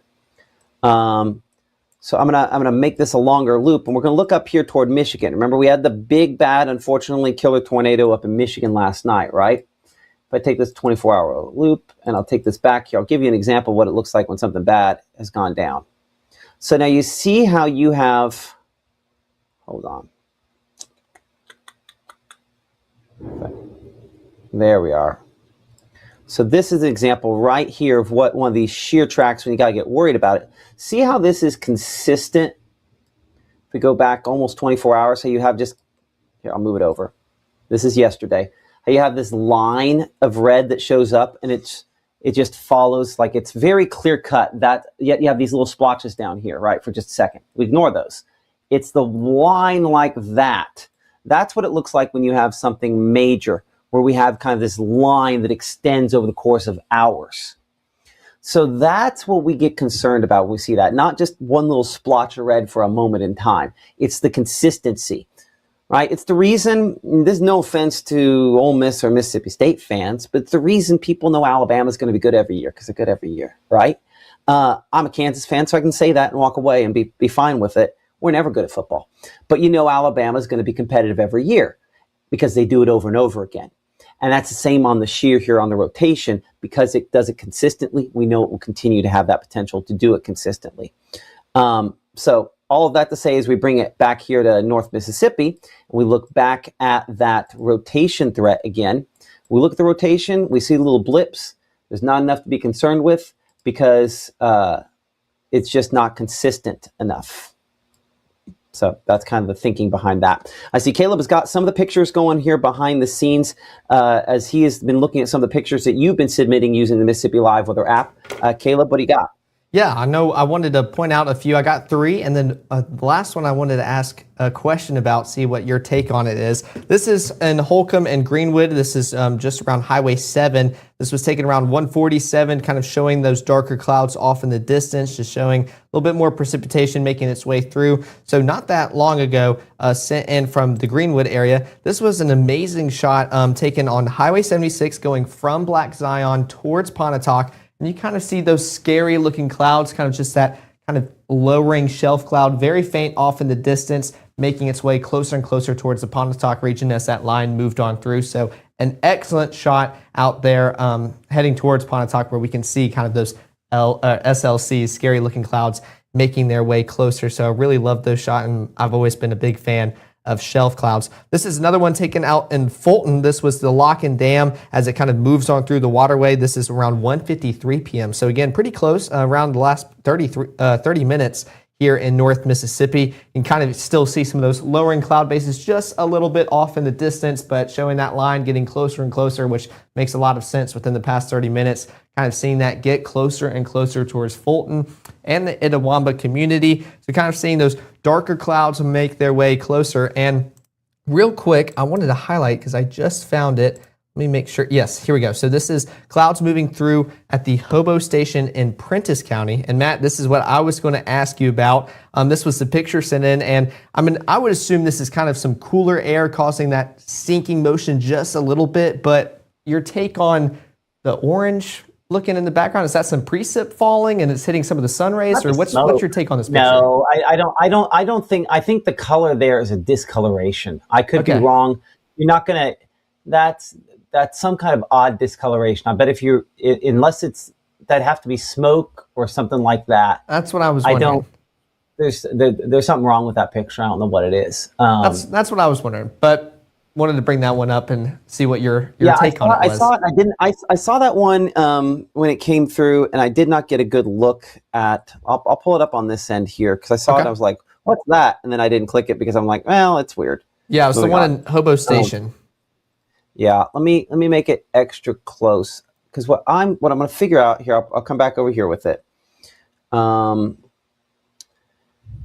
know, if I zoom it in, I would argue it's got to be smoke or something like that, just well positioned. I think that makes the most sense to me, that you'd have some kind of smoke. That is not atmospherically created. That's not something, because you can see it kind of, if you kind of draw an outline around it, it's like that. So I'd say either smoke or a reflection or something like that, but I don't see anything else on there that makes me believe it's a reflection. So I would go with smoke. Is probably, but again, cannot tell you 100% for sure that that's exactly what that is there. I had this up right before we came to that. Caleb had that question. We went to the shot. Camera in the Fulton area again. All that different layers there of clouds and gusty winds getting closer. That gust front through, and that camera kind of wobbling back and forth. Appreciate Mississippi Department of Transportation for letting us utilize their cameras there around the region. As we check out Mama Justice Doppler radar, or I guess this is technically our peak severe threats, there's nothing severe on that. I don't see anything that I'm super worried about on this map at all. So I think largely we're in pretty good shape. I think one of the issues, we're just starting to accumulate some power outages because of the recent ice storm. And it does look like they've gotten a little bit better there out in Panola County. Not a lot, but I think there's a little bit of improvement. If you watch this over time, 3,500 back down to 2,500 power outages. We had some up in Corinth earlier. Those have been taken care of. So we are seeing some improvements there. I want to bring Caleb back in, who is kind of looking at some of the other pictures. Again, some of the impacts related to that, and some hail being reported. Yes, no, this was sent in around 1:15 out there in Farmington. So I'd be curious to see if we can go back to radar, kind of see that timestamp, but showing just a little tiny piece of hail. Notice how, I mean, we see these leaves all the time. Very tiny, not meaningful hail, which is definitely a good sign to see as it continues moving on through North Mississippi. Again, not a high-end severe weather event that is taking place, but there is that marginal risk for the possibility of some hail and some pea-sized hail occurring, and we can see that right here, just kind of showing how zoomed in the camera has to be to show it, but kind of showing that kind of hazy hailstone that made its way to the ground. Again, nothing near what we experienced this, not this past Thursday, but 2 weeks ago here in North Mississippi, where we saw that hail event move on through. But this was taken out there in Farmington around 1:15, I believe. And then I wanted to show this awesome, another picture kind of showing those shelf clouds. You know us meteorologists loving some clouds in the sky. Well, here's a fantastic one taken in Kossuth, Mississippi around 1:10. So just a few minutes prior until that other report got sent in just a little bit further east. You can see kind of that cloud continue to move on through, push into Corinth and Alcorn County, and maybe it was responsible for just a little bit of some of those pea-sized hailstones making their way through. But just kind of wanted to show that, Matt, of seeing maybe some reports of those pea-sized hail trying to make its way through that downdraft and into North Mississippi just a little bit further. But definitely a report sent in the Alcorn County region kind of broadcasting that pea-sized hail, which actually we can look at this real quick on radar, kind of showing a loop and continues to follow that outflow boundary as we continue tracking this out for the next few minutes, heading towards some more prominent locations. Amory around 2:37 p.m., Hamilton 2:53, Aberdeen 2:54, Ackerman around 3:10, West Point in the Golden Triangle region around 3:13 p.m., Starkville 3:22, Caledonia 3:30, Vernon 3:30, there we go. I'm mixing them up as I go a little bit further down. Artesia around 3:35, Double Springs 3:36, Crawford at 3:51, and Millport around 3:57. So for all of those behind this line as it makes its way through, like I keep mentioning, we're going to still have that dreary, just rainy Saturday behind us, but you already made it through the most intense part, if that's what we can call it, here in North Mississippi. Again, not a high-end severe weather threat, but definitely wanting to cover it with you guys to make sure y'all know what is occurring and where. This is definitely a high-impact kind of rain event as it continues to kind of just dump rain across North Mississippi. Much needed as we're continuing to face some drought conditions across our region. We can see those rainfall rate over the past 3 hours, getting closer towards pretty much 2 inches in certain locations, especially in the eastern portions of Lafayette County, just east of Oxford, just north of Bruce, coming in around 2 inches as well. So most of us seeing substantial rainfall move on through. It prompted some flood warnings earlier. Thankfully, not seeing too many of those affect us here in North Mississippi. We haven't really seen any of those affect us within our region, but definitely showing that heavy rainfall continues to be the story. Those heavy wind gusts as well. I mean, we were talking about how breezy and windy it was when that outflow boundary made its way through here at the station just a few seconds ago with that live shot. So that's pretty much the biggest concern. Of course, we still have those marginal risks for that hail threat, that tornado threat. It's not what we're expecting. And if it were to expect very limited in nature like that hail, pea size, not really affecting us much in the tornado, could see a brief spin up, not going to be long track or severe at all. So definitely want to make sure to keep you guys updated as we continue into the afternoon hours ahead so we can get ready for the evening as well, especially before those 6 and 10 o'clock broadcasts later tonight. But that line continues moving on through North Mississippi. We can take a look out here in Smithville, kind of seeing those those darker skies above your head. 60 degrees, feels like 60, and kind of what's responsible for that. Take a look at that wind coming out of the north now, around 24 miles per hour. So we're not really feeling those low 80s as we did to start off our day. And those warm, muggy conditions, we're going to feel a little bit more relief and get closer to where we should be for this time of year. I know we were talking about it feeling a little bit chillier. Well, we feel like that just because of how above average we have been as of lately. So definitely some toasty conditions have been the story of this work week, and now we're kind of getting more into some stormy conditions. Let's take a look out here in Amory before that line really starts to affect you. We can already see that shaking of that camera high in the tower of those windy, gusty conditions, but 82 degrees, 13 mile per hour winds coming out of the south. So complete opposite story, and that's because the camera we just looked at showed that line move on through, drop those dew points, showing those drier air kind of make its way through. Still going to be a little bit rainy, but will help cool you guys off later on this evening for any late night Saturday rainy events you have later on tonight. Take a look at the chat. We want to see what you guys are talking about. Looks like everybody's just kind of tuning in, saying where they're tuning in from. Not too many reports as we witnessed earlier, so definitely a good thing. Just cloudy and windy in Phil Campbell, and you are chilling. So definitely some good news. Looks like all of y'all are having a fantastic evening out here in North Mississippi. We can take a look at those lightning strikes, and you can see kind of those white lines a little bit more prominent down there in the southern portions of Delta, just west of the Mississippi River, trying to make their way into the Delta and into Mississippi. So kind of seeing those cells get a little bit closer to our viewing area, a little bit more active down there just across the Mississippi River. Even take a look out there in Greenville. Starting to see that cell makes its way, getting a little bit closer. Those white lines just signify those lightning strikes getting a little bit closer. Some heavier cells making their way too. Yeah, for whatever reason, I don't see it popping on here, but like I saw someone mention it in chat, and I see it in National Weather Service chat.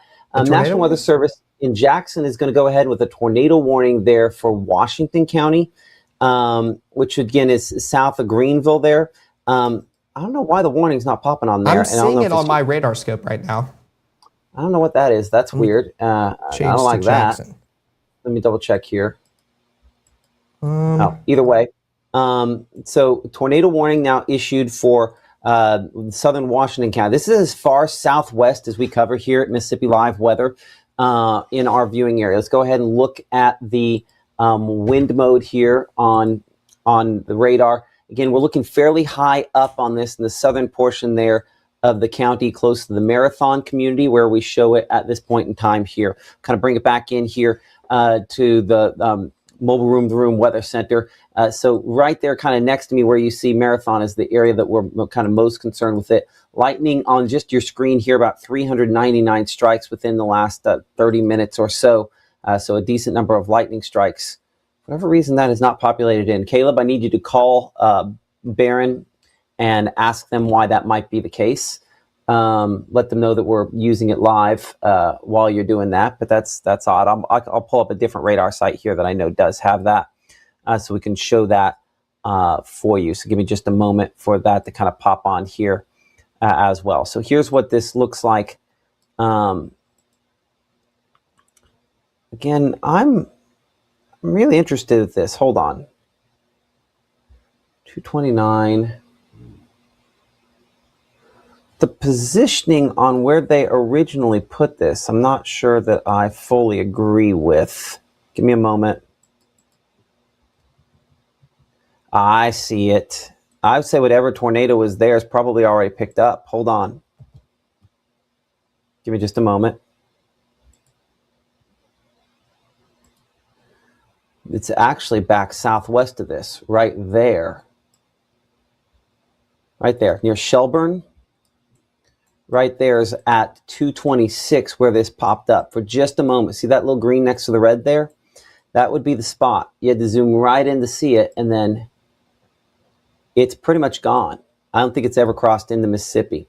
Let's go back to the precipitation mode on that, see if you could tell it. It's kind of embedded back in there.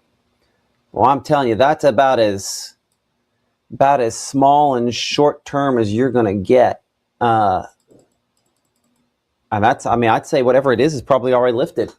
If it touched down briefly. Let's check for tornado debris on this.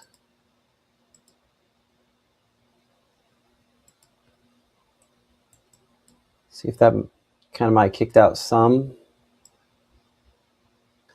I don't know that I can confirm that there as well.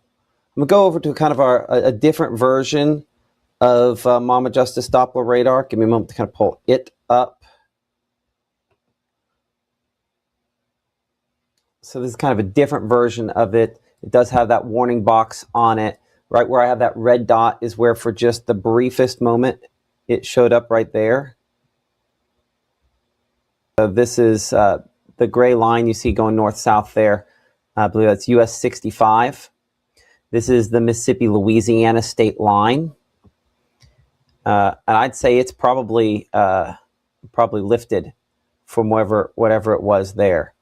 So just about that long we had, that shows you how brief some of these can be. Let's see if we ever were able to confirm tornado debris on that, because whatever it is lifted.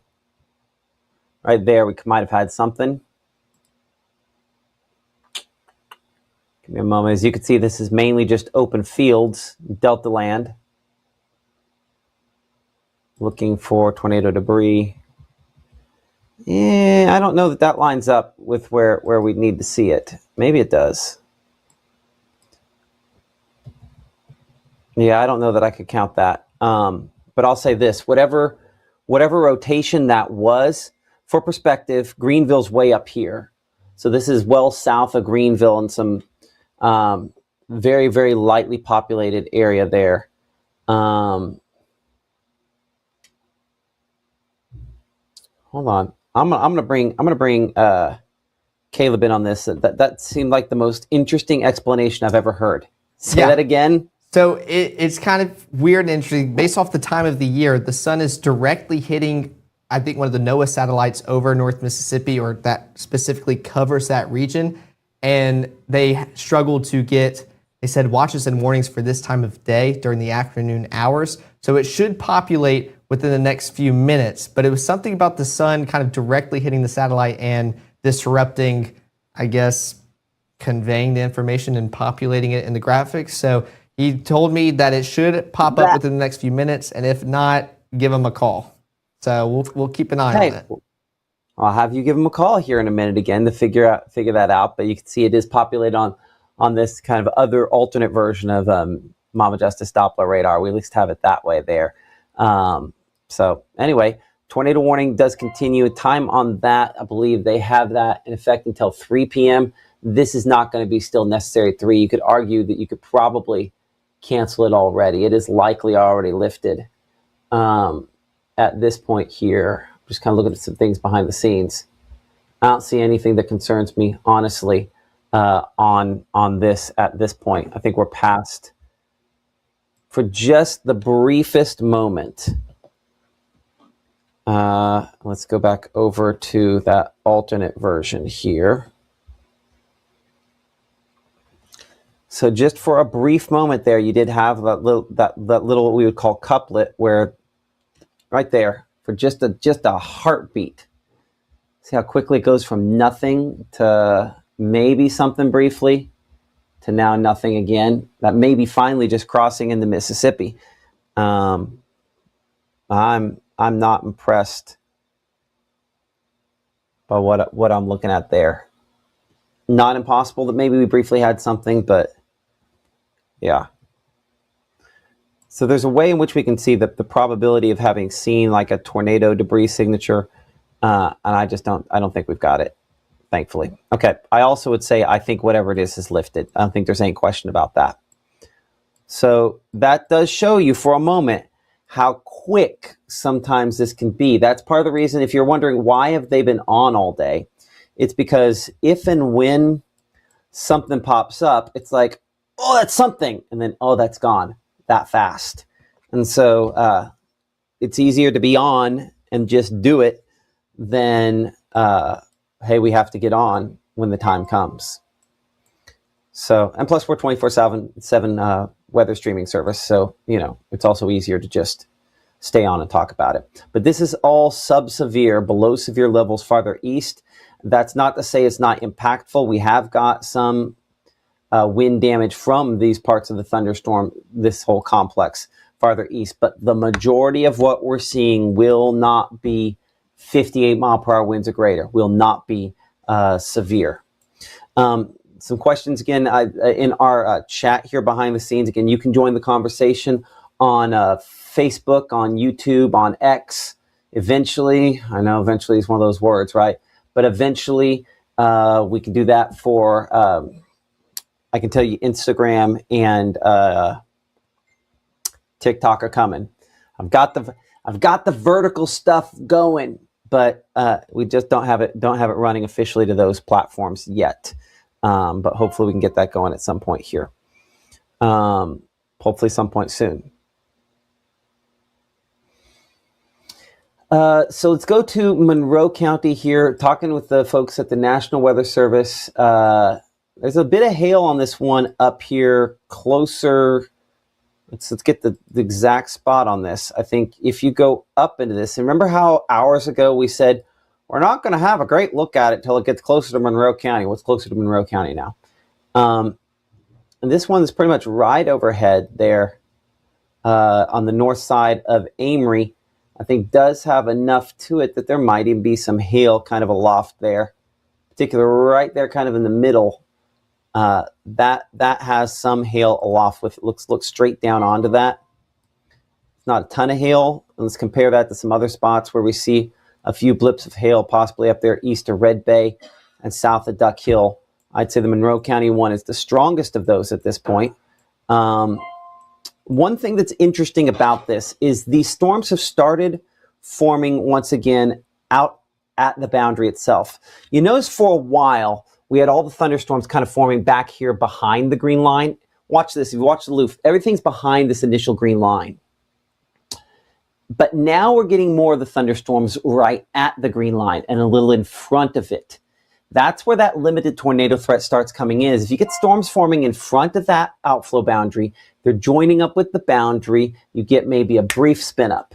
I'm not saying we're going to see that for sure, but I am saying that's one of the concerns when we start to see that kind of work like that, that perhaps that could be a possibility. And that could have been, we don't have great radar coverage out here, but that could have been one of the things that they were contending with down here with the storm that prompted the tornado warning a little bit ago, back out here closer to the Mississippi and Louisiana state line.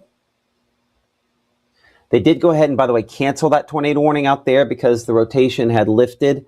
And again, they mentioned quick circulation intensification near the outflow boundary, but it died down pretty quickly. So that shows you that it might be less than 10 minutes, one of these tornadoes from it's about to form to it forms to it has lifted.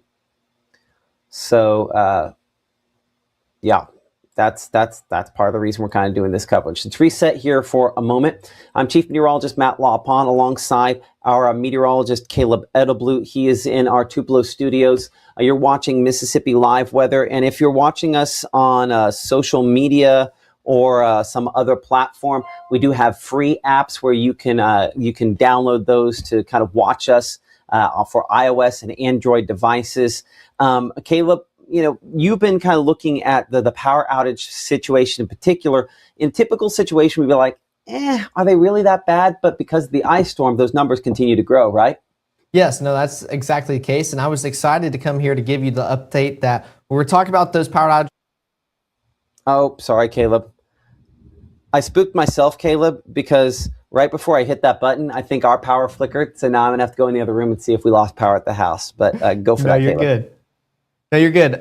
Taking a look at those power outages, which actually I need to see if we can make it pop up. I'm going to press this button. There we go. We're learning.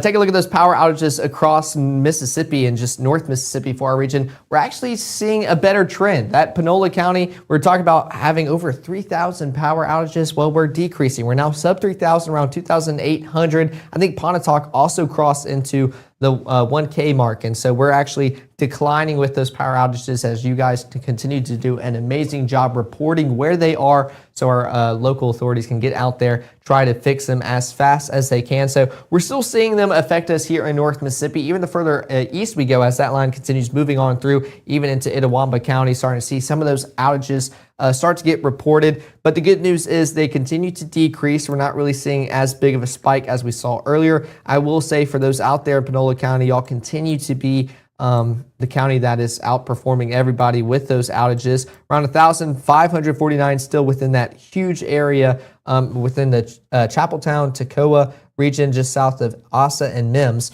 Then we have 507 within that area as well. Even north of Batesville, we can go and see kind of that just northern blob just south of the Sardis region. 855 people still affected, and a lot of people within the Batesville community and city getting affected with all those ones kind of popping up, just those isolated power outages continuing to bug us as this line continues moving on through. So the good news, not really a high-end severe weather threat, but we're still seeing those impacts of the ice storm and just heavy wind blowing through North Mississippi. So as we get closer and closer and pretty much now into severe weather season, we got to take these seriously as we'll see more intense lines make their way towards North Mississippi and stuff that we're continuing to track out for next work week coming up.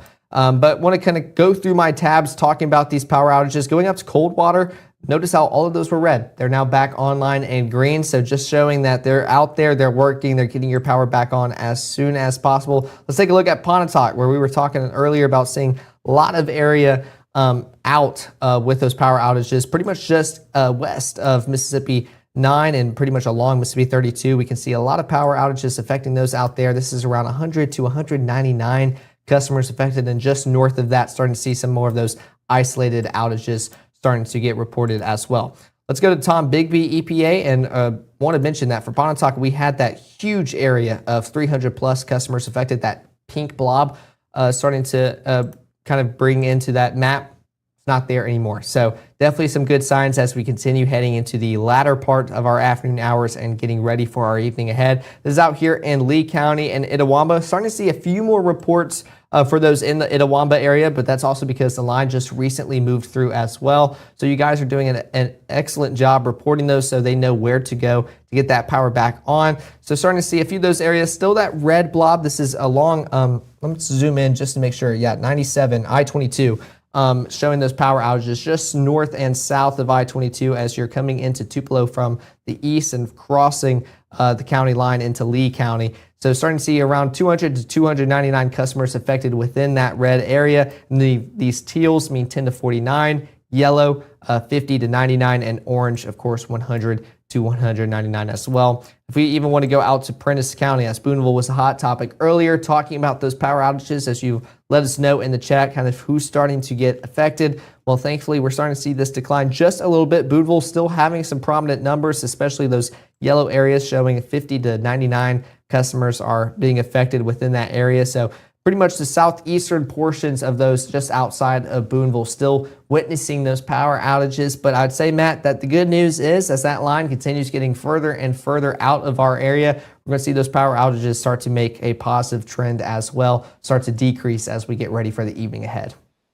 Hopefully, it's just going to take a little time to get there. Appreciate that, Caleb Edelblut in our Tupelo studios. We're back here on Mama Justice Doppler radar. We're looking at wind mode, and we're partially looking aloft on our storm here in Monroe County. Some of the stronger winds are kind of hovering just a little bit above the surface level there. If I can get the right one of these radar sites to come up there as we go up a few scans into the thunderstorm to kind of check it out.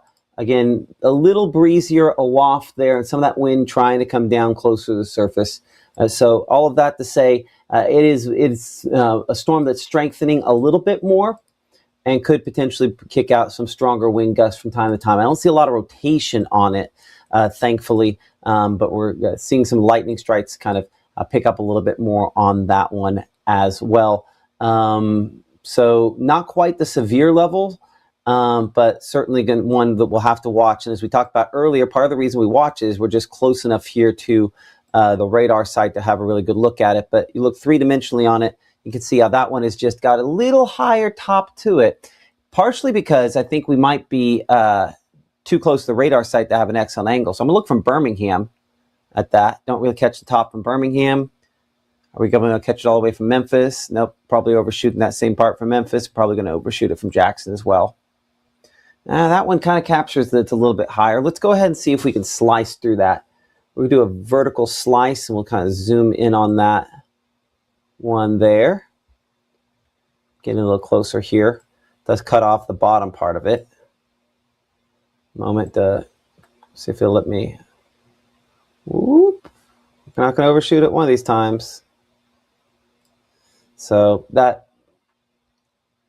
Well, okay, I think we're looking too far away. I think that's the reason that is skewed, because it's not taking it all the way to the ground level on that. Yeah, that's part of my problem on it. Oh, well.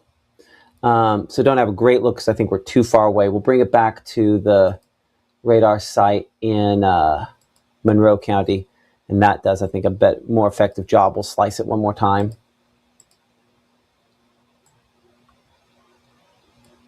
There we go. And there's some of that hail above the surface. And also what I was trying to catch a second ago is you have some of those reds up in excess of 30,000 feet.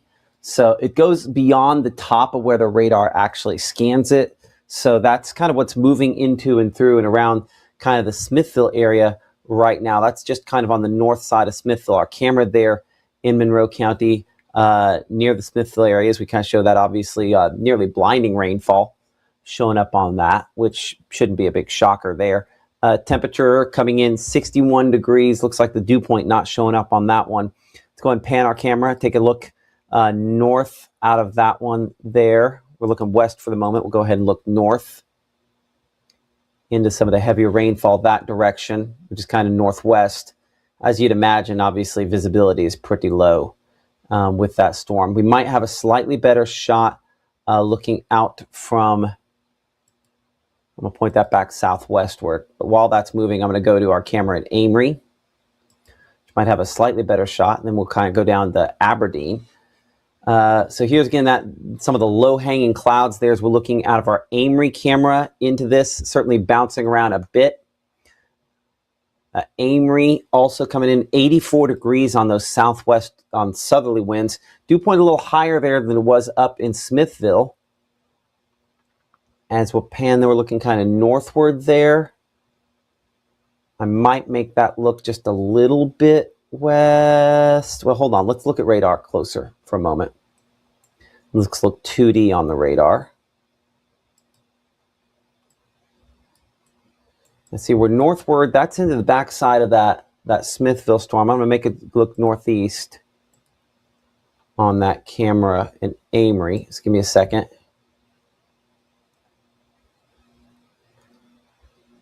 Let's see if it's going to populate in. There we go. So this is our Amory camera. Looking kind of, that's still, I think, north direction. We're going to see if I can make this look northeast a little bit. Okay, it has decided that no. I think AI is overruling me. That's what the problem is there. So I'm going to overrule it. Point that back to the right a little bit more, looking toward. Apparently AI wins. Manual. Come on, y'all. Let's go to the right. You know you want to. There we go. Promise to know what I'm doing. Okay, there we are. Kind of looking back. So that would be looking in the direction there of Smithville. Let's see if it holds, if it decides to run on me here in a second again. So definitely bouncing around. But that was the heavy rainfall right up there looking towards Smithville. And clearly the camera is getting a good jostle back and forth. A pretty strong move on that as well. Looking back toward the north and east. I'm going to pan this now back, slide it all the way back to the west and look at the storm. It's kind of coming more into the Amory area as well, because there's kind of two that we're watching, and this is the one that's going to be bringing all the rainfall with it to this specific location. And you see how it just goes kind of bright gray back toward the west, looking into it there. That's kind of the next big batch of wind sort of coming with it as well. Point it back this way. A little more southwest. So some gusty winds out of it. And there you can kind of see the leading edge of some of that rainfall. Let's see if I'll point and how do I make that go away? Point and zoom. But yeah, you can see how that, okay, that was the wrong move, Caleb. Don't click point and zoom. Remind me, no point and zoom, because it zooms in too much. We are learning on these cameras. I promise we're going to get there. Caleb will also tell you that we're going to get there is the lie I say over and over again to everybody. Every time it's like, hey, we're going to fix something. We're going to get there. I don't know if lie is the correct term for that, Caleb, but that's the overused phrase for sure. I don't think correct? it's a lie. We always get there. Yeah, we do get there. But in my brain, it's never fast enough. That's a great shot, by the way, out of Amory. As you can see, just kind of all the scraggly, low-hanging clouds there. That's the scary-looking clouds we talk about, right? Oh, yeah. Those SLCs making their way into Amory. Yep. No, I was actually looking through some pictures of trying to find some of those LSCs. This was, I need to make sure I have this one pulled up. This was a storm rolling into the North Haven cotton plant area. This was around 109. So kind of starting to see that just a little bit, those darker clouds just below me a little bit. So those SLCs, scary looking clouds, those are always my favorite to go out and try to find, because it usually shows that you're going to start hearing some rumbles of thunder pretty soon and get those heavy rainfall. So just showing that, which actually I wonder if it'll let me zoom in just a little bit. There we go. We can kind of see those clouds just a little bit just above the tree line, making their way closer and kind of seeing that darker line kind of protruding as it gets closer and closer, which this one, was in the Dorsey area. This was around Lee and Itawamba around 2 o'clock as well, kind of starting to still see some more of those protruding clouds get closer and closer as they make their way towards your area, kind of seeing that off in the distance just a little bit, seeing that cloud base as well. So some fun clouds getting sent in. I'm continuing to look through those pictures behind the scenes, Matt, see if we could find anything else and even maybe another hail picture or so. But as of right now, I've only seen that one in the Corinth region. Hail continues to not really be a factor with this line as it continues making its way through our area. Thankfully so. We had enough of that last week. Appreciate that. That's our meteorologist, Caleb Bettelblut, there in the Tupelo studios tracking this. We're in Aberdeen right now, kind of looking back through some of these thunderstorms there, moving through southern Monroe County. As I kind of continue to pan our camera around there, looking through that line, you can see the rain picking up in the Aberdeen area. I'll look back toward the north and west into kind of some of that rainfall. Not much in the way of hail. I don't see anything big, obviously, flying through there, but the rain picking up. 84 before the rain started. We'll get a new update on that here in a couple minutes. It's certainly kind of picking up there. And Cameron Amory still has that kind of very, very picturesque, scary sort of shot, looking back toward the south and west there as well. Temperature for there.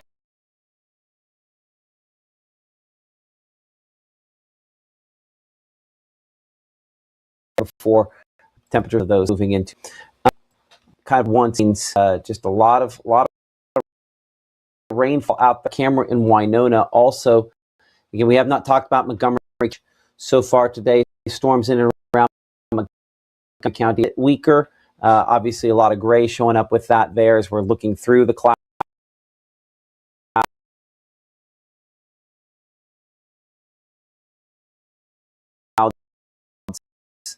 This looking north, I'm going to point this back east as we look back into Winona and that rain away. The reporting station looks like there in Winona has stopped reporting back. But again, appreciate North Mississippi storm chasers partners with these across as we're monitoring all these. Back here, kind of notice higher, some of these hail obviously getting to the ground that west of Egypt and Gibson, another one of those that we're monitoring. These have gotten a little more intense in the last 20, 30 minutes.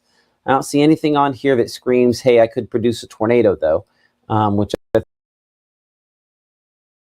think is the reason a lot of concern here that's concerned. But spotty wind damage, a possibility, and obviously some hail as well. It does look like National Weather Service there in Huntsville has gone ahead and issued a severe thunderstorm warning for Franklin and Colbert counties. They issued that just in the last minute or two here for those locations, in effect until 3:30 p.m. for the potential maybe for some hail and strong gusty winds. Looking at the hail potential in particular, our hail tracking and brought to you by True Shield Roofing. It does show that Monroe County storm having a little bit of that, but up here closer to Vina, just east of Red Bay, where we show the greatest potential there. And if you do have a hail picture, send it in using the Mississippi Live Weather app. Largest hailstone in excess of an inch. $100 gift Shield Roofing. It made a little less bad. And appreciate them for kind of partnering with us here on Mississippi Live Weather to do that and sponsoring our hail products. One loop continues to show, again, those, I'd say just as significant a possibility down here in Monroe County is what we had up there in Franklin County as well. So in either case, and in the northern Itawamba County, some spotty hail, a possibility out of these showers and thunderstorms. Looking at our discussion with the North Mississippi Storm Chasers, no new information coming in there. So that let's say you have a life, which is great. And if you're watching us, that's fine too, but you have things to do. One of the things I recommend is Mississippi Live's weather call. It will let you know if something significant is moving toward you, whether it's a severe thunderstorm or a tornado warning. As you saw a moment ago, with tornado warnings, sometimes there's not a lot of lead time. We're continuing to talk here. You will get those phone calls when the government, with the National Weather Service, issues an official tornado warning, a severe thunderstorm warning, so that you can do life and let Weather Call monitor weather. It is a service that, might ask in 2026, why do we care about phone calls? Well, phone calls are disruptors in your day. So if you get a phone call, if I were to get a phone call right now, I'd look down and go, oh, hey, something's going on, right? Whereas all these alerts, no offense to all the people posting on Facebook, but I'm not getting any of those alerts because my phone filters those out. Phones are really good at filtering out, and sometimes in a good way and sometimes in a really bad way. But phone calls bust through. And you can put it in you do not disturb. So for major flooding like what they had in Texas last year that killed all those people, it'll call you for that. It'll call you for severe thunderstorms. It'll call you for tornadoes and call you back if a tornado is confirmed. So you can sign up msliveweather.com/weathercall or use that QR code you see there on the screen at this time. I'll bring it back in here to our chat with all the folks talking behind the scenes, mentioning storming there in the Duck Hill area. We do show at least a little bit of hail that's tried to kick out here on our hail track. It does have a little bit more there closer to the Pelez community there in Webster County now. We'll bring it to the current time frame. We'll kind of clear off that warning for Franklin. We'll look more at Franklin here in a minute. But as we go back to kind of the regular precipitation mode there, these are all kind of multi-cluster. You see how there's not like one big bad area of red and pink that you got to really worry about? These are just lots of little storms pop up and die pretty close to the same spot. You'll notice if we put this on a 1 hour loop, they move a little bit, kind of drift different directions, but none are, really, really organized, just kind of flare-ups. It's like flames flickering in a fire. And so because of that, we don't have supercell thunderstorms. We lack the organization for that. And that's the reason why these are not going to be tornado producing unless something weird happens, like one of these crosses this boundary right there, that boundary we're looking at, crosses that boundary and tries to spin something up. Weird things happen from time to time. It's not impossible that happens, but we're not impressed by a large portion of what we're looking at here. Our camera in Winona, again, in that gray, in that rain, and certainly it is a soggy look there at this time as we look out of that camera. Looks like that reporting station not reporting back at the moment, but that camera not jostling around as much as it was. In Choctaw County, in Ackerman, our camera with the North Mississippi storm chasers there, we have those crepuscular rays, the sun's rays kind of shining through. 86 in Ackerman at this instant, dew point at 64. That's not enough moisture for tornadoes in all likelihood. Typically, you would expect the difference between those two numbers there, that main number and then that dew point right there. We'd want that depression between those two to be a little bit closer together if we were looking for tornadoes. It's one of the many factors I think hopefully is going to keep those off of the menu today. But we're looking kind of back toward the west. I'm going to look back toward the west-northwest, again into some of the darker grays. You'll notice a lot of these cameras show a similar shot because it's a similar situation. Everyone's seeing just staggered in time.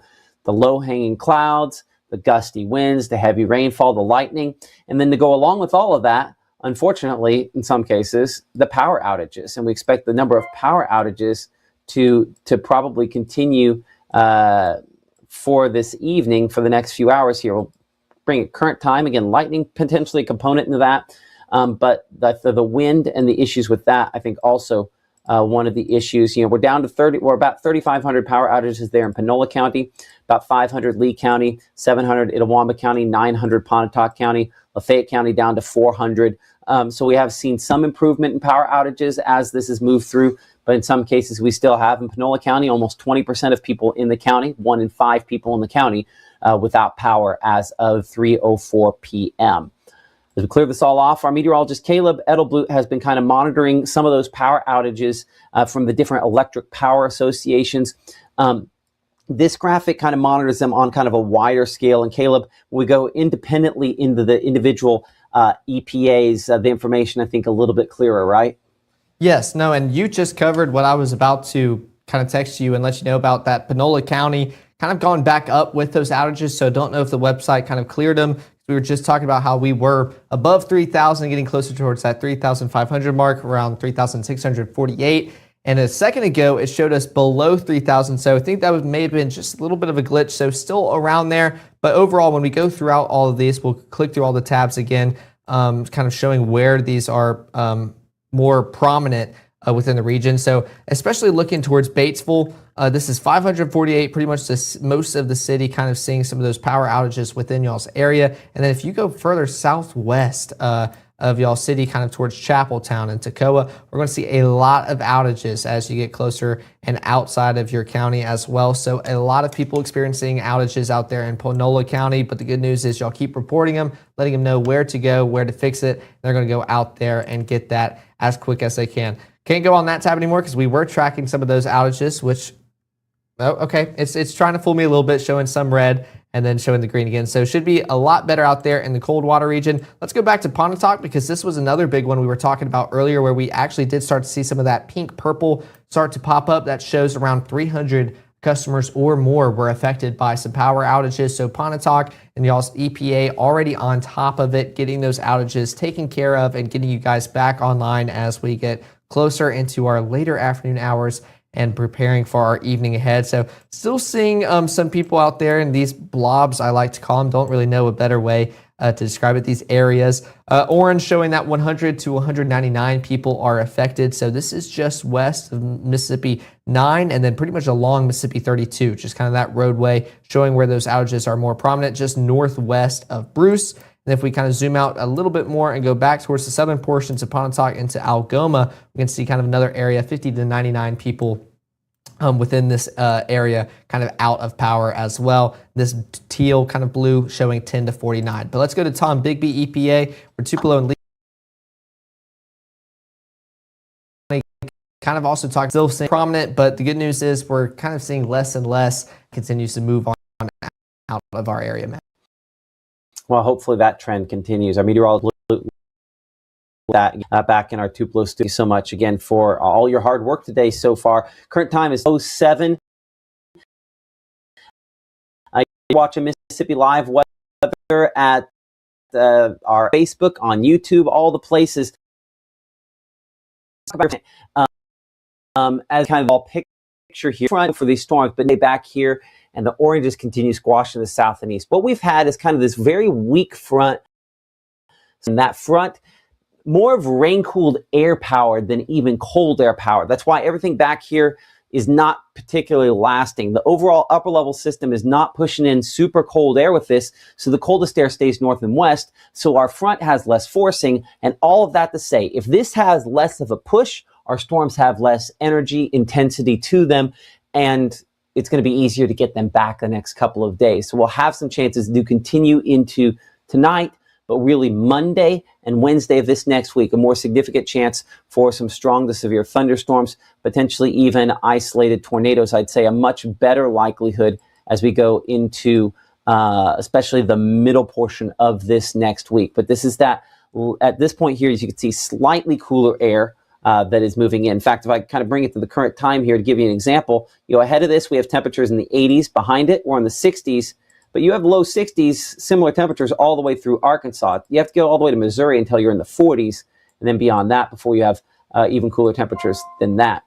But when you look at the measure of moisture based on the same scale as the temperature, what we call the dew point, you'll notice that it's not as obvious. We have the most unstable air farther south and east, and then it's a little bit less stable all the way back there to Arkansas.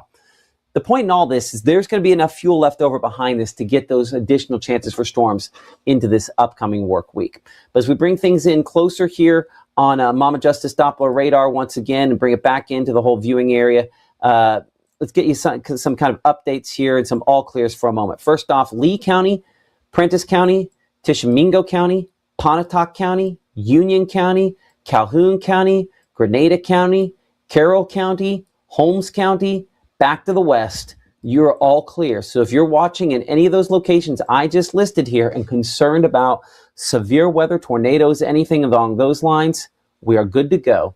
There are no issues for you.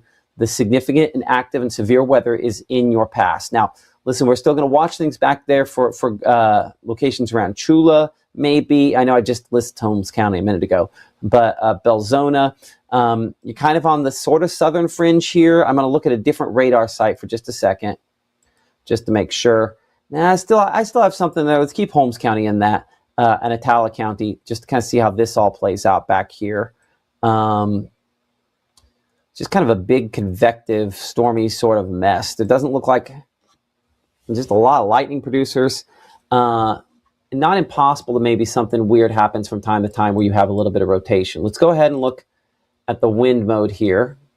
So I can see the Jackson radar trying to kick out a little bit of rotation on one of those spots close to Silver City. You can see for just a blip there how we call a shear marker on there. All right, you see that where it comes in with that little circle? I think that's more of a radar anomaly than something to be super concerned about, but it did kick it out there for a couple scans that like, hey, there might be something here to pay attention to. And the point of this graphic is to get me looking at a spot if I'm not already paying attention to it. Now, I'm not super concerned about that. I think it's probably back behind the outflow. I think the outflow is probably just a little ahead of that.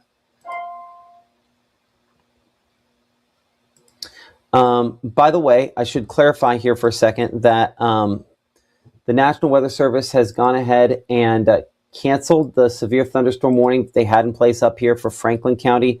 That thunderstorm has proven to be weaker than they anticipated, and they've gone ahead and let that go. Still not impossible to get some hail out of these storms, as we've talked about, but that one below severe limits. And so that's the reason they've gone ahead with that. Caleb, I'll have you do a little bit of tracking. You might have to go to Chroma Key to do this, so you can use the mouse and everything for that. But to kind of help some folks kind of track out some of these thunderstorms as they stand here at about 3:12 p.m. Let's get this set up over here in Chroma. There we go.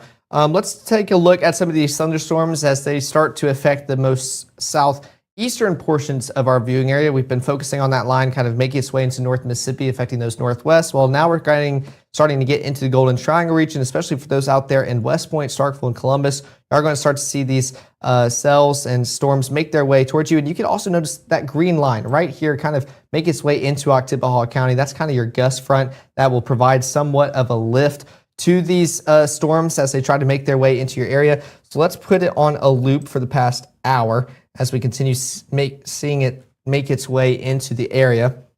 And we're going to track that out. Let me see if I can find, I want the polygon. There we go. All right.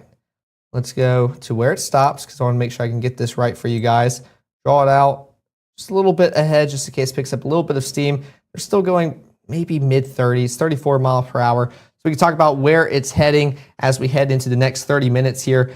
Cedar Bluff around 316, Salome around 316 as well, Strong 321, Waterfront Estates 321, Mahoons Valley 323, Whites 324, Valley View 326, and West Point around 328, I believe, just at the end. So there we go. I kind of talk about making its way or creep into the Golden Triangle region, showing just a little bit more of that heavy precipitation as we're actually kind of getting more of a good view of it as it makes its way closer towards that Amory radar site. So we're actually getting good views of this.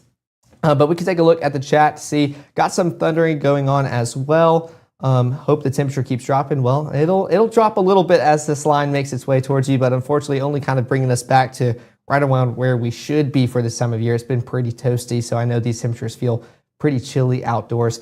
Power out in Smithville. Hey, is it going to rain tonight? Well, yeah, it's definitely raining tonight. Good news is once this line makes its way through, you're going to be doing a lot better. So let's continue looking at these thunderstorms. Those white lines, again, they're just lightning kind of making their way through.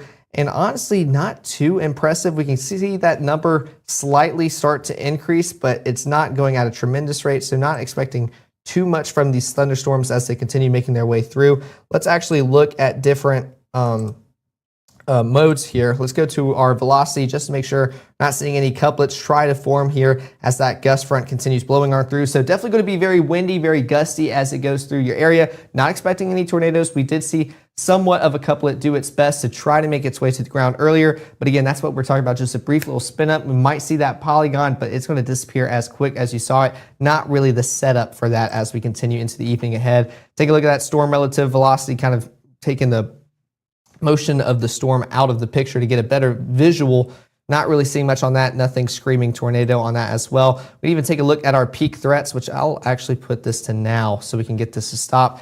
I think our biggest threat right now is pretty much just windy conditions and then maybe the possibility of some hail. Again, this is peak threats as I was kind of covering up above my head just a second ago, just showing worst case scenario, what could happen as we go throughout the rest of our evening. This isn't really what's occurring or what will happen, just showing kind of what the possibilities are. And we do have that marginal risk for hail. We were talking about pea-sized hail up in Corinth, so nothing meaningful, nothing really severe with that 1-inch hail in diameter or more, but maybe could hear pea-sized hail trying its best to fall and hit the roofs above your heads. All I'm assuming is that you're going to hear maybe some limbs and just some sticks kind of blowing with the wind, because I looked outside as that gust front blew on through. Very windy as it makes its way throughout your area. Let's even go towards our hail just to see kind of what it's talking about. You can see maybe a little bit in the just north of Amory in the Smithville region as it makes its way through into Monroe County, which we can go back to precipitation and see what it's talking about. I'm not really too confident on that as it blows on through. We can still see those lightning strikes making their way through the area. But this line kind of continues pushing out of North Mississippi. We can look at it as a whole, kind of where we started and where we're at right now. For all of those that are behind that line, I know someone in the chat was asking earlier, are we expecting another line of storms tonight? Absolutely not. Once you make it through this system and that heavy wind, that rain, you're going to be good to go for the rest of your evening. Now, keep those plans indoors. It's still going to be very rainy, as you can see behind us, even seeing that kind of just stratiform, just layer of rain across North Mississippi, but we're not tracking out anything intense for your overnight period ahead. So once you can kind of get through these bubbles that are getting closer towards that Golden Triangle region in Amory, Aberdeen, West Point, Starkville, Columbus, Eupora, even into Choctaw County, you're going to be good to go. Just keep those indoors or events indoors for the rest of your evening. Going to be a little bit rainy. Can anyone tell me about Corinth? I just got in here. Well, we are actually tracking some storms up there just a little bit earlier, but y'all are kind of perfect example of what I'm just talking about. Take a look at those storms just east of y'all. That's what already blew through y'all's area. So I know earlier, if you were still there, you probably felt those windy conditions move through the house. You can definitely hear it outdoors, that rain drop. Right now, just going to be a little bit rainy. That's going to continue for the rest of y'all's evening. You are definitely good to go. Just maybe seeing some heavier rainfall. That's the other story with this forecast. What we're talking about is that parts of North Mississippi still experiencing those drought conditions. So this is allowing us to get a lot of meaningful rainfall here in North Mississippi, definitely much needed. And thankfully, we're not really talking about any flood warnings either with the rate at which it's falling down. So definitely a good sign as we continue into the evening hours ahead. Someone was asking about Union County. Union County, you should be doing a lot better, especially just West Mississippi, Tupelo. Y'all are doing good. I mean, you'll see these reds and yellows making their way through, but notice we're not even tracking a lot of lightning strikes, even when it blew through Tupelo. I don't know if I just couldn't hear it, but not too much energy associated with this. I couldn't hear too many rumbles of thunder. So again, I want to keep emphasizing that it's going to be a little bit rainy for the rest of your evening, but we're not tracking out any storms for the rest of your overnight hours. So you're going to be good to go. I know some of us get a little bit nervous trying to fall asleep later at night with some rain or some storms. That's not the case tonight. You can go to sleep stress-free. Don't have to worry about that one bit. Let's take a look at the Golden Triangle region. I know someone was asking about ETA on Columbus, so let's do another track on that, which I'm going to see if I can get it to kind of cover that area. I know, oops, I have to drag it. I'm still getting used to this system here. There we go. We'll go through West Point, kind of right behind that outflow boundary. Then we'll go around 34 miles per hour. I'm still on the thing. There we go. I just switched it. Let's clear this. Let me shift this just a little bit more. Columbus, precipitation, and then we'll go storm track. There we go. We'll go right behind the outflow boundary because that's kind of providing the lift, and where we could see some of these storms pop up just a little bit. We saw that earlier. I think it was New Albany that we were tracking out and just seeing those kind of heavy cells pop up due to that outflow boundary. So taking a look at this, Bedford around 321, Chester 322, Moscow 322, Cedar Bluff 324, Double Springs 324 as well, Caledonia 325, getting closer towards that Columbus community, Ware at 327, Fentress at 330, Self Creek 330, and then Pull Tight 330 as well. So making its way, and again, I want to emphasize, well, actually take a look at this. This is kind of what we're just talking about. Let's put it on the past 15 minutes. It's already kind of popped up. Let's go maybe past 30.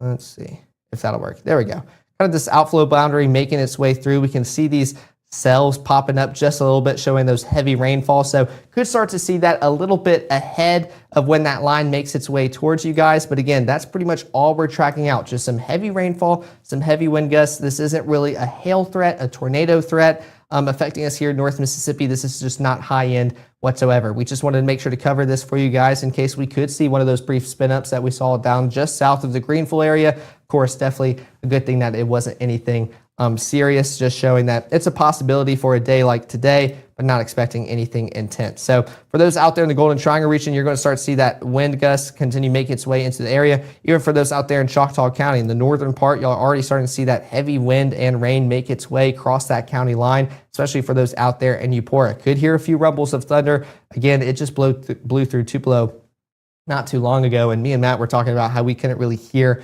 many lightning strikes or rumbles of thunder across the area as it blew on through. So just going to be a little bit rainy and windy as it makes its way through. Could still see some of those limbs and sticks that got a little bit suspended up in the trees during the ice storm make an impact, try to fall on the house, but that's about it. Again, we want to keep emphasizing we're not tracking out anything intense tonight. As once this line makes its way through within the next hour, hour and a half for the rest of our viewing area, you're going to be fine for the rest of the evening. No worry about going to sleep, stressing about what could happen. Just going to be some rain showers, a great lazy indoor night. Let's take a look at the comments because I enjoy reading y'all's and letting y'all know or you letting me know what's going on. Power just now came back in Moorville, Lee, and Itawamba County line. Definitely some good news. I was checking that a second ago and saw the numbers going down. The wind is swinging as hard as, all right. Yep, no, it is windy outdoors, so make sure to continue to stay indoors. Is Nettleton clear? Y'all should be good to go. Let's zoom this out so we can kind of continue talking about those all clears. We can take a look at that, which I can draw on this, which I always love doing during my broadcasts. Oh, did we just get a warning? You back? Hold on. No, real quick. I want to address that one you said a second ago. You started quoting somebody's, thing there. I want to be clear. I know that the comment section has gotten wild in the past, but I'm going to play it kind of fast and loose when it comes to blocking people. So that one is a little borderline. I understand that people being silly. I understand that people do this in a lot of different ways, but we're not going to do things that are intentionally triggering for other people, and we're not going to say things that we shouldn't say. So for y'all in the comments, there was a lot of times that they would get wild during severe weather. Because we're going to pop those comments up from time to time, that's not something we're going to tolerate. So just want to have a heads up that I don't want to ban anybody, but anyway, so keep that in mind. Go ahead. Did you see it? Did you see a warning up there, or is it no? You were just noticing? I thought I did, but since it's on the lapse, or kind of past hour, it was showing the warning from earlier that already expired. So definitely good sign that it's not long track warnings and they can pop up but quickly disappear. Yeah, absolutely. Okay, sorry. I'll let you go. Well, okay. Before we go on, so this is as much for people at home as it is to you, because this is to quote somebody I talked with last week. That was talking about a kind of a smaller middle market TV station. They referred to it as a training hospital. That's kind of what we do here, right? For meteorology. So in this situation, Caleb, you're going to want to have a wheel of things that we hit. You're gonna go around. You do your warnings. You're going to do, if there's no warnings, you'll do your storm tracks. We're going to hit some cameras. We're going to hit some power outages. We can hit some pictures. We're going to do a time check. We'll kind of work our way through that wheel. We might leave things off of that wheel. It gets very easy to only do a portion of that. I know I've run this from time to time as well. It's like, okay, now I'm going to just stay on radar. I'm just going to stay on power outages, and you stay right there. You want to kind of develop a large enough bag of tricks of things that you're like, okay, you don't want to stay longer than probably a minute and a half. And you're doing a good job on this, but I'm just trying to think through while you actually have some live ammunition to work with. Yeah, no, I appreciate that. So yeah, working on it. Yeah, absolutely. So think power. You've kind of hit power outages. We haven't hit pictures in a while. And by the way, there's your warning that that we were talking about up there. They issued one. So I will let you go ahead and take that there as we kind of continue to track things as of 3:25. All right. Let's take a look at that, which we'll click on the warning. This expires around 4:15, so just got issued for Franklin, Alabama, as it continues moving more towards the northeastern portions of Alabama and out of our viewing area. If I had to guess, this is probably wind related. I'd have to pull up Slack. It's on the other monitor. I couldn't get it quite on this one. So let's take a look at that as it continues moving on through, which we can move it over. 3/4 inch size hail and 60 mile per hour winds are what the radar indicated, which means that what they're expecting could occur. Okay, perfect. Thank you. So let's take a look at that. Let's take a look at the wind as it continues moving on through. Not expecting anything tornadic with this. That's definitely a good sign. Not really the setup for that. Let's take a look at those peak threats. We can maybe see what radar is picking up a little bit with that hail. Do the drop thing, talking about that. Around 1/2 inch of hail within that blue. But again, this peak threats, that's worst case scenario, which let me move this out of the area for you guys because I'm kind of covering it up over here. There we go. Talk about 1/2 inch of hail for your peak threat. So not necessarily what is occurring, but kind of what could occur if we reach the worst part of this system making its way through. And we can kind of try to see if that's picking up just a little bit on here. Let me clear those tallies that I put on. Maybe just a little bit there, which I can see if I can tally that. I'm showing that it's a little bit possible as that system continues moving closer and throughout Franklin County, Alabama. So definitely some windy conditions out there, which do we have any? I don't think we do. No, we don't have any cameras out there in Alabama to try to see if we can get a visual on that. But that warning is going to continue moving on towards the northeast, affecting those out there in Russellville, Churntown, Phil Campbell, Orange, Mount Hope, Concord, which let's go back to reflectivity and we can put this on storm track, Columbus, precipitation. There we go. And then let's put this on loop and talk about how long or how fast it's kind of moving, what direction it's going. There we go with that gust front. That's kind of where you can tell where they're going. It kind of follows that as it continues being a bulldozer for those storms behind it, trying to provide that lift. So let's take it and track it as we continue throughout the next few minutes, which will go right behind that outflow. We'll go still around that 34 mile per hour mark. It's around Mount Moriah, around 329, Fairview, 331, Union, 332, Mount Hope, 332 as well, Masterson Mill, 334, Orange, 336, Hickory Grove, around 338, Harmony, 339, and Pittsburgh, around 342. So that system continues making its way closer towards you. Again, not expecting anything tornadic with this. This is just kind of more issue due to the heavy wind gusts making its way closer towards you guys and the possibility of some hail. We did have that report up there in Alcorn County with Corinth. Again, pea-sized hail, so nothing as meaningful as what we experienced around 2 weeks ago here in North Mississippi with that hail event. It's not what we're experiencing today. Just this cold front moving on through, providing some heavy wind gusts, windy conditions across our viewing area. That continues to be the story as it's getting further and further out of North Mississippi and now into the northern portions of Alabama. So we can click that again. Expires around 4:15, which we can put that back to now just so it'll stop into Lawrence County as well. There we go. I missed the button. There we go. Severe thunderstorm warning expires around 4:15, so still got a ways to go, and that's if they don't cancel it beforehand, because that's kind of been the theme with this setup. We'll see those warnings start to get issued. Don't last too long, and if they do, they'll kind of reissue one, because that was the case earlier for those up in Franklin County as well. So let's go see if we can kind of get cameras close to that region. We can go into Itawamba County. Just to kind of see how they're doing as that line continues to pass on through. Our reporting station definitely probably going to start taking the day off after what's been pretty busy across North Mississippi, but kind of leaving behind those wet roads behind in its wake. So a little bit slick, but definitely not talking about anything icy like the ice storm. So y'all are going to be good to go for the rest of y'all's evening. For any of those asking about once you make it through the past line of storms, you're going to be fine for the rest of the evening ahead. So any events you have going on, you're going to be good.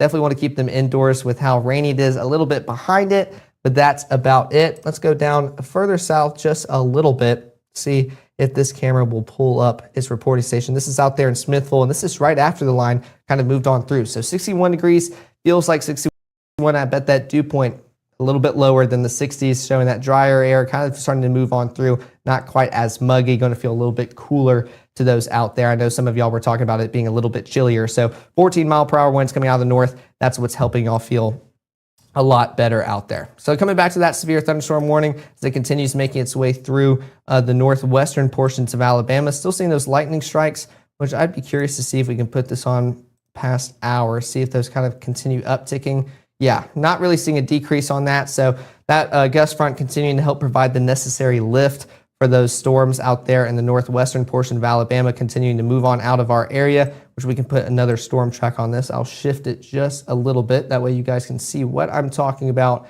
and where it's going. So I wanted to look on both screens. That way y'all can get the best visual as well. So let's go back to now. Let's do a storm track on it again, right kind of in between that gust front and where the storms are, as that's going to be the track.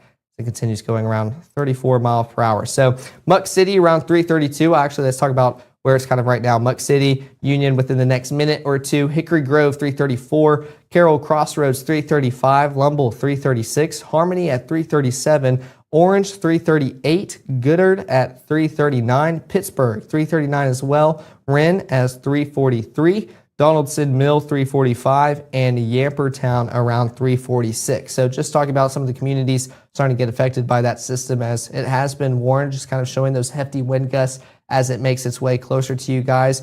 We can go back to some of our products, kind of showcasing and looking into the storm. Already on precipitation, let's take a look at that wind. I always like that storm relative velocity. Not really seeing any couplets, anything jumping out, screaming tornado. Again, that's not what we're expecting with this as it continues making its way through your area and then eventually past and out of the area as well. Take a look at those threats. Hail continues to be the big one that it continues to pop up. Notice when we talk about tornadoes or anything, we're going to be talking about that shear and rotation, and that's going to be that pink color scheme that you can see above my head. We're not seeing any of that here. So just showing that heavy rain continues to be the focus point of this threat as it continues moving on through, even going into hail as well. So good to see that as it continues moving on through. We can actually put our little dropper on it again, probably talk about 1/2 inch of hail as the peak threat, but for rain, 2 inches an hour. Again, we've seen a little bit of that heavy rainfall earlier when we looked at the past 3 hours.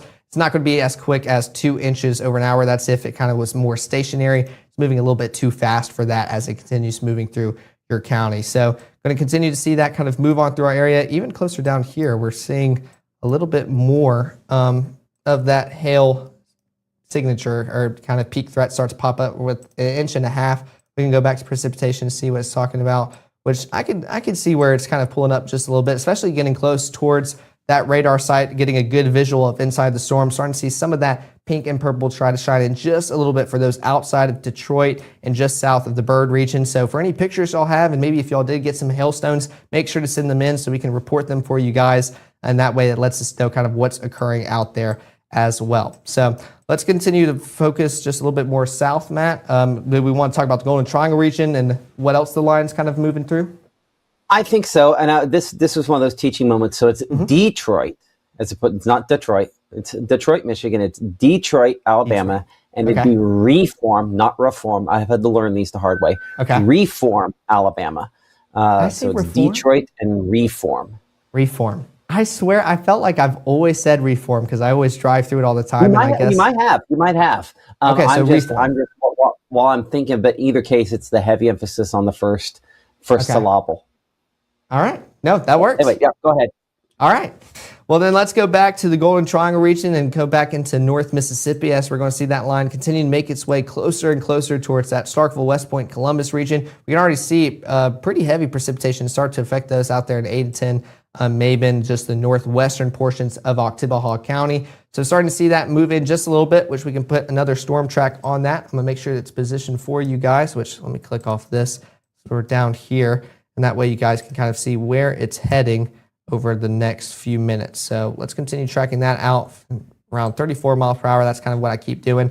Starkville, that region, we're going to get closer towards Cedar Point, 337, Rolling Hills, 337 as well, Northgate, 338, Wooddale, 338, Landers, 339, Patrick, 339, which actually, Matt, this was a question I wanted to ask you because you showed me this like back in the summer.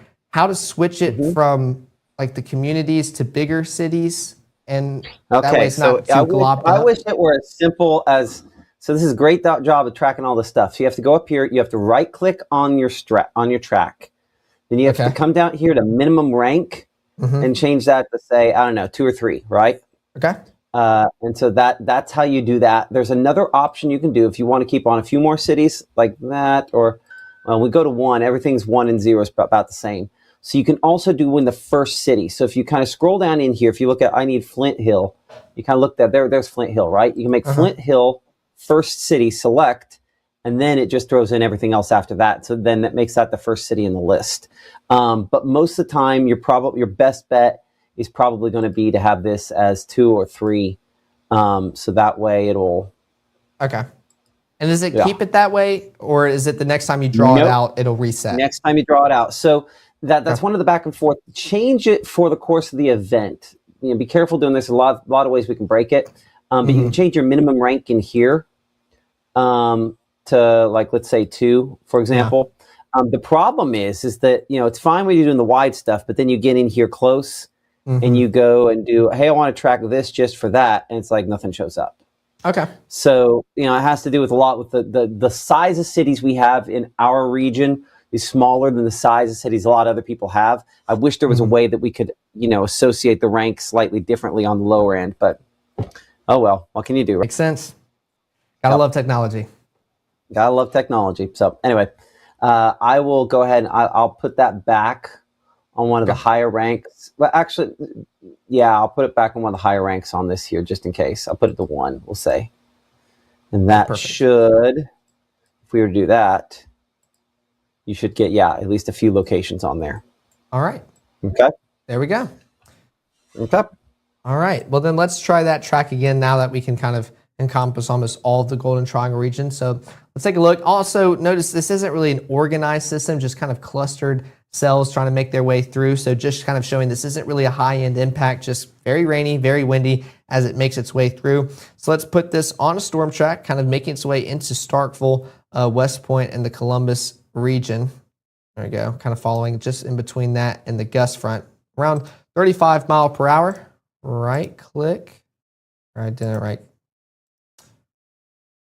He just taught me this. I thought do I right click the track, or is it something over here that I right click? Oh wait. So you right click over there at the top where it has fast track tools. Right click the track up there. There we go. And then I can move that to... Yep, you got it. Okay, there we go. All right, let's move it to 2. There we go. Ackerman around 341, Starkville 344, Vernon 352, Columbus 403, Louisville 408, Millport around 417, Kennedy 418, Crawford 418, and then Brooksville around 428 as well. So going to start affecting you within the next 30 minutes to an hour here as we get closer towards the Golden Triangle region. So tracking out that storm as it makes its way closer to you guys, which we can go to our cameras out there because I know we have some in there, which we were talking about that heavier precip out there in Maben. So let's take a look at that camera as it makes its way into the western portion of Starkville. There's a great look at kind of the different levels of clouds. You can see those lower level clouds kind of blowing in the wind, moving on through those darker clouds off in the distance. So 75 degrees feels like 77. You're going to see that northerly wind start to kick in just a little bit, coming in around 21 miles per hour, and that's going to help you feel a little bit better as you wrap up your afternoon and get ready for the evening ahead. So those temperatures, they're going to start to drop just a little bit. We're not expecting a plummet or anything by those means, but definitely going to start feeling a little bit better outdoors as compared to the low 80s that we were talking about earlier today, which I think this one might take us to Highway 12 just to see. There we go. With people driving around. So kind of seeing the sun still shining just a little bit down there towards the south of Starkville, seeing those darker clouds move in just a little bit. But for those along Highway 12, we're seeing dry conditions as those clouds continue to make their way closer and closer into the Starkville community. We can go out there into Lowndes County and go towards the Columbus region. Kind of seeing a similar aspect, almost seeing some of that precipitation off in the distance. You can see that right here with that cloud. Some of those rays kind of piercing through and seeing some of the rainfall in the distance as well. That's kind of facing closer towards the Starkville region, just a little bit out west of Columbus. But still not noticing any rainy conditions for those in Columbus. Just hasn't quite made it to you guys yet. But there we go, taking a look at the kind of opposite end of the spectrum, those low 80s we were talking about as we started off our day into the afternoon hours. It's going to be a pretty muggy day. Thankfully, that rain, cooled air going to start to help us out, feeling a lot better as we wrap up our evening and get ready for the overnight period ahead, which I know people were asking if we're tracking another line of showers. We're not. Just got to get through this, and we're going to have a peaceful, kind of just chill, rainy night ahead. Take a look out here in Maben with our camera. 75 degrees, feels like 77. That northerly wind going to start to help us feel a lot better, but those rainy conditions as it starts to make its way into Oktibbeha County, that dew point in the low 60s, we're going to continue to expect that to continue dropping into the afternoon hours ahead, but already seeing those rainy conditions make their way into Maben. Not really seeing many lightning strikes with this. That's what me and Matt were talking about earlier, not seeing too much energized storms move on through. Couldn't hear many rumbles of thunder. So definitely good sign, not really an energetic setup, but something I wanted to talk about as it continues to make its way through. Let's go back up north just a little bit to talk about that severe thunderstorm warning that's still in place for those out there in Franklin, Alabama. It expires around 4:15. We'll have to see if it continues to keep going with that intensity or not. So let's put this on a loop for the past hour as we kind of watch that storm, follow that gust front, see if it's losing a little bit of its intensity, which I would say it definitely has. It's not as prominent as what originally warned it. So definitely a good downward trend that we want to see as that storm continues moving on out of our area and into Alabama. So hoping to see that probably warning won't get extended too much longer, might even end up canceling that as well. We can put a storm track on that as well. Let's put this on, there we go, kind of following the storm and between that, or following the gust front and between that and the storm on that 34 miles per hour. We can talk through these first, and then I'll switch it over. So Yampertown around 344, Pebble 344, Guin 346. Hopefully I said that one right. Piney Grove 347, Littleville 347 as well. South Haleyville 348, Oakville 349, Thornhill 350. We can go back up here. Change. Oops, wrong one. Change this. We'll go around 3. There we go. Just covering some of the cities. Haleyville 347, Lynn 407, Double Springs around 411, Addison 417, and Coleman around 440. So that line is going to continue making its way through our area and even into Alabama. Thankfully, not expecting it to be as intense as it was earlier, if that's the right word we can use to describe something like this. Again, just kind of a heavy rainfall, heavy wind event as it continues moving through North Mississippi and eventually crossing the state line into Alabama. Now, I will notice that everything pretty much just south of the radar site is just really disorganized and clustery. So definitely a good sign when we're talking about stuff like this, just kind of heavy rain making their way through. Could feel that gust front and that wind blowing on through your area. It's everything northwest.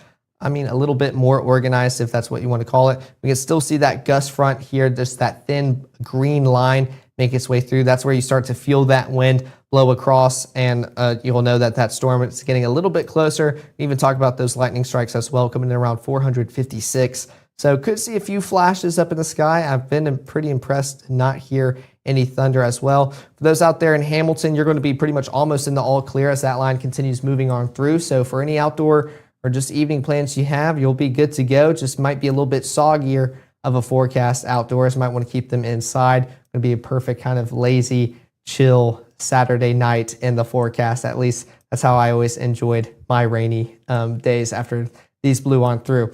But still seeing those storms continue moving on through the northwestern portion of Alabama. We can even do another storm track a little bit more south from that warning. That way we can kind of talk about everybody within our area. Kind of following that storm. Oops. Ooh, definitely not that. Let's cancel that. That's a new one. That was a thing. That's a new one. Yeah. Yeah. Hey, let me handle something here real quick. I wanted to share a video from the North Mississippi Storm Chasers coming in the last couple of moments here.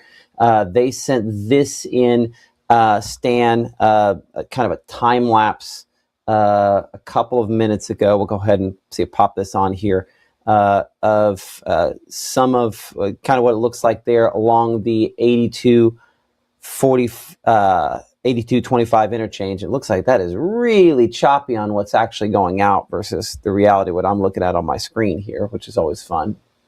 Anyway, you can see some of the low-hanging clouds that they had there. Nothing overly concerning. Much prettier in person for what I'm looking at versus what we have there. I'll see if I get another shot here from Timothy. Also with the Storm Chasers there along 82 in the Starkville area. He's a student down at Mississippi State as well. Just again, low-hanging clouds, Caleb, about all that we have there. So nothing that's super duper impactful or strong, thankfully, but just some shots coming from the Golden Triangle. Yeah. No, I think that continues to be the story. I just went out here to grab some water and even look out the window. And for us here in Tupelo, it's just still super rainy outdoors. But that line, it's already made its way through. So that's kind of what I keep talking about. You're going to make it through that heavy wind gusts, heavy rain as it just kind of drops on you out of nowhere.